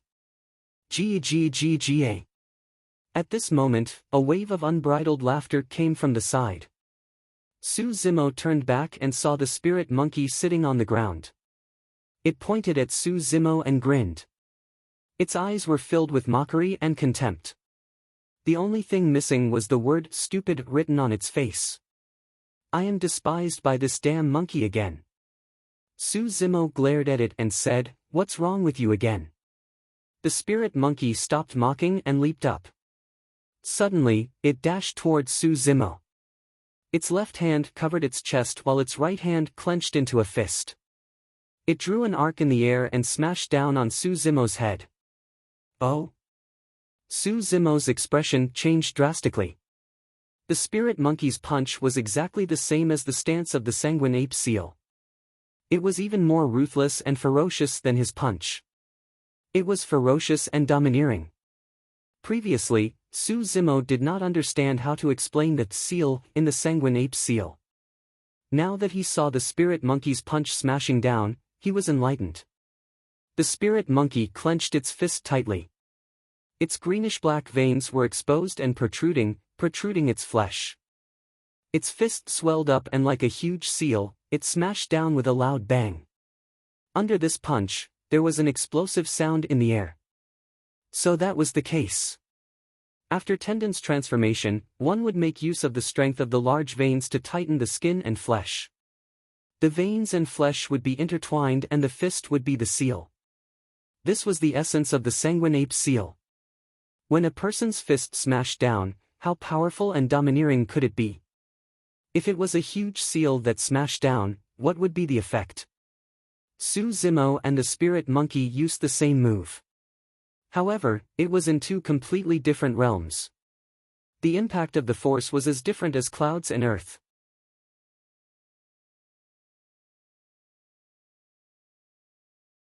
Chapter 18. Su Zimo was already shocked when the spirit monkey suddenly used such a ferocious sanguine ape seal. In addition, Su Zimo suddenly comprehended the essence of this move. He was slightly distracted and the spirit monkey's punch landed squarely on his face. This punch was extremely heavy. Su Zimo was caught off guard and was sent flying. He crashed into the stone wall of the cave, creating a huge pit. Dense cracks appeared around the stone wall. Su Zimo was stunned by the punch. This monkey was still laughing happily just a moment ago. The next moment, it turned hostile and hit him. It was completely unreasonable. In fact, although the spirit monkey was already psychic and had wisdom, it did not know the ways of the world. It was not involved in the scheming and deceit of the mortal world. In the forest, the only communication between the demon race was through combat. The spirit monkey was simple-minded. It retained the most primitive wildness in life. It would fight whenever it wanted to and laugh whenever it wanted to. The reason why it saved Su Zimo was because it had a feud with the wolf. It did not care whether Su Zimo was a human or a demon. The spirit monkey did not even think of restraining its strength when it punched. If not for the fact that Su Zimo had cultivated the mystic classic of the 12 demon kings of the great wilderness, swallowed the scarlet flame fruit and achieved initial success in body tempering and tendons transformation, this sanguine ape seal could have beaten him half to death. Su Zimo touched the fresh blood dripping from his nose. He said with a black face, "Damn monkey, you want to fight, right?" Ooh ooh ooh. The spirit monkey was very disdainful. It hooked its finger at Su Zimo, making a provocative gesture and barking incessantly. Without a word, Su Zimo flipped over and stood up. He released Plow Heaven's stride and appeared in front of the spirit monkey in the blink of an eye.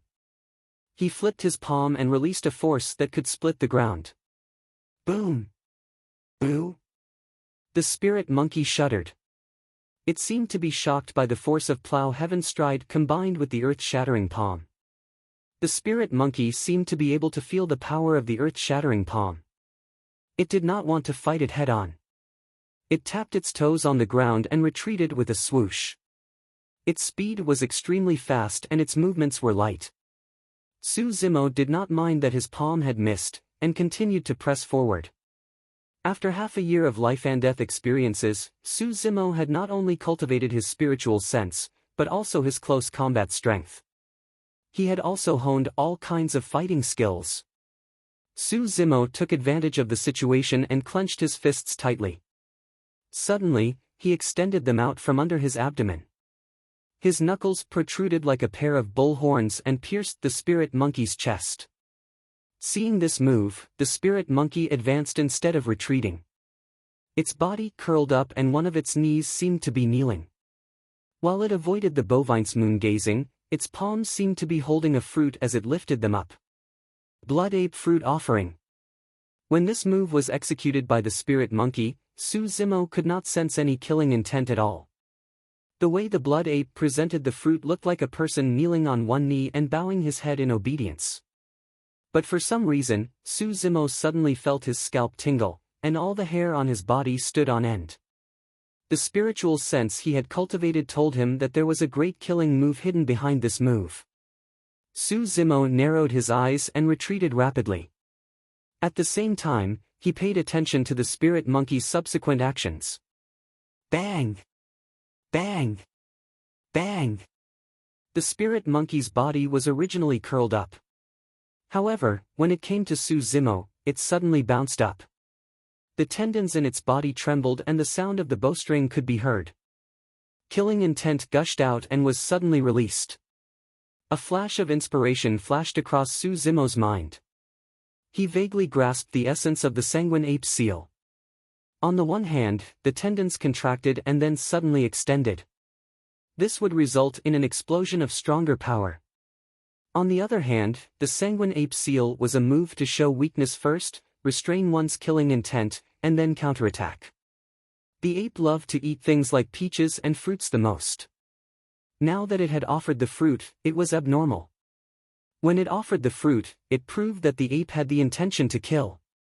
Bam! Bam! Bam! Su Zimo and the spirit monkey fought continuously in this cave. Their feet collided and the wind from their palms was like a knife. Su Zimo's combat techniques were open and unrestrained. They were firm and ferocious. Twisting and turning, they carried a force that could split the heavens and earth. After a while, he suppressed the spirit monkey. However, it was not an easy task for Su Zimo to defeat the spirit monkey. The spirit monkey realized that it was difficult to gain the upper hand in a fight. Hence, it started to rely on its light and agile movements to move around Su Zimo. Of course, from the beginning to the end, Su Zimo did not use his full strength. Therefore, even though the spirit monkey was occasionally flipped over by Su Zimo's palm and was in so much pain that it bared its teeth and cried out loudly, it could still stand up and continue fighting. The spirit monkey was extremely belligerent. As for Su Zimo, not only did he want to temper his martial techniques, he also wanted to fully comprehend the essence of the Sanguine Ape 3 styles. Although the man and monkey did not have much interaction, they had an indescribable tacit understanding. For the rest of the time, Su Zimo stayed in this cave. Once in a while, the man and monkey would go out and find trouble with the wolf clan. After killing many wolves, they would escape without waiting for the wolves to surround them. Of course, Su Zimo would not use the spirit monkey's feces no matter what. Instead, he found a type of herbal medicine that could conceal his scent and avoid the wolf clan's sense of smell. Outside the cave, Su Zimo and the spirit monkey worked together to kill the wolves. However, when they returned to the cave, the man and monkey would not exchange more than a few words before they started fighting. In the end, when the spirit monkey saw that it could not gain the upper hand, it felt indignant and started to launch sneak attacks. Sometimes, when Su Zimo was resting and sleeping, the spirit monkey would sneakily come up and punch him. Thereafter, it would turn around and flee. It would hide at a distance and make funny faces at Su Zimo. It would laugh arrogantly, like a victorious general. As time passed, Su Zimo's spiritual senses became sharper. The spirit monkey's sneak attacks could hardly succeed. In the blink of an eye, more than 5 months had passed. The 1-year survival test in Songlang mountain range was nearing its end. During this period of time, Su Zimo had been refining the power of the scarlet flame fruit while devouring flesh and blood.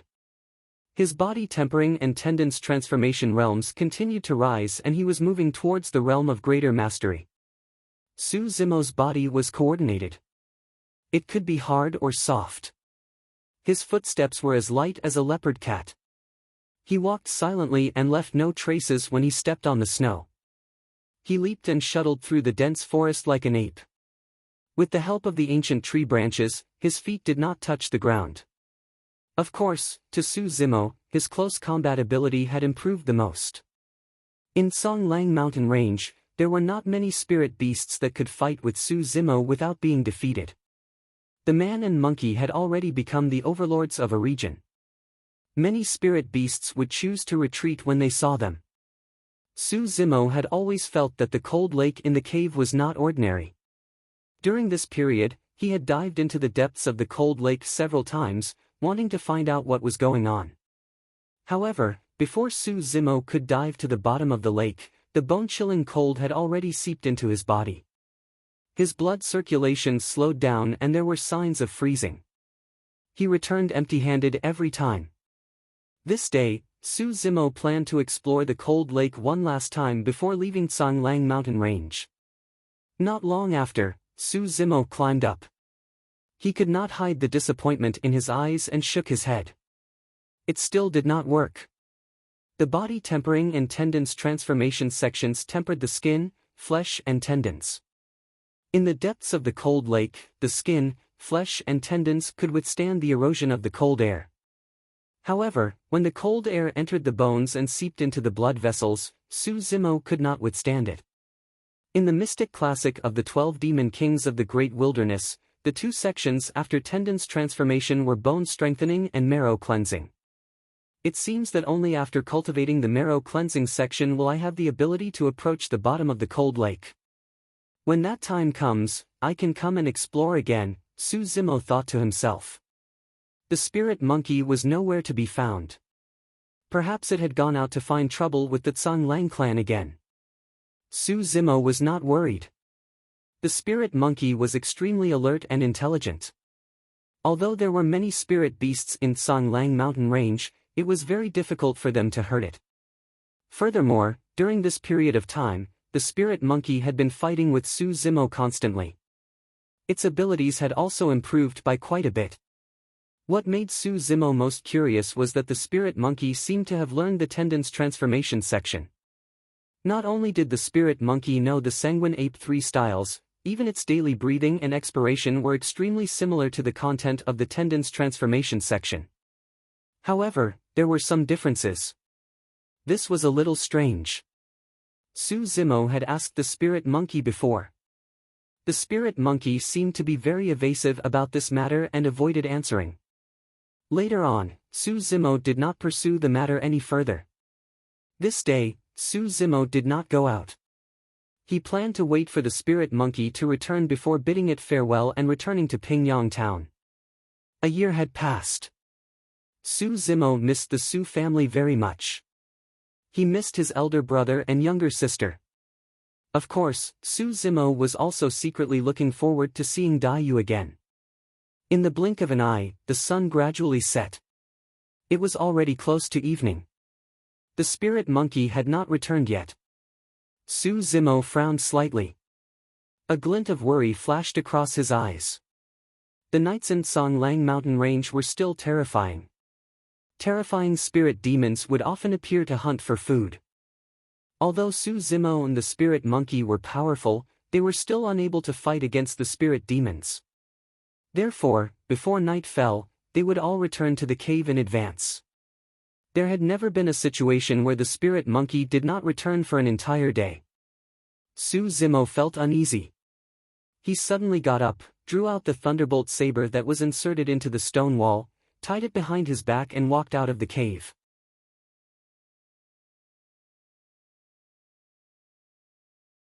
Chapter 19. The sky gradually darkened and it was close to dusk. It was extremely dangerous to travel in Songlang mountain range at this time. Even Su Zimo could not guarantee his own safety. If he encountered a spirit demon, he would most likely die. However, Su Zimo still chose to go out and search for the spirit monkey. It was not only because the spirit monkey had once saved his life, but also because they had been together for half a year. The relationship between the man and the monkey had gradually deepened. It was more like a friendship forged from fighting.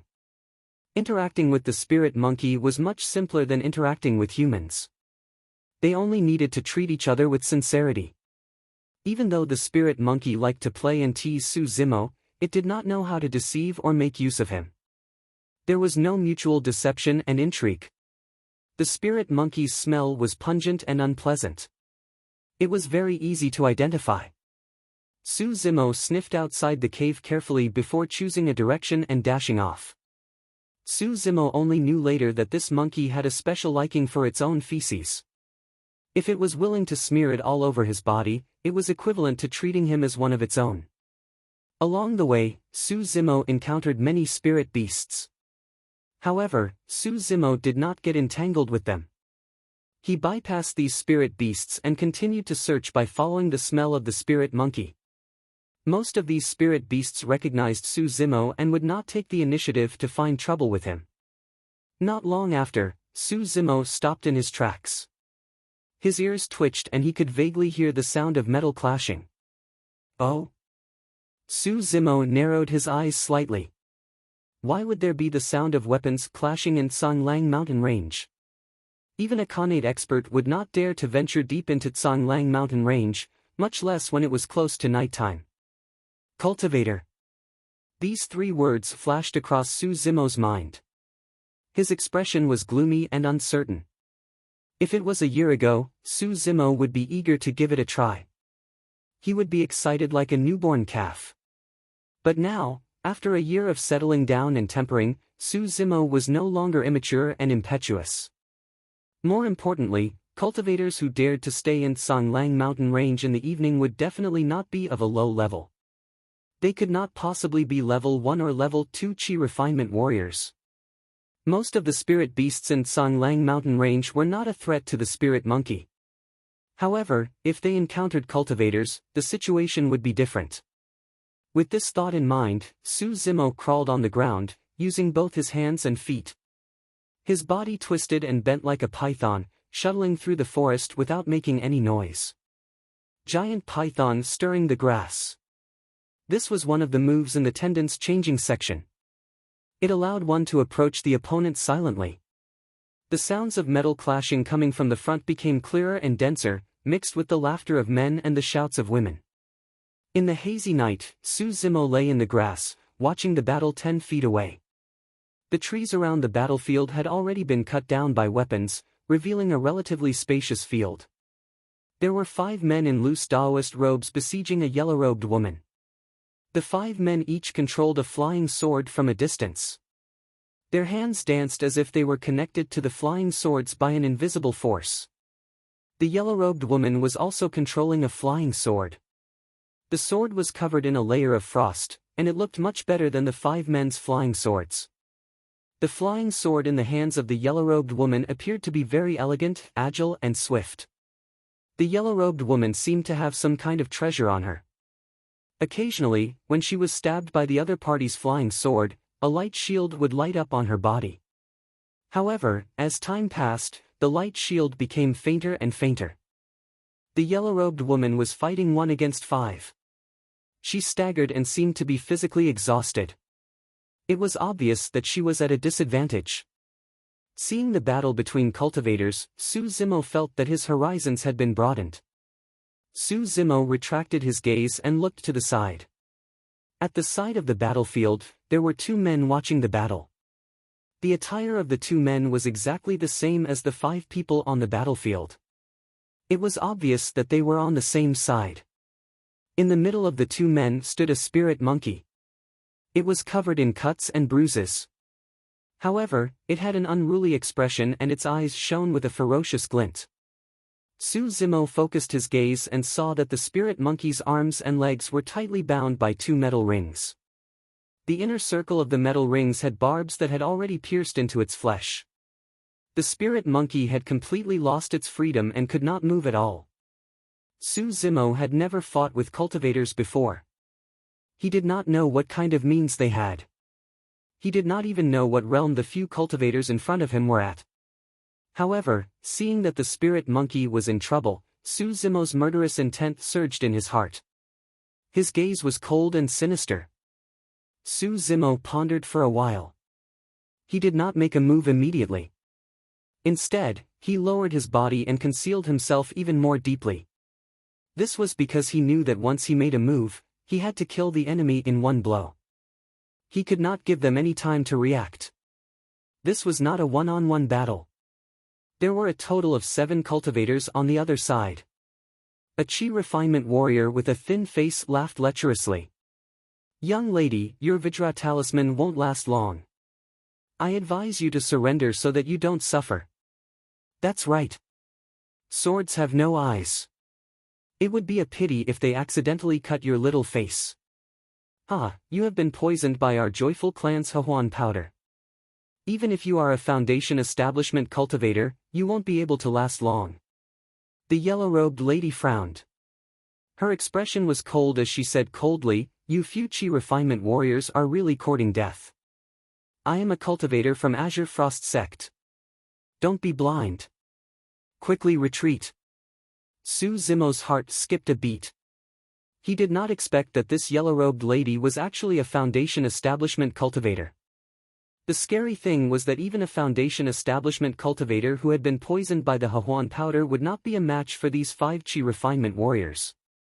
As for the Vajra talisman that the chi refinement warrior mentioned, Su Zimo had heard of it before. One of the chi refinement warriors with a fat head and big ears sneered. "Heh, since we know that you are a cultivator from Azure Frost Sect, all the more we can't let you go. Once you fall into the hands of the Joyful 7, we will definitely make you feel like you are in heaven. Be obedient." As if disturbed by these words, the flying sword that the yellow-robed lady was controlling paused for a moment. Her body was pierced by another 2 flying swords. Clang! Clang! A golden light shield appeared around the yellow-robed lady's body and blocked the 2 flying swords. However, the golden light shield was hit by the impact and was filled with cracks. It looked like it would break any time. The yellow-robed lady pursed her red lips tightly and did not say a word. She tried her best to resist and refused to give in. On the other side, the bald chi refinement warrior who was guarding beside the spirit monkey looked relaxed. He smiled and said, "We have gained quite a lot from this trip to Tsanglang mountain range. This lady must have a lot of treasures with her. Most importantly, regardless of whether it is her face or her figure, they are all top-notch. She can even make the 7 of us have some fun. But then again, if not for the beast trapping hoop passed down by Master, we really can't catch this monkey." Another chi refinement warrior who was holding a long rod in his hand smacked his lips. He had a lingering fear in his heart. The bald chi refinement warrior snorted softly. "When we return, we will torture this monkey well and force it to make a blood oath. I don't believe that we can't control a beast." Seeing that the situation was settled, the 2 of them could not help but feel a little relaxed. They started to chat casually. At this moment, the eyes of the spirit monkey, who was standing motionless at the same spot, suddenly flashed with blood. It suddenly turned sideways, opened its mouth and revealed its sharp teeth. It bit the neck of the chi refinement warrior beside it. The spirit monkey's limbs were bound and it could not move. However, to spirit beasts, biting was an innate ability that they were born with. If this bite landed, the chi refinement warrior would definitely not have a chance to survive. The spirit monkey was tall and big. If it wanted to bite the relatively short chi refinement warrior, it had to lower its head. In addition, its body was restrained and its movements were slightly slower. That person reacted in time. The chi refinement warrior who was holding a rod was aghast. He hurriedly dodged. Whoosh! Although the chi refinement warrior who was holding a rod managed to avoid the vital point on his neck, the spirit monkey tore off a large piece of flesh from his shoulder. Fresh blood was gushing out. Ah! The chi refinement warrior who was holding a rod cried out in pain. His face was ghastly pale. He touched the small cloth bag at his waist and a porcelain bottle appeared in his palm. This person opened the bottle and poured out a pinch of powdery substance. He sprinkled it on the wound and the bleeding stopped temporarily. It was very miraculous. After the Chi refinement warrior who was holding a rod treated the wound, he flew into a rage. He swung the metal rod. There was a flash of light on the metal rod and it smashed heavily on the spirit monkey's knee. He scolded, "Bastard, kneel down." There was a loud bang. The spirit monkey's body trembled. There was a flash of pain in its eyes. However, this strike did not make the spirit monkey kneel down. Instead, it aroused its ferocious nature. The spirit monkey chewed the flesh that it tore off madly. There was a ferocious look on its face. It swallowed it in one gulp and immediately laughed loudly at the Chi refinement warrior who was holding a rod. Its eyes were full of contempt. It looked wild and unruly. "Bastard, you are courting death." At the sight of the spirit monkey, the Chi refinement warrior who was holding a rod was even more enraged. He could not care less that his wound would burst open. He swung the metal rod again and smashed it towards the spirit monkey's head. At this moment, a cold voice rang in his ears. "You are courting death."